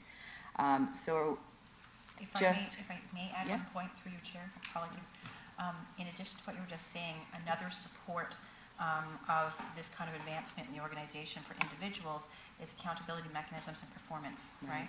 So when people's performance is being evaluated through a DEI lens, and there's competencies related to DEI, then you have another mechanism by which you can tell people you need more development in this area, and that is another item on the work plan. That's good to hear, yeah. And so just one last thing on out of the report, I was reading through employee resource groups, and the description that the employee resource groups can you explain what it is? And would you like me to take that? Sure. I have done, through you, Chair, I have done a bit of reading on employee resource groups, and they are a wonderful resource for staff with shared experiences and shared interests to come in together and network and have conversation as well. So, Kathy, if you'd care to add. Certainly, through you, Chair. Employee resource groups are a promising practice or a best practice in this field, especially when you have organizations of a large enough size to have a critical mass enough to have different employees with different demographic representations and different lifestyle representations. Different organizations, we'll call them affinity groups, business resource groups, employee networking groups, depending on the organization. They have a lot of benefits in the organization. When you think about the underrepresented groups don't often have access to the networks that help people move up through the organization. So that's one of the purposes of them, is to help provide access. And some of the best practices in employee resource groups include having an executive sponsor who actually does not self-identify as a member of the group to be the executive sponsor of the group. That executive sponsor helps give the group visibility, networking opportunities, in some organizations budget as well, and visibility. The groups, depending on the organization, are often set up with a framework of how they're supposed to operate and what they're supposed to do throughout the year to support the organization and to support their group members. And in most organizations, the groups will hold at least one event that's open to all employees, which is usually an educational event regarding their particular culture or demographic, or in some organizations there's a working parents group, for example. So there's a number of different organizational benefits. Some organizations use them for employee development. Some organizations use them for recruiting in the networks of the folks in the employee resource groups. Some organizations use them for focus groups to consider some of the things that the organization is considering and see how different demographic groups of employees respond to that before they roll it out. So there's a number of real business benefits to implementing these groups, and there's a number of best practices in the implementation of these groups. And certainly at CCDI, we've created a toolkit on implementing the groups, and we have frameworks that we can share with the organization that will help them to create some guidelines for the implementation of these groups. So we're here to support you through that process as well. Great. I look forward to seeing how all of this kind of rounds out. And So I'm done. Thank you. Thank you. Thank you, Mayor Brown. Thank you, Councillor Singh. I think we've had a fulsome discussion on this, and I've had the chance to work with CCDI at Police Board, where they did great work for the Peel Police. When we faced negative survey results at the Peel Police, the first thing that the board and the chief thought it was important to do was to say that we're going to accept all the recommendations immediately, and that we're not going to find any excuse to delay this. And so I sort of feel the same way when it comes to this. I don't mind doing a deeper dive and having surveys, but I think that should happen in the context of immediately adopting the recommendations. This council always talks about how important diversity and inclusion is to us, and frankly, our words have echoed that for the last year, whether it's participating for the first time in the Toronto Pride Parade, or whether it is our work on Bill 21. It's been part of our ethos that we believe in our DNA in diversity and inclusion. So I would suggest that this, could we put the motion on the screen that we have currently? Through you, Mr. Chair, this is the mayor's motion introducing the main motion, and the amendment from Councillor Santos and the amendment from Councillor Dillon are color-coded. Are color-coded? Okay, and so your reading is the recommendations would be adopted right away, like there's no, the deeper dive does not, and frankly, I see that as part of the role of the diversity and inclusion. If we're hiring someone to be that role for the city, just like we did with the Peel Police, having a deeper dive you'd think would be part of their mandate as well. As Councillor Dillon suggested, having a third-party facilitator do that type of work, I would hope that work would be ongoing, making sure that we have that harmony in our work environment here in Brampton. And so, would that be your reading? Maybe to the clerk, based on this motion, I know we've played with it a few times, would your reading be the recommendations would be adopted immediately, and the additional items would happen as well? We're committing to them, but it wouldn't delay the adoption of the recommendations. Through you, Mr. Chair, if these are adopted today and ratified by council next week, then staff have the direction to proceed to implement. Absolutely. Okay, that's good, because the suggestions are welcome ones. I just didn't want, my only concern was that this would cause a delay in the adoption of what I think is an important commitment that our council is making. So having said that, I think this looks good. All right, thank you. Councillor Fortini?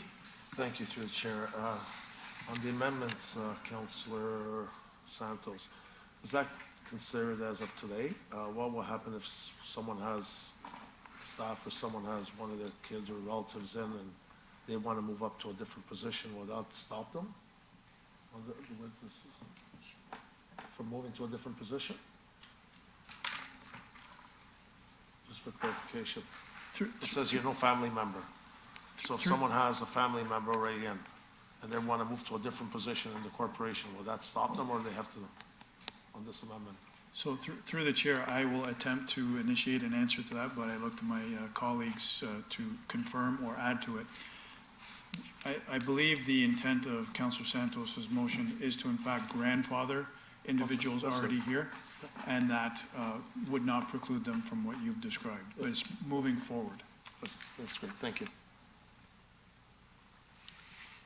All right, Councillor Dillon? Thank you, Mr. Chair. Just I guess just a comment or just a friendly note to staff that during for example, for 8, 9, and 10, that council be updated and included along the way, because I had mentioned that the RFP the previous time was not provided to council. So I just want to make sure we closely work as we move through the process. Permission to be heard? Thank you. Okay, so I have a couple of questions. I see that it says third-party facilitator or consultant. Is CCDI a third-party facilitator or consultant? Yes, Mr. Chair. Okay, so the services that you offered, how do they differ than an audit that was done? How does it differ than an audit? The process that we went through for this project? Yes. So we did not do a review of policies and procedures as part of this full project. There was a review of some selected policies that was done as an aside, which has been presented to you already. Okay. Certainly, an audit would go a lot deeper into the implementation of policies and procedures, and we would have to sort of, I believe, clearly identify exactly what the parameters of that analysis would be.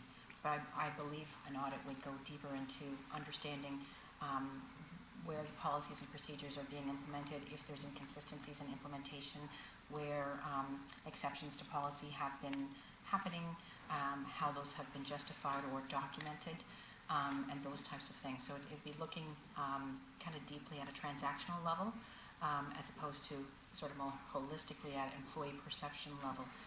Employees reported to us their perceptions, but they may not be aware of sort of the nitty-gritty of how every policy is implemented, because employees don't often have visibility to the implementation of policies throughout the whole organization. So they're providing us their perceptions from their own personal experiences, but they're certainly unlikely to have a purview of the implementation of policies throughout the organization. So I believe it would be a much more deeper analysis of the implementation of policies, but I think that's something that we'd have to more clearly delineate exactly what work would be involved in that. But the methodology would be similar in the sense there'll still be surveys and focus groups and all that?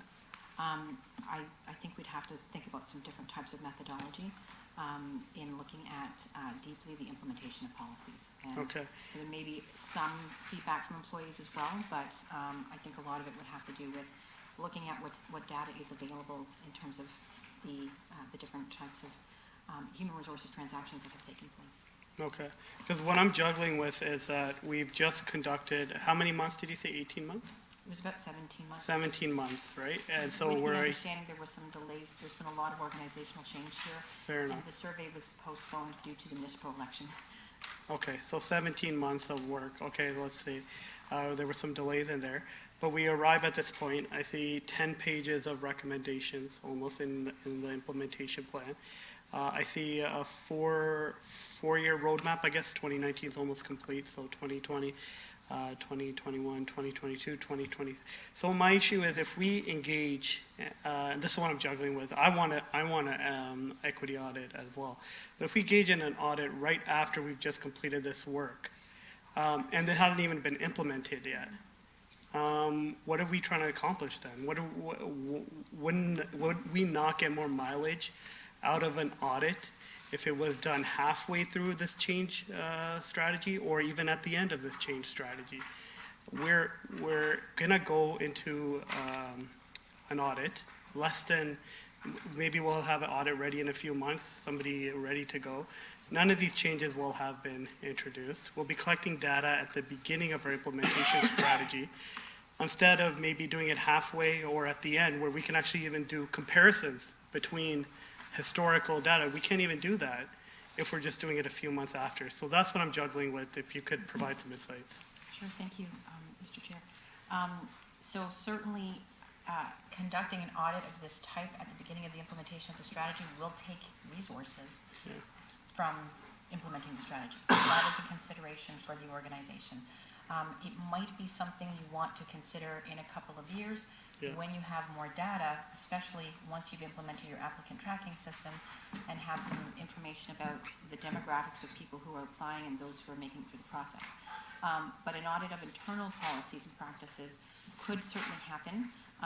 And it is a best practice with diversity and inclusion strategies that there be a review of the strategy every year to see what progress has been made, whether amendments to the strategy need to be made at that time. And many organizations will then have learned information through the implementation of some of the strategy action items that will cause them to amend their strategy. So that if an audit were to be conducted in the next year, certainly you could do an amendment to the strategy and add new action items to respond to the audit if that was the decision that was made at the organization. Certainly, given resourcing, there will be a resource impact to conducting an audit this early in the implementation of the strategy. So there's pros and cons to doing an audit soon as opposed to doing an audit a couple of years down the road. Yeah, so there's going to be a trade-off. I didn't even think about that the implementation might be hindered if we also go into an equity audit within a few months of this. So, yeah, I'm just confused on how to move forward. I do want an audit.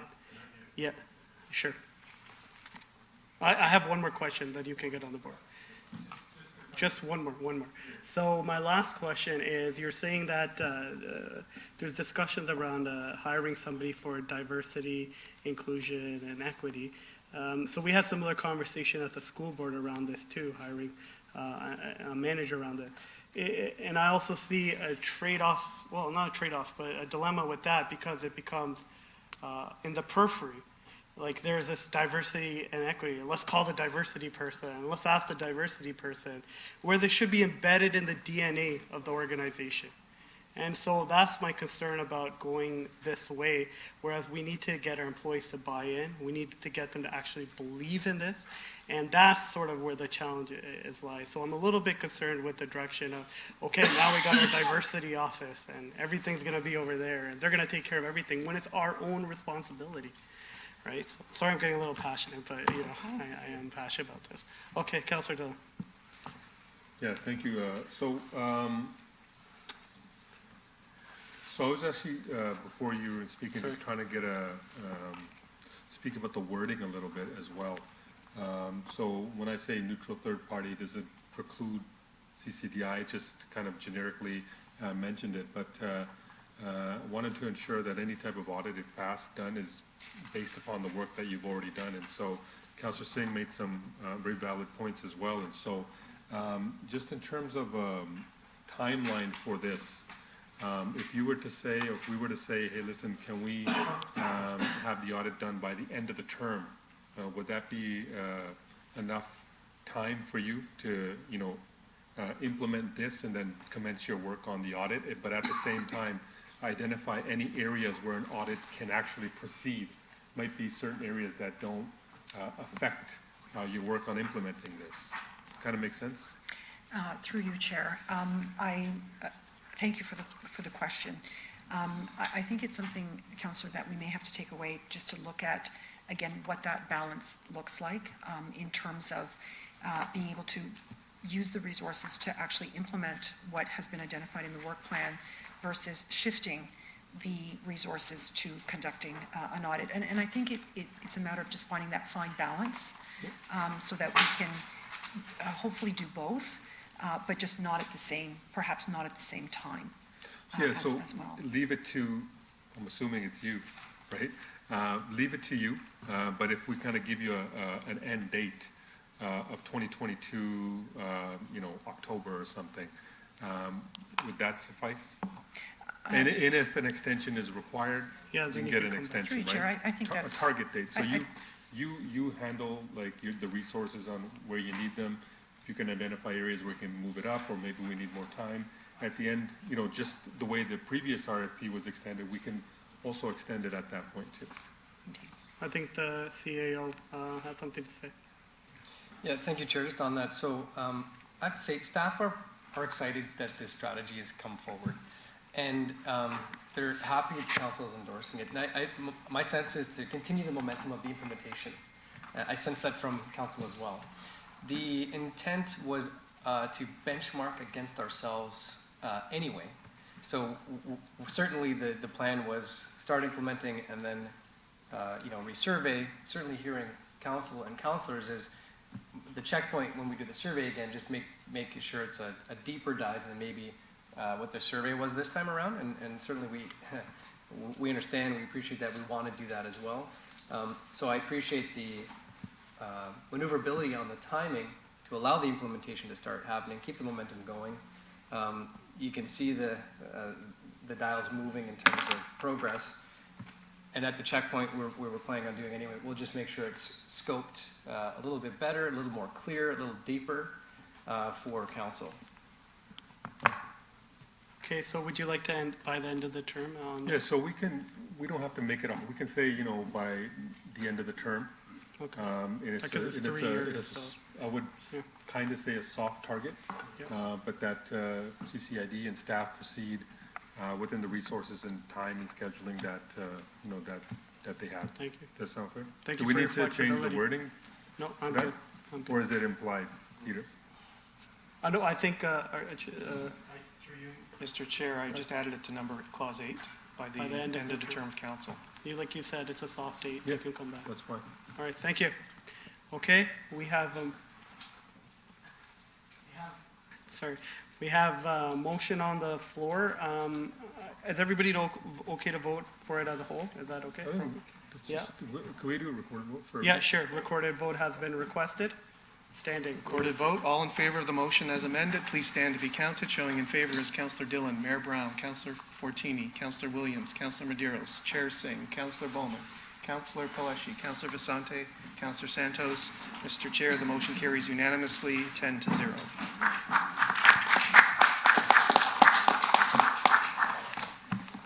All right. Thank you. Thank you for taking the time. Appreciate it. Okay, so can I get, the recommendation has been approved, and do we need a motion to approve receive the presentation? Okay, perfect. Moving on to reports, we already dealt with 8.2.1. 8.2.2 was put in consent. 8.2.3, recognition of Centenary birthdays for Brampton residents. Oh, yes. Yeah, okay, sorry. Was it 7.3? 7 point, yeah, sorry. Let me go back to 7.3.2. Sorry, we're gonna just shift order because the mayor is here. 7.3.2. Mayor Brown, then we will return. Briefly, to get some instruction here from council, make sure we're all on the same page.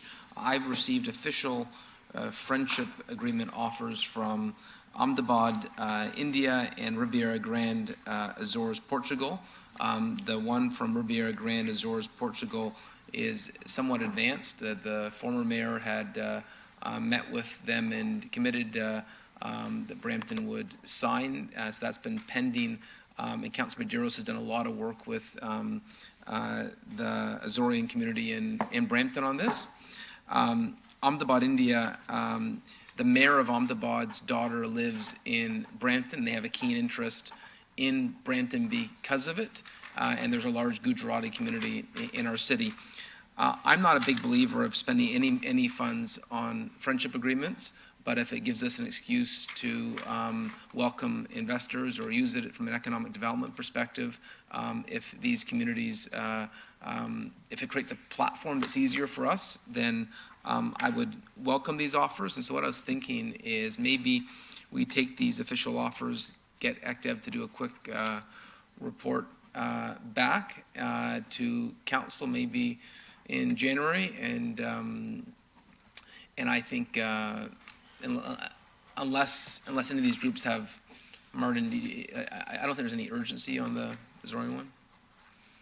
But I'd say both these offers have been sitting now for a few months. I felt it was, we're almost going to appear rude if we don't respond. And obviously, people that have an interest in Brampton is a good thing. So to the clerk, what any motion just to refer back to this item to ECDEV to report back to council in January?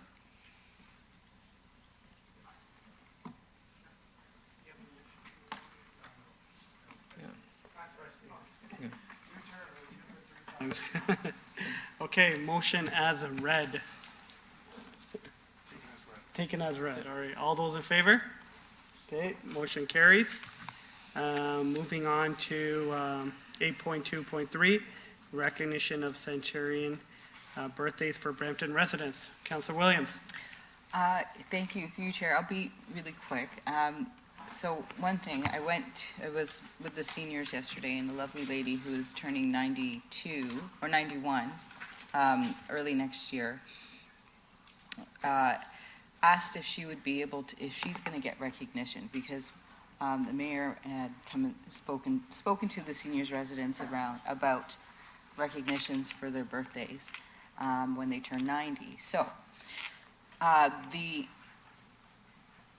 report says 90, 95, and then 1-year intervals after 100 years, 100-year milestones. So I'm just asking to see if, even if those who have turned 90 this year, we're approving this motion, or if it goes through today, can those who are turned 90 this year, if they can still be recognized?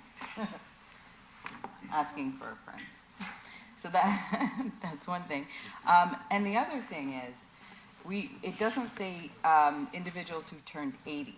And I know in my office, I've had more requests to attend an 80th birthday than I've had 90 and 100. And many people do not always see their 90th birthday, but they likely see their 80th.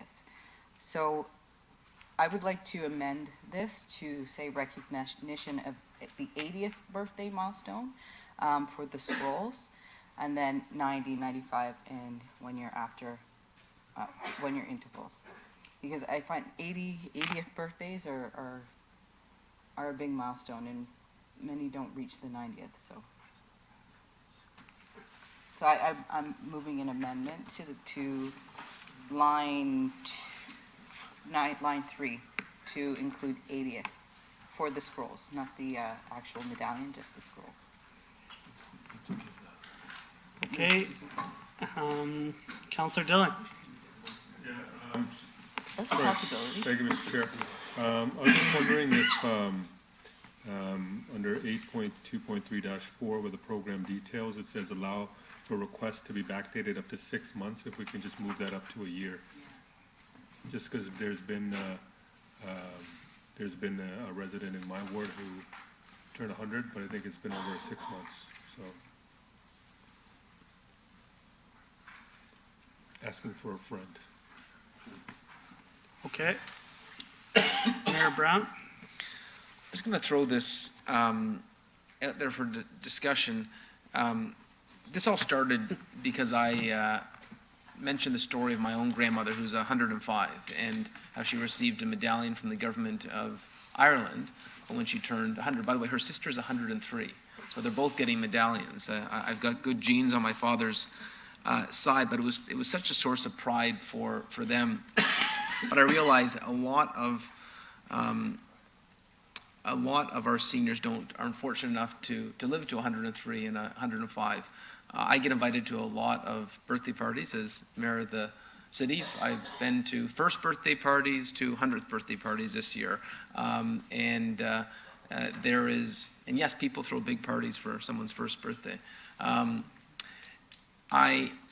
I've only been invited to 2 birthdays for 100-year-olds in Brampton, and I see from the samples here, option 1 specifically says 100. Maybe, but option 2 and option 2 doesn't. So maybe if we said if the budget for this says 250 medallions. There's no way we're going to get 250 requests for 100th birthday parties in Brampton. It doesn't happen. But I would almost say that if a family wants to apply, that we only give option 1 to if you turn 100, but maybe for families, we already give scrolls. Like scrolls we already do automatically, so this recognition for scrolls is redundant. But maybe we say for over 90 that you can from 90 or 95 you could apply for option. One of the options doesn't say that. I guess it says 100 on that.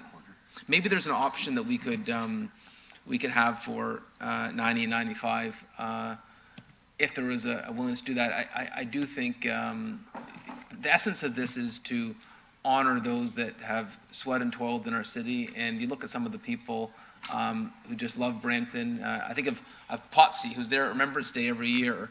And how old is Potsy now? 101. I talked about this at the Seniors Council, and they were pretty excited about this. Councillor Medeiros and Councillor Williams are there with me. And if this is just going to be something we do twice a year, we're touching and not celebrating as many people as I'd love to. And maybe if we broaden it to over 90, then maybe it'd be 30 or 40 families we get to celebrate a year rather than simply one or two. So if there's a willingness, I'm just throwing this out there, that we amend it to allow the medallions to be used for 90 and 95 as well. Thank you. Councillor Fortini. Thank you. I'm okay with that 90. I'm hoping maybe you could bring it back down to earlier. Don't we do already celebrate birthdays at the seniors when they have 80, 85, right? To the chair, so CARP does a celebration. So Right. this would be something different. This would be from the mayor on behalf of mayor and council. So this would be from the city of Brampton. Right, that's just for the coin part, but we also, I'm just asking, we do celebrate. The I said the senior- rec may also do something, but Right. I know for sure CARP works with rec to host a birthday celebration. Okay, okay, so yeah, I'm okay. You said 90, Mr. Mayor? Yeah. 90 is fine, maybe. That's fine. I thought. Do you have a motion on the floor, though? I'd put Well, it it's- at 90. I'd put one in as 90. Or if Charmaine wants to do 80. Okay. I think 80 is a little bit too early. Let's do 60. Yes, through the chair. So I was looking at 80 because I just really wanted to, when you look at the number 3, it just says to administer birthday scrolls from the mayor. And so that's why it would be nice to have it written in there to have 80 rules. That's a big milestone. And I was looking into the death rate, and there were more people who passed away around in between 80 to 87. They didn't meet their 90th birthdays. Now, my question is, in order for them to get this recognition, does the family have to apply and reach out? So through the chair, the program would be an online or through phone application by the family requesting. Okay, so how do you have an idea of how many people you think are going to be requesting at 90 or 95? So a we year? do have some stats from 2016 on how many people lived in the city of Brampton of those ages. Yeah. So, for example, there was only 75 over 100. In the age that you're talking about, 85 to 89, there was just under 4,000. Under 4,000. That was in 2016. In 2016. And Okay. so we've talked to other municipalities. We wouldn't expect that many people to apply, but we would work towards that. So our goal would be to have everyone apply and everyone receive a coin. And so the numbers that we did do, the 250 was anticipating that many people in Brampton. Right. Turning 100. So, and that's why the medallion thing, I was fine with 90, but a good scroll recognition, I know we get the certificate, but when I saw scroll, I was like, is that something different than the certificate that we provide? We were looking at some options to make it like a little bit more unique to celebrate those ages. Okay, so if I would like to keep the 80 as is and the recommendations and that, but the 80 to 90, the scroll, the more jazzed up scroll as you are mentioning. Okay, thank you. Thank you. Councillor Bowman. Thank you very much through you, Mr. Chair. It's Christmas time, but I hate to be the Grinch. Councillor Fortini's right. Every year they do at Flower City, the seniors do hold their own birthday party because I believe a number of us have been there to sing happy birthday to them once a year. And their numbers, when we talk to them this year, their numbers keep increasing. Each year there's more and more and more people at the birthday party because more and more people are living longer. I think if we're recognizing and calling it a centurion medallion, it's 100 years. It's 100 years and over. We can do something else for 80, 90, and so on, whether it's a pin, something like that. But I think if we're going to do the centurion coin, I think we do the centurion.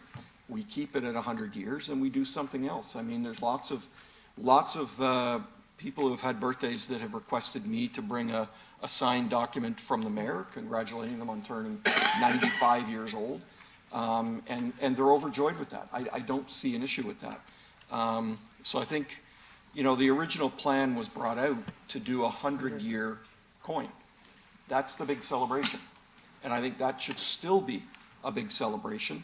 But I just wanted to hear one more time. Did you say this is only from the mayor, or is it from the council?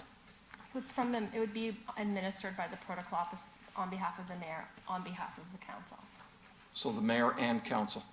So the mayor would be signing, if we was to change that, we were just kind of, from the mayor on, mayor and council. Okay, so the mayor and council, that's what I'm hearing? Right? Yeah, okay. But yeah, and that's my opinion. We stick with the 100-year coin, we do it, but we can do this at the seniors. They already hold this birthday celebration for all those people who are turning those birthdays in that year.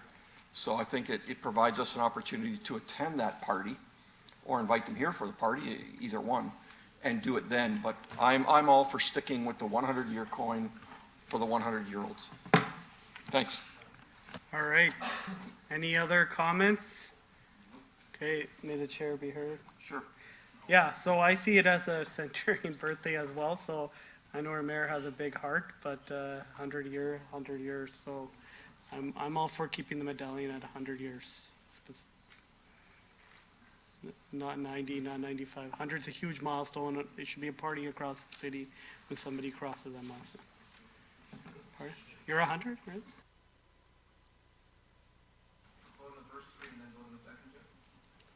No, just four separately. Just four separately. So you're gonna have it, sorry, just to, the mayor, is your intent to have a different coin for 90-95, sorry, a medallion for 90-95 or? Okay. All right, we'll vote on that separately then, number 4. Yeah.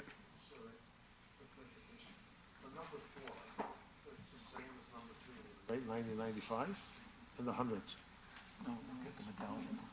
So through you, Mr. Chair, the purpose of clause 4 is to issue a medallion at 90-95 in addition to 100, which is what staff were recommending in clause 2. Okay, so Councillor Bowman agrees to remove. I'll remove mine too then, because we're just going to stick with those three then. No, we're saying we don't want to stick, we just want to do it at 100, the medallion. Yeah, and that's why. So number 4 says 90, 95, and 100. You want to take out 90 and 95? Well, if we want to stick it at 100. But the mayor's saying vote on it separately because I think he wants it. Do you want it? I think so. 90, 95, and 100. Okay. Yeah, we'll take a separate vote on that.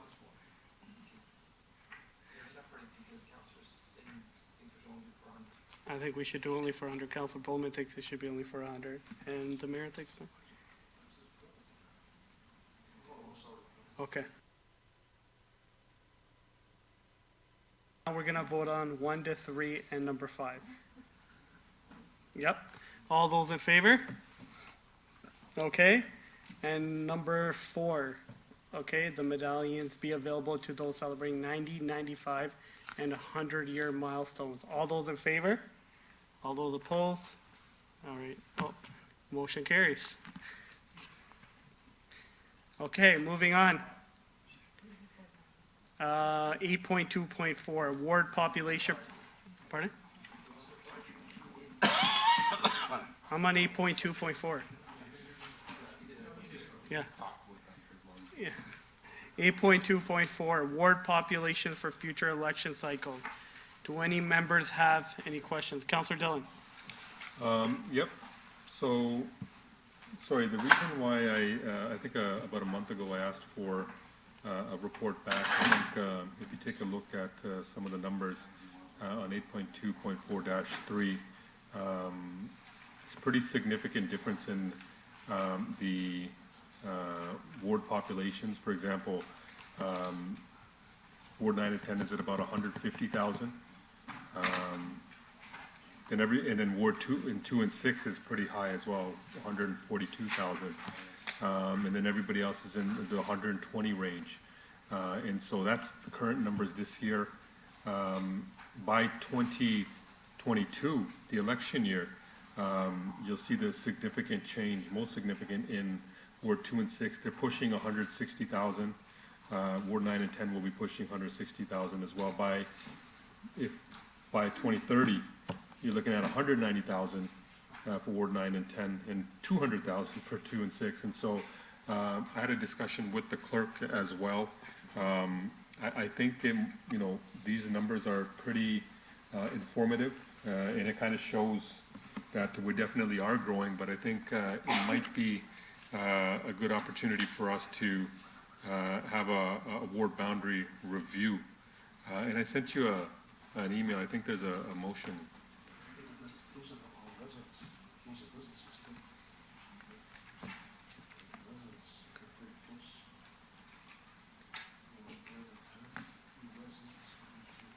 It's population.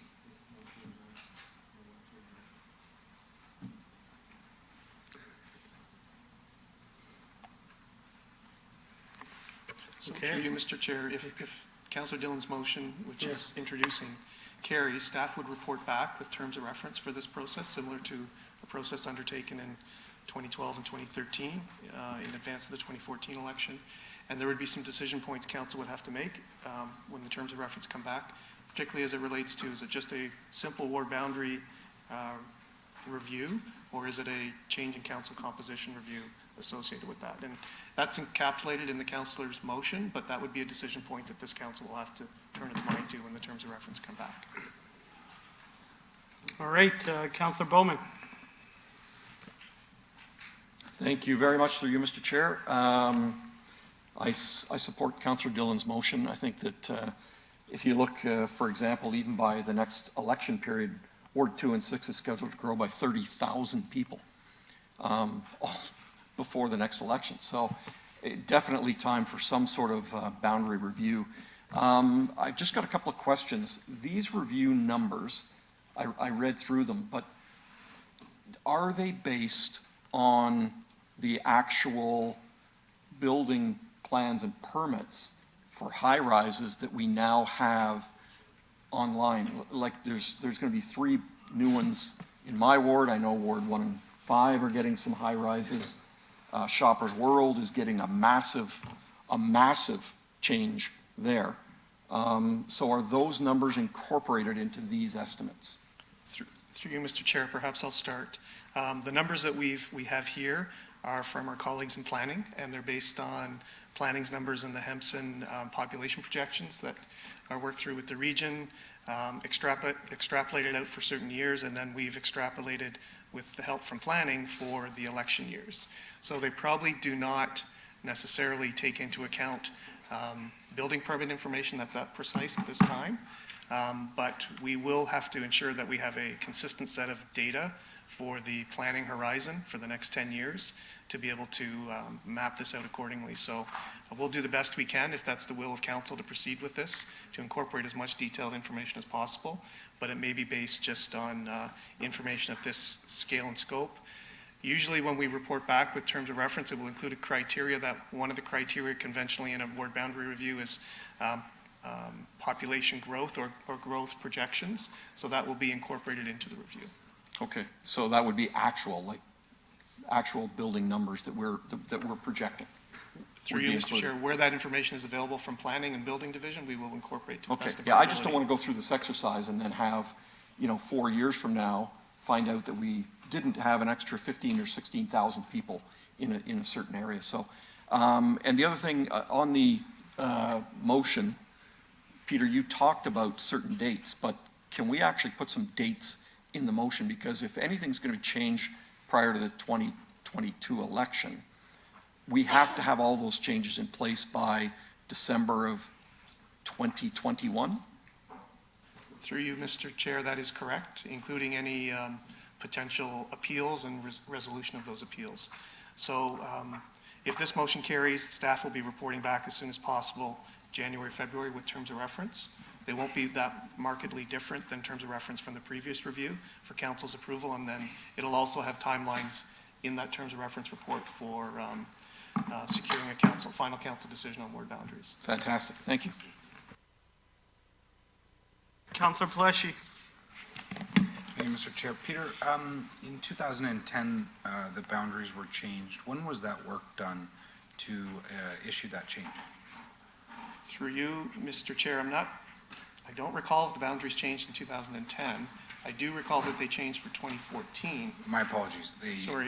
It was initiated in the 2010 term of council for 2014. That's correct. It was kicked off in June, I believe, of 2012, asking for terms of reference. Staff reported back, I think, early in the fall, with terms of reference approved by council of the day, and then the review commenced, including public consultation, scenario development, consultation with members of council, and I believe it may have been late summer or early fall of 2013 when the decision was made to ensure that the appeal mechanisms could run their course to enable the ward boundaries to be in place by the end of that year to be used for the 2014 election. What was the projection based on that decision, how long it was going to be good and in place for with the numbers that we had to deal with?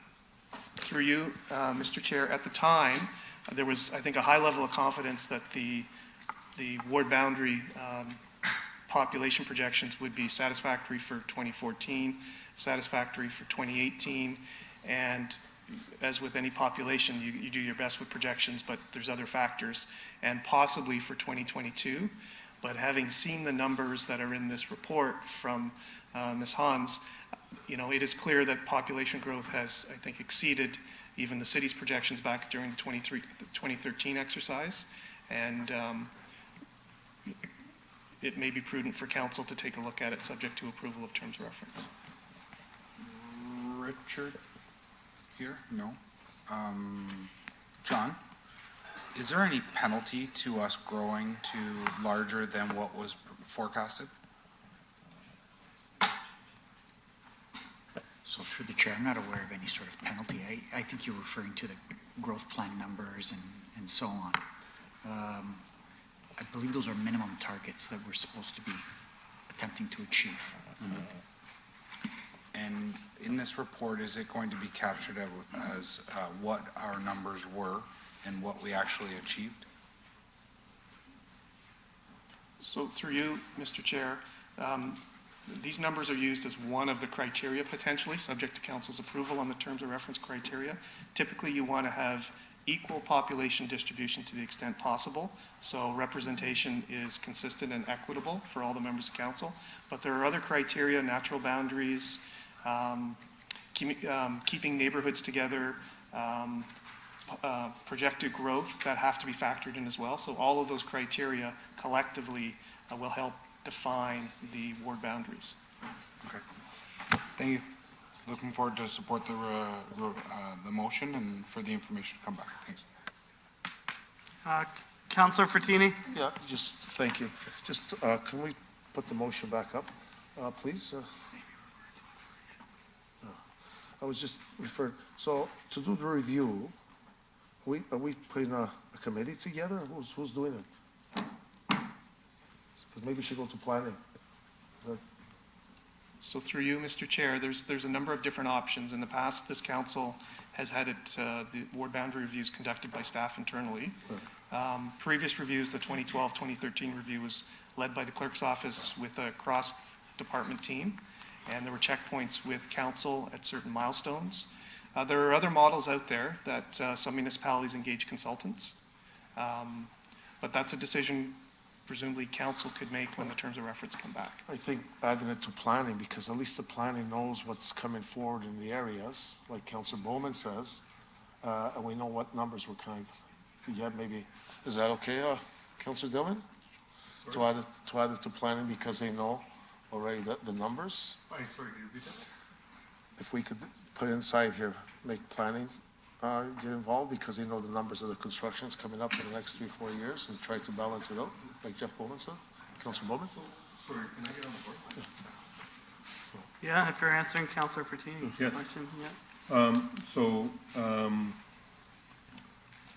I think, as Councillor Frattini is saying, if this should be referred to planning. But my question to the clerk is, we can decide the composition of this team when the terms of reference comes back, is that correct? That's correct. Right, so staff will bring down different options and models that we can look at. And I guess that option to refer to planning can be made at that point, no? Through you, Mr. Chair, just to be fair and transparent, there are municipalities that the planning department lead ward boundary reviews.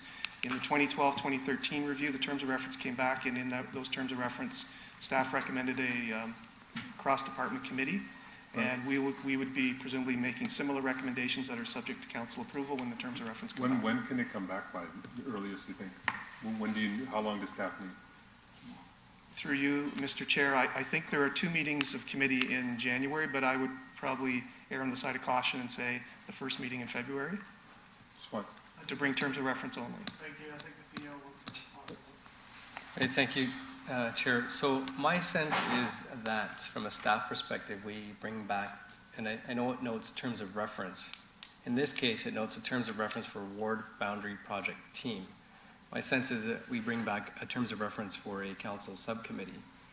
And so staff are providing input and information to the council committee to make those recommendations to council, because at the end of the day, this is a governance piece.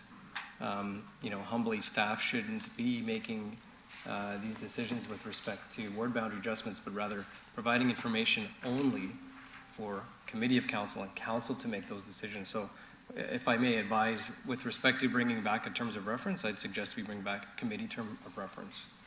And you would have all the staff support necessary to support that committee. So you're saying a subcommittee of council then, right? It can be an ad hoc and not a standing committee. Yeah, that's fine. And that's why, so. Any- that's why I Anybody was else? saying- Councillor Fertini? And that's why I was saying planning should be involved, like, There can be. am I correct? Yeah, okay. 100%.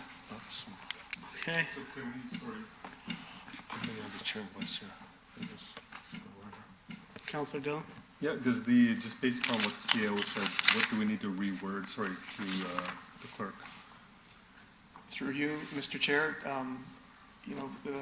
as what the CEO said, is when the terms of reference come back, that can be incorporated into the terms of reference. If that's the will of council, absolutely.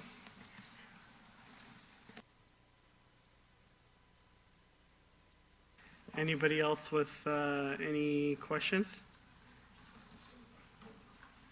No. Okay. All those in favor? All right, motion carries.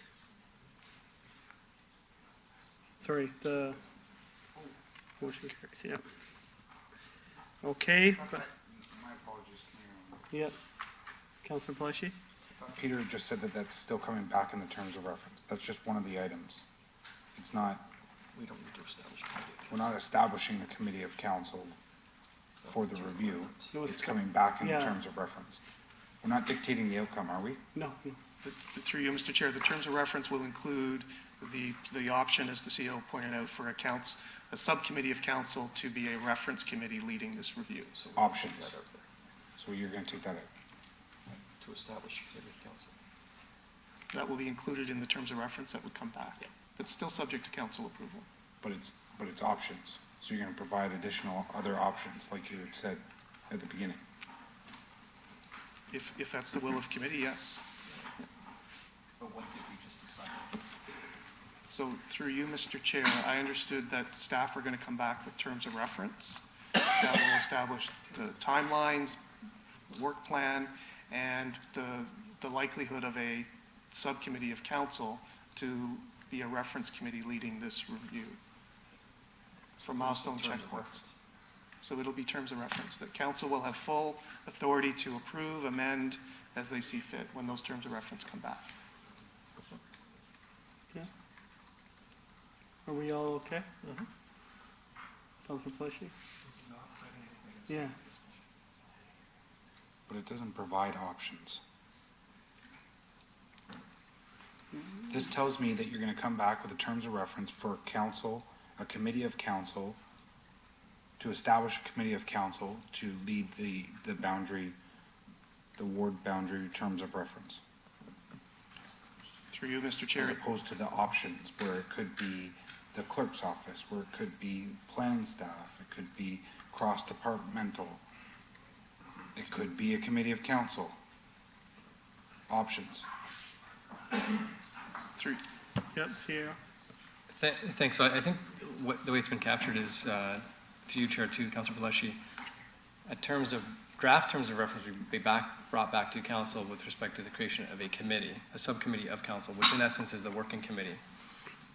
committees there would have access to all staff resources, not just planning or just clerk and trying to patch together certainly. It's all staff at your disposal with respect to getting the information required, having the right people at the table. So it's a working committee to ensure that it's the committee making recommendations to council on these changes. And by the way, the committee membership could in fact be every single council member.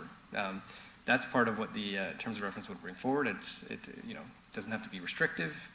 It can be 5 members or it can be everybody. That's going to be up to council. But at least from a decision-making perspective on making recommendations, it's very clear this is a governance issue, and a governance issue should be handled by council, councillors, committee, and council process. And so at no point when it comes to recommending council boundaries, that's coming from staff, although we would provide all the information for your decision-making. So we have a government relations committee, we already have a committee of council structure, and we have a council, and we have planning. So this report essentially then may come to a committee of council to deal with the report, send that to committee of council, which sends that to council. If I may, so the draft terms of reference would speak to exactly the logistics. My sense is it would be a subcommittee that reports directly to council, not that staged effect. All right. Councilor Fortini, do you have clarification? Because this has been voted on. So this is a governance issue. So we have a committee. So she go there and then come to council. Because that's what that is. We don't have to form another committee. If I may, it can, that's an Well, option. it's a governance issue, right? So that's why we have that committee. Yeah, so this motion, if there's ad hoc committees that are created on a regular basis. The governance committee, I understand, is a standing committee. But you could create an ad hoc committee to deal with specifically this issue.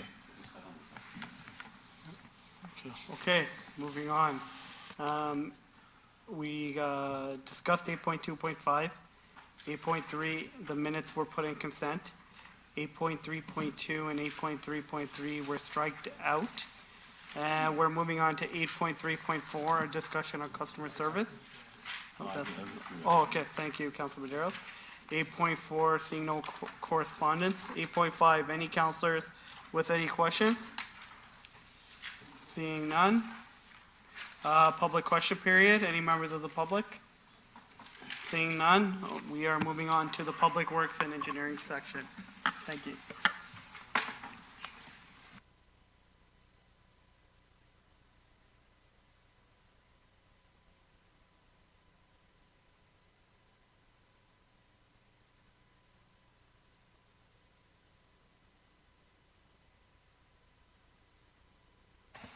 Thank you, members of council. We're now going to go through the Public Works and Engineering section.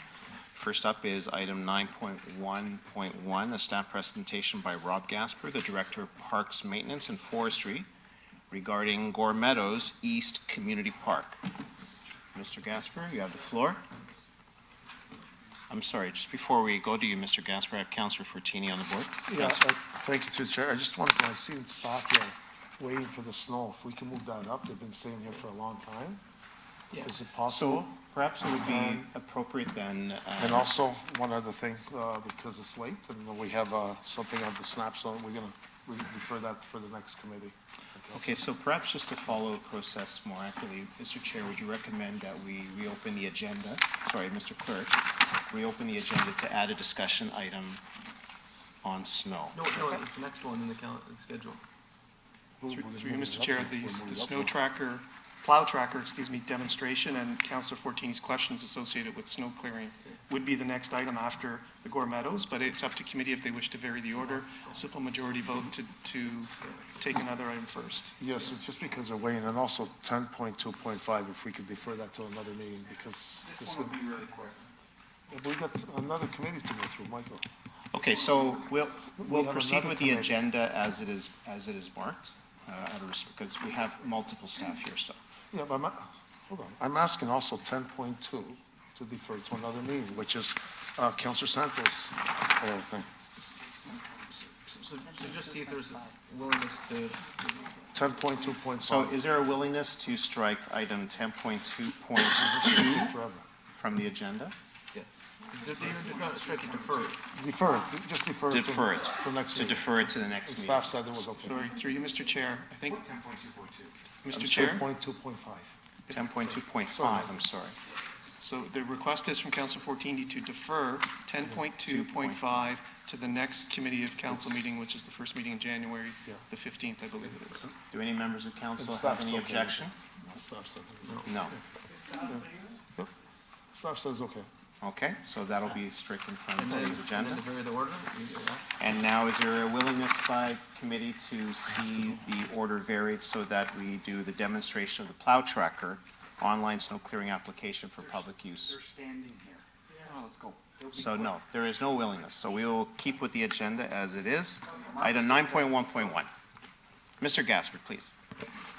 So thank you, Chair, members of council, and mayor. I'm just going to introduce Jake Meat, our manager of planning and projects and central operations for parks. He was the key component of putting this together with the consultants. So I'll let Jake take over. Thank you. Thank you, Mayor, Mr. Mayor, members of council. I'll promise I'll be quick. Gore Meadows, I'm excited here today to present the update for the Gore Meadows East Community Park. Most of you are probably familiar with the site.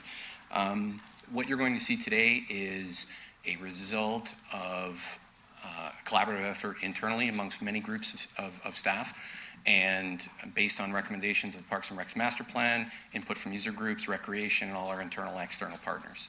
So we'll go through this briefly to provide you with an update. So this outlines the location for those who may be unfamiliar of the location of the site.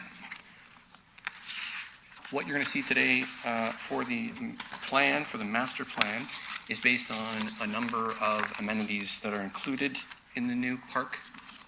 These include, just briefly, 2 cricket fields, one of which is already constructed, an international cricket stadium which is going to be managed as a separate project that is currently out to tender currently. We've got soccer fields, tennis courts, pickleball courts, a skateboard facility, and playgrounds. In addition to that, we also are including various buildings and parking, which include public washrooms, a tennis clubhouse, which will include facilities for winter and indoor use and play, shade shelters for the users. We are also almost doubling the parking spaces on the site from over about 550 to almost 1,100. We will be incorporating fitness and cycling trails on the site, picnic areas, and also incorporate as part of the design will be naturalized environmental areas throughout the site as well, sort of speaking to council priorities, million trees, and so forth. So this is a rendering of the master plan, the concept that we're currently have developed in conjunction with our recreation partners and heritage and planning, environmental, and so forth. A very brief, quick walkthrough will show at the north end of the site is the proposed international level cricket stadium. Moving to the south, you see the 2 additional cricket fields. The one at the top, in the middle there of the 3, is already constructed. Moving further south to the bottom, we've got soccer fields, and those bright red and blue patches that you see are tennis courts and pickleball courts. The tennis courts will be domed for winter use, and pickleball courts will be included. Just adjacent to that will be the skateboard park. I should mention, sorry, let me backtrack 1 second. The big rectangle area just to the left of the existing building is our activity hub. I'll speak to that in just a minute. We'll zoom in for a closer look on that. So the activity hub is the second of the citywide activity hubs, Gore Meadows being a citywide destination facility. Our first activity hub was at Credit View Sandwood, which has won many accolades, and these are designed to be all-inclusive play hubs for park users of all ages and abilities. So they may speak to various physical and developmental challenges, and the program will reflect that. So we've got included in the activity hub, I'll show you a plan in a second, we've got a play field, an informal play field. We're going to have basketball courts, playgrounds, which will be fully wheelchair accessible and for children of all ages and abilities. We are going to have an outdoor seniors area as well as outdoor fitness equipment for yoga classes and so forth. We're going to incorporate an amphitheater for educational programming. There will be an outdoor water play splash pad and a therapeutic garden. So we're going to have active spaces and informal sort of quote-unquote quiet spaces as well, not unlike what we saw with our first activity hub at Credit View Sandwood. This activity hub is currently in design as we speak. I'll get to timelines in a second. So this is a concept plan only of the activity hub. As you can see, we've got basketball incorporated for programming. To the upper right will be sort of the quote-unquote seniors area, the outdoor amphitheater. Keep continuing clockwise down to the bottom right. We will have the splash pad and playgrounds, various playgrounds for the little children and also the more senior children as well. And in the bottom left, we've got an informal play area, sort of unstructured play, frisbee, sit and pull a blanket out if you wish, and that sort of thing. In the center there, we're going to have a bit more of a hub, an activity, sort of fitness equipment and so forth, kind of promoting those healthy lifestyles and so forth. To wrap up, and I did promise I'd keep it brief, timelines and budget. Where we're at currently is, as I mentioned, the first cricket field is already complete. The activity hub is already underway in terms of design. We anticipate going to tender this coming 2020, complete the following year. For the overall site, due diligence studies are already underway. We are working on finalizing the consultant RFP for consultant services for the overall site. We anticipate starting design and tender in the upcoming year. Construction will be about a year for that. The upcoming construction will begin the following year. In terms of funding, we've got funding envelopes for that upcoming work already budgeted, subject to council approval, obviously, but it has been earmarked based on current cost estimates. And that is about it. I promised I'd be brief. Thank you, Jake, and thank you, Rob, for presenting this information. There's something in here, I think, for everyone. My favorite is the amphitheater.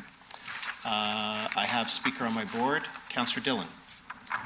Thank you, and I just want to commend everybody on their hard work. This is really exciting, and Gore Meadows is for the whole city, so I think the entire city is going to enjoy the amenities here. Question. When we talk to cricket, some of the cricket players, there's always specifications that the grass has to be a certain length or a certain texture and all that. Have we had those conversations with our cricket folk about that? We know what they want, right? Through the chair, yes, we have. We're currently improving our other cricket fields in the city. Yep. Our operations staff is already in discussion with the city cricket leagues. We anticipate these cricket fields will be built to those new standards that they've helped work with us to specify. Right. The lower cut grass and so forth, even lighting is one of the program items we're going to be including. So we've taken those recommendations, they'll be incorporated into the details. So we have soccer center, we have the basketball courts there. I've had a number of discussions with some basketball players who feel like there's certain changes that could be made to improve the quality of play and the experience there. One thing that basketball players always prefer is, they don't prefer is the double rims. I know Derek, if he was here, he could probably attest to that. Is he?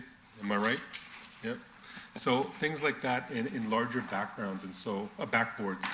If you go to a New York City playground, they're famous for their basketball courts. It's the experience. It's the type of flooring that you have. It's the bigger square backboards as opposed to like the smaller oval shaped ones. So I'm hoping that we can have discussions with whether it's BMBA or OBA or even some of the staff and counselors here who kind of have a history with basketball, that we can ensure that the experience and that the gameplay experience is at the highest level that we can provide. So I'm not sure if we've already kind of chose the equipment that we're using, or is that something to be discussed?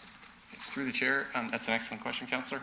We are working through the detailed design. We've just started. We're working with Derek's team on those items. the surfacing, the backboards, the lighting. We've also started looking at sort of the seating and how that functions with the users. Even the fencing. So we've circulation. We've currently working on the details, and with Derek's input and his team, those details will be looked at as we work through the design. So one of the things about, for example, NBA basketball, why it's so popular is it's a very intimate setting, and you have the crowd there as well. And so I've seen basketball courts, for example, in Moulton at Paul Coffey Park. The mid-90s up to the early 2000s, it was packed, probably 100 kids, not exaggerating, every day playing. And what they did was they removed the parking area where everybody hung out, kind of, during games. And you saw pretty much everything, the numbers dwindle, probably like 10. And so there's important social aspects where people gather and mingle as well, like in terms of where the seating is. You don't want the seating too far away. Obviously, you don't want it right up close. But there's certain little, I guess you can say, specifics that are involved in again, to make the gameplay much better. So I'm hoping that when you guys are having the discussions, you can include myself and anybody who's close to basketball as well. Yes, through the chair, that's an excellent point. We're working with Derek's team to get those details. Part of the new concepts that we're working on, sort of those details, which isn't reflected in this presentation, is that we've also identified some basketball for some of the younger kids, and which might adjust. We're looking at adjusting the rim heights and so forth. We found that the input's been that some of the younger kids may be intimidated by some of the older kids. Right. So we've got basketball courts geared to the older and the youngers as well. And so part of the design is to look at how those are integrated, what those sort of, and you're absolutely right. The main important thing about this activity hub is it is a social space. And how do we address all those different needs from young to old, different abilities and challenges. So that's something we're working very hard on. Yeah, we don't want 11-foot rims where some people who don't know anything about basketball, it's too high to play in. So, but I guess I'll speak to Derek about that. And the only reason why I brought up cricket first is because I didn't want to look like I was basketball only. So I thought I'd look a little bit diverse. But basketball is really important. I think we can have a lot of really great outdoor basketball tournaments there if we get this right. Thank you. Thank you, Councillor. Seeing no other speakers on the board, may I have a motion from a member of council to receive the staff presentation? Councillor Singh, I'm sorry, has moved. All in favor? Carried. Members of council, our next item on the agenda is item 9.1.2, a presentation by Mike Parks, Director of Road Maintenance, Operations and Fleet from Public Works and Engineering, regarding a demonstration of Plow Tracker online snow clearing application for public use. Good afternoon, Chair, Mr. Mayor, members of council, those in the audience, as well as the leadership team. So we're here today to share an exciting new application that's available for the public, and it is a application that allows us to see the current servicing of our roads as it relates to winter maintenance. It can be found at www.brampton.ca/snow and can be accessed on your mobile device. I've got Susan here, our Manager of Contracts, Operations, Planning and Projects, who's going to do a quick presentation on it. But before we start that presentation, I just wanted to give a little context around the principles that we followed when we developed this application. One of the first principles that we looked at was health and safety of our operators and the relationship with the public. The other consideration was to make sure it was simple and easy interface and a great customer experience for our community. And then, of course, the last, or not the last, but the third principle was related to being fiscally responsible. So I will now turn it over to Susan, and she'll run you through a little video presentation of the application. Thank you. Yeah.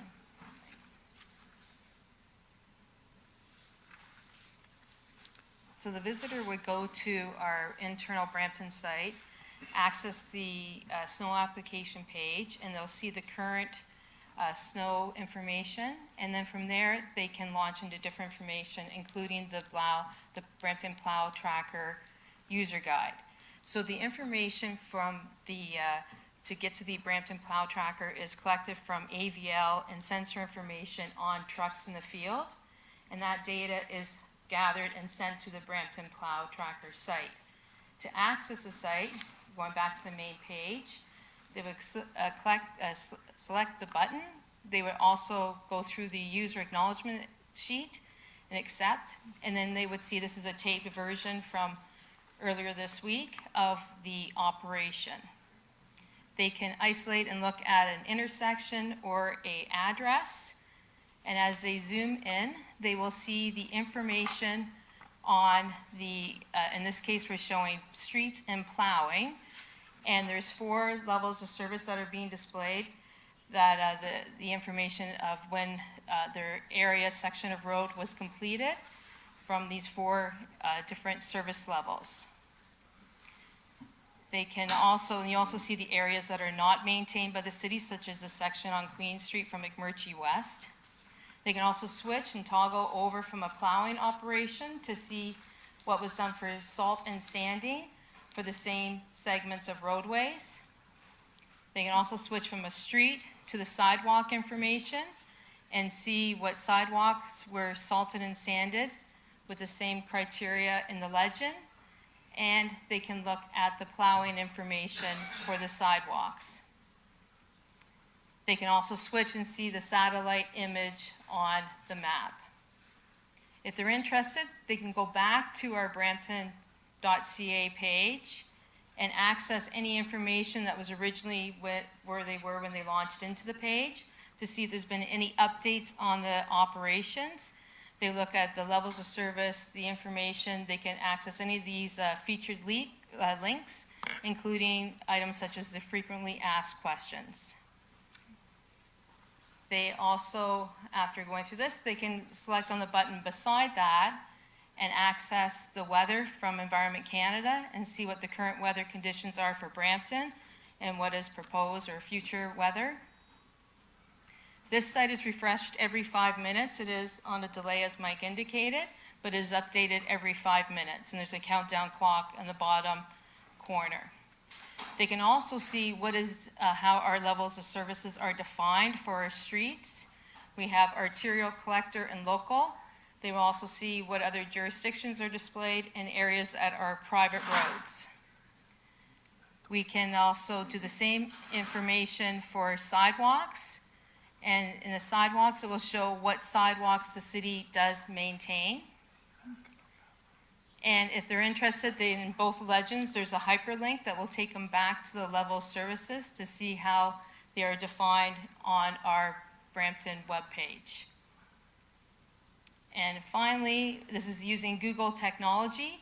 They can switch and turn off the winter operations and see what the traffic is like in the area of their interest. So that is a quick, brief overview of our recently launched Brampton Plow Tracker. And thank you for having us show it to you. Thank you so much, Susan, for your presentation. Mike, do you have anything else to add? Oh, that's it. Okay. I have some speakers on the board. Councillor Fortini, speaking to the presentation. Thank you for the report. So we go back and look at all these maps. How do we know if the roads are plowed all the way up to the curb? How do we know if the plow's on the ground? And how do we know how much salt they're throwing? Because I got pictures, they're 10 feet away from the curb. So We know where the truck is. we know where the truck is, But and we we don't know know if it's what done or not the job. operation is going on because we have sensors on the vehicle. So Okay. we have the sensor on the plow on the wing, and we have the spreaders. So we know that the data is being collected, and we see the rate of what's going on with the rate of the spreader materials being spread out, because we determine a rate and send them out at that rate. And so we can verify what the rates are. What you saw is not what we use in the office to run the operation. This is what goes out to give to the public so they can see what's happened. But we'll see real time and we see the spreader rate information.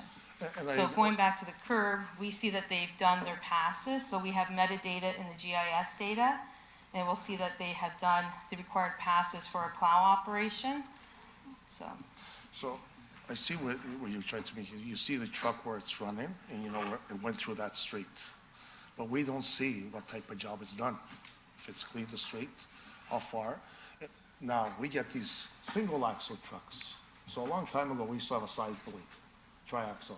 We started going into the side single axle. The trucks are smaller, but the roads stay the same in the 70s. They haven't shrunk. And they're leaving 10 feet on each side. So unless they do an extra pass, people have to clean their driveway, plus an extra 10 feet. What we do is, the next day, we go by or 2 days later clean it. Now we just left them piles and piles of frozen snow, which they can't clean. And last year, I know there was 4 or 5 driveways, like the chunks were big as my car. And there was no way they could move it unless we sent the machine down. We blocked the resident in. So when we get the roads that don't have a side, the wider roads don't have a side wing, it doesn't even make sense sending these single axles because they're too small for these big roads unless they do 3 runs. And that's where most of the complaints are. If I could just respond to that through the chair. I understand your concern, Councillor, and thank you for the question. There is a service review that was recently undertaken, and the final report will be coming to Council shortly. But part of that exercise, they did look at other peer municipalities, and they did identify that in general terms, the technologies that we're using, the equipment that we're using are fall in line with other municipalities.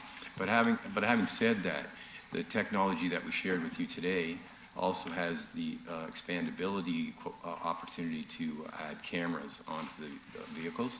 And in those instances, that would definitely improve and allow us to see how in some instances, because of parked vehicles or maybe because it's garbage day and there's garbage trucks and recycling bins on the side of the road, the plow can't get all the way to the edge of the curb, that we'll be able to see that, and then we'll be able to react more nimbly on that.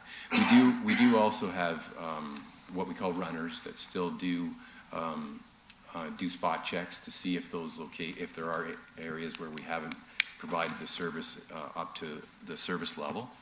And over and above that, we welcome any time that any of you become aware of a location that hasn't been done properly, please identify with us or let your residents know that they can call it in and we can deal with it. I go out there and I see it. We're not doing a good job. I gotta say it. And I know every year we're going through the same problem. Our trucks are not meant to clean the roads, the trucks we have. They're too small.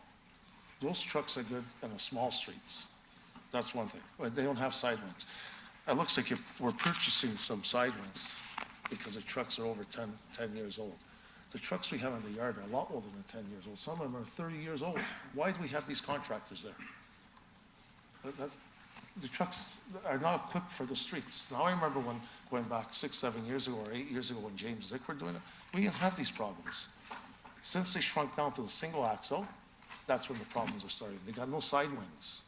And meanwhile, on the curbs, I understand where there's garbage, you can't push it right through. But Monday, after planning, I said, my guys, I went out, everything's frozen. We could have sent those vehicles out in the daytime when it was mild. And if we actually threw some salt, it went off it on its own. Now it's a piece of ice.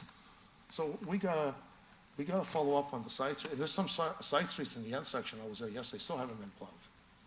It's melting on its own. Now the cars are sliding all over. Lucky it's mild, but if it was cold, it becomes an ice rink.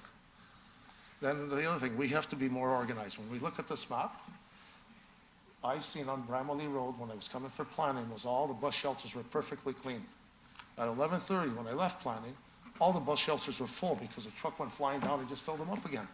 And then we have those machines coming back, $160 an hour the following night. So one takes it away and one puts it there. One takes it away, we're going back and forth. So we can't go over the hills for these people, for the buses. It's really bad. So I don't know. We're getting complaints every year, and every year is the same problem. We're going to look into this, look into that. I believe the contract, when it was done, it has to be part of it. The trucks we have and those sidewalks machines are not meant to clean our roads. They're more for small stuff. On Van Kirk, the machine got stuck Monday night. They went right off of it. They don't have the backhoe or the bobcat to lift out their backhoe to push themselves out. He got stuck there. He had to wait for a crew. They're not meant for it. Sorry.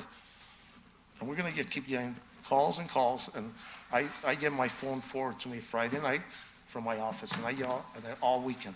Now I gotta stop because I'm gonna get lots of calls all the time on the weekends for the snow. Thank you, Councillor Fortini. Next speaker, Mayor Brown. I think our level of satisfaction over snow removals and almost a bigger conversation. Obviously, we've got lots of concerns over the contract. We've had some of those conversations last year, but it is a 7-year contract, and Councillor Vicente has sparked the conversation on what the financial damage is to change that contract mid-contract. It's always more expensive to change a contract mid-contract. What I was curious about in today's update is technology is so advanced, and I think we can do a better job. I believe we can do a better job in terms of sharing this data. Do we have any stats on how many residents use the plow tractor on the website? Through the chair to the mayor, we just launched it on November 15th. Okay. So at this point, no, we don't have any stats, but we definitely look at that and bring some of that information back. So everyone's got phones now that have apps. What I'd like to suggest is that we have an app version of this that you can just download. It's on your phone, just like there's waste management apps. You just put you put your address in the app, and you'll see. I know another municipality where you see that little snow plow, and it'll tell you how long it's going to take to get to your area. Frankly, it'll help us in diminishing frustrations, at least if they know, well, they look at this, instead of calling Pat Fortini and complaining, it says that it's going to be there within 4 hours or within 8 hours.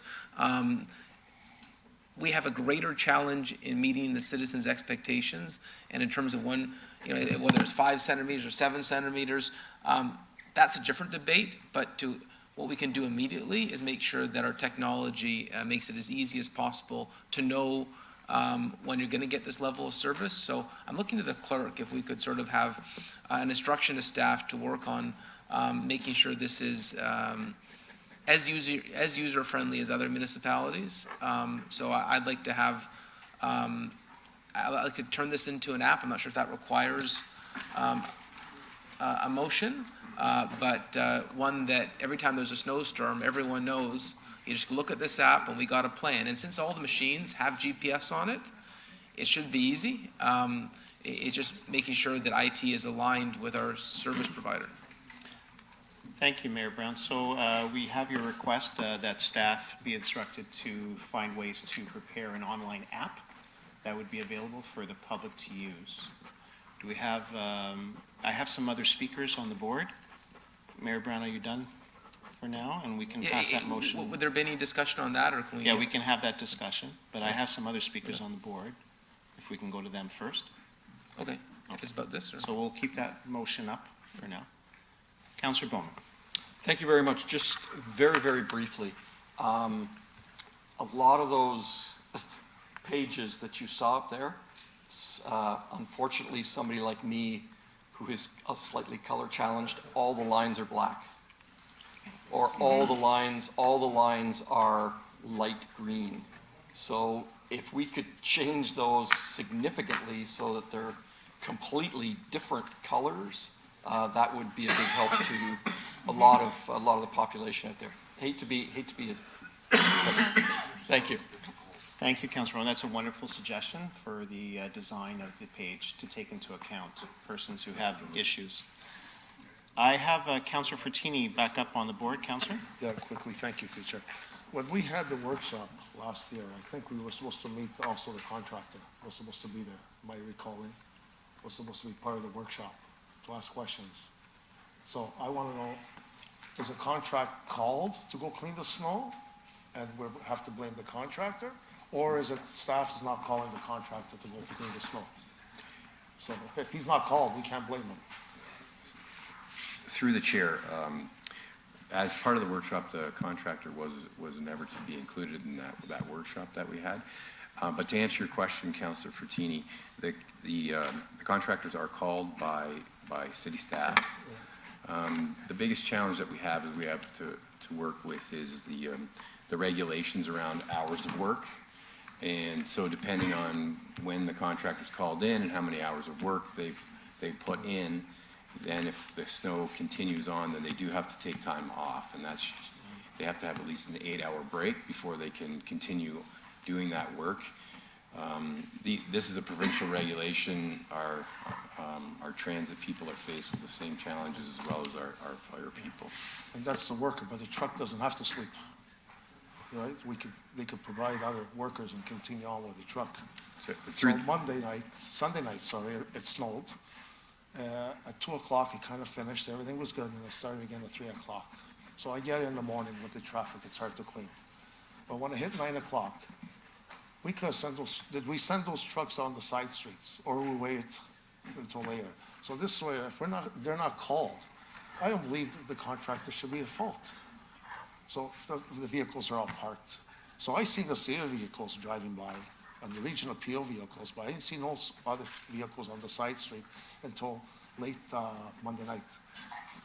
So when they went out there, they went pre-salting on Sunday night. I remember I seen that. And then because it snowed, fine, the traffic. But in the daytime, we could send those trucks on the side street at 9 o'clock, 10 o'clock. And then meanwhile, then at night, they could on the main roads. And we never did that. So I understand they have to sleep and all, but the trucks that come in there, if the contractor should have employees on standby, if they have to sleep, the trucks don't, the diesel, get another work and carry on. Thank you. Okay, thank you, Councillor Fortini. So we have a motion on the floor, members of council, that staff work to implement an online app that can be used on mobile devices. Do any members have questions? Councillor Williams. Thank you, through the chair. I love the idea of an app. I think apps are excellent. It's a great way for residents to get quick information. However, we need a citywide app. So is this, you're looking to have something completely separate, like a road maintenance app, or could this be a part of this City of Brampton app that I believe there is plans in the making for something like that? So this is different. So this discussion is just around winter maintenance, an app sort of like other municipalities have for winter maintenance. I think it's a different conversation and a different item if we're going to talk about an app for all city services. Well, I'm just wondering This is just a if plow it's a tracker. duplication, because if we have, if there is in the works an app for the city, and one of the, sections is going to be a link to the plow tracker. I'm just wondering if we could look at that first. Does the app that the city is in the works making, will that also include the road maintenance? I just want to make sure we're not duplicating different pieces. Through the chair, I think that's a good suggestion. We can at least touch base with the IT group, make sure that there's not a huge overlap between what's being done from a corporate perspective related to the citywide stuff and what we would be focusing in here.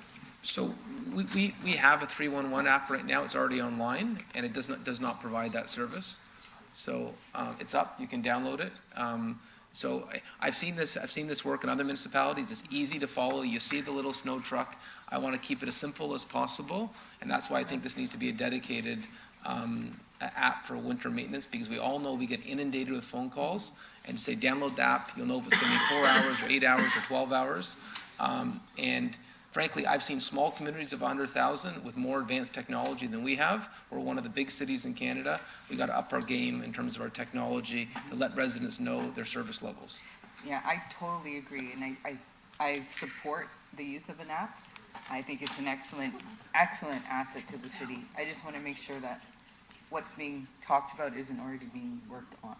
So if there is something that says, after discussions or collaboration with the IT group, that, we'll find out where we're at with the citywide app and 311 and all that stuff, and how this can fit in nicely. Thank you, Councillor Williams. Just a question of clarification to you, Mayor.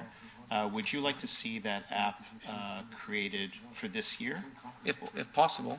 And we can add a friendly, created for this year if feasible, ensuring no duplication of other digital technology the city has. Thank you, Mayor Brown. Yeah. Members of council, you have the motion as read and written up on your screens. This snow year. And I see no further questions. So, all those in favor? Carried. We also have a motion from Councillor Fortini to receive the staff presentation. All those in favor? Carried. Members of council, items 9.2.1 through to 9.2.7 are in the consent agenda. We have no other new business, no correspondence. Councillor question period. Any questions from members of council? And any questions from members of the public? No? So we'll now move forward onto our community service section with Councillor Santos.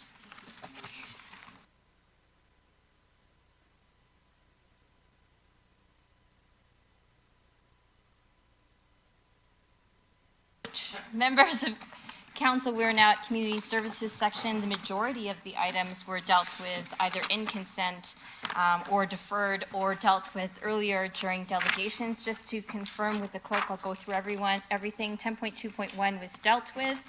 10.2.2 was dealt with earlier. 10.2.3 was dealt with earlier. 10.2.4 in consent. 10.2.5 deferred for next council meeting by Councillor Fortini, and 10.2.6 is the item that is still outstanding. Do any members of council have questions? And I also do have comments and questions myself. Councillor Bowman, you are first. Thank you very much through you, Madam Chair. Good report. Thank you for bringing that forward. I'm also wondering if we can include conversations that we've had with Mr. Gasper about community gardens for food security in areas that we have surplus or parks or wherever. Can we combine those so that we've got not only the food secure network, but we've got food secure gardens available where we might be able to provide fresh food during the summer months into that network? Through me, Mr. Chair, yes, we're already in talk to that Peel Hunger Relief Network about the ideas of expanding on community gardens. There are already some that exist out there. So it's something that's been brought up, and certainly with myself sitting on the regional committee, I can certainly make sure that that is brought forward and then have a conversation with Mr. Gasper as we go. Yeah, for sure. Wonderful. We'll Thank you. note. Yeah. Thank you. Permission from members for the chair to speak. So I met with Mississauga Food Bank Executive Director yesterday, I think it was, yesterday or the day before, and I had some questions for her regarding the chart on 10.2.6-10. If the clerk can please bring that up, that would be great. I support the report, thank you very much, and I support the recommendations. At the end of the day, number one, this belongs at the regional table for us to deal with at the region. And I bring up this chart because you could see the difference between the Mississauga Food Bank structure, which is a formalized system, versus the Brampton structure, which is informal. And the reason why this report is here is because in May, Sylvia Roberts came asking for data on food bank usage in the city of Brampton. And part of the reason why Brampton doesn't have access to data is because of this structure right here. Is because Mississauga has a formal system versus Brampton having an informal system. And when I asked Executive Director of Mississauga Food Bank how many users they have at the Mississauga Food Bank system, she identified 20,000. And when I asked for the city of Brampton, she said it's unknown because the system is informal. It is based on places of worship who don't necessarily collect the data, as well as nonprofit organizations who also don't have the capacity to collect the data. What that means is approximately, she estimated, that it's possible that 3,500 users use our Brampton food banks because of this informal system. So there's a serious discrepancy between the formal and informal system in Brampton. Why I bring that up is because when it comes to the Ontario, what is it called, where we get milk and various other products? Ontario Food. Food terminal, emergency food Ontario distribution Food terminal. Support System from the Right. province, Yep. they look at the data and the statistics. which means when they see Mississauga with a usage of 20,000 and an informal system in Brampton that collects data at 3,500 or less, we don't necessarily get the same supports because we don't have that data. So what I'm saying is that we should adopt the recommendations in the report, which are great, but as regional councillors at the region, we need to ask the questions and we need to advocate for support at the region so that we can establish a formal system for Brampton in order to get the same level of support and services for food bank users in Brampton. Yeah, I agree, Matt. You know, Okay, we certainly perfect. are working with these agencies and we're trying to get there. So you can leave it up to us at the region, we'll If deal the with it region- then. The Mississauga Food Bank ED is going to be presenting to council, I believe, on December the 12th, or possibly on, yeah, December the 12th, the meeting on December the 12th. And we might ask you for some help as well. So Yeah. perhaps we can add an amendment here that this report be sent to regional council as correspondence on the day that the Mississauga Food Bank ED is going to be presenting, to set the stage for us to advocate for that level of support. Okay. Okay? As amended? Motion to receive the report recommendations as amended. All those in favor, opposed, that motion is carried. Excellent. We dealt with item 10.2.7, 10.2.8 was in consent, 10.3.1 was removed. We're at councillor question period. Do any members of council have any questions regarding these sections? Seeing none. Public question period, 10.6. Any members of the public? I don't think there are any. And now we're at the referred matters list. Do any members have questions regarding the referred matters list? Nope. Okay, next item is public question period. Any members of the public have questions about any item or any recommendation made at today's committee meeting? None. Closed session. We have a number of items to deal with in closed. 13.1, a position plan procedure criteria or instruction to be applied to any negotiations carried on or to be carried on by or on behalf of the municipality or local board. 13.2, a proposed or pending acquisition or disposition of land by the municipality or local board. 13.3, litigation or potential litigation, including matters before administrative tribunals affecting the municipality or local board. 13.4, a proposed or pending acquisition or disposition of land by the municipality or local board. 13.5, litigation or potential litigation, including matters before administrative tribunals affecting the municipality of local board. May I have a motion from Councillor Paleshi to go to recess? Yep. Councillor Paleshi. I'd like to move all the in-camera and the recommendations now. Do any members, there's a motion on the floor to move all recommendations in the report from all in-camera items. No. Which item can you pull out?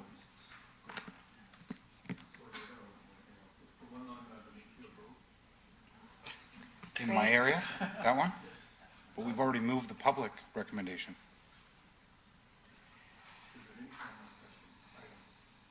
Okay, The one in my area? what item is that? Let's go. Move it all in there.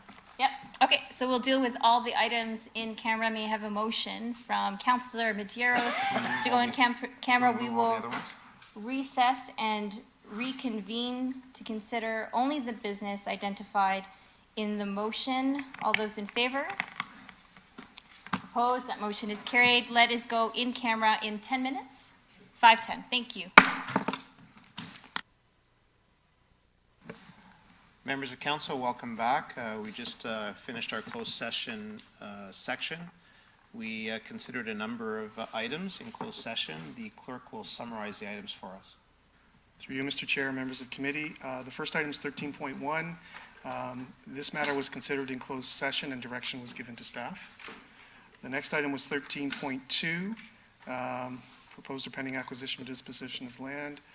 This matter was considered in closed session and direction was given to staff to present the following motion in open session, which is shown on your screen. Members of council, you have the motion on your screen. Do any members have any questions?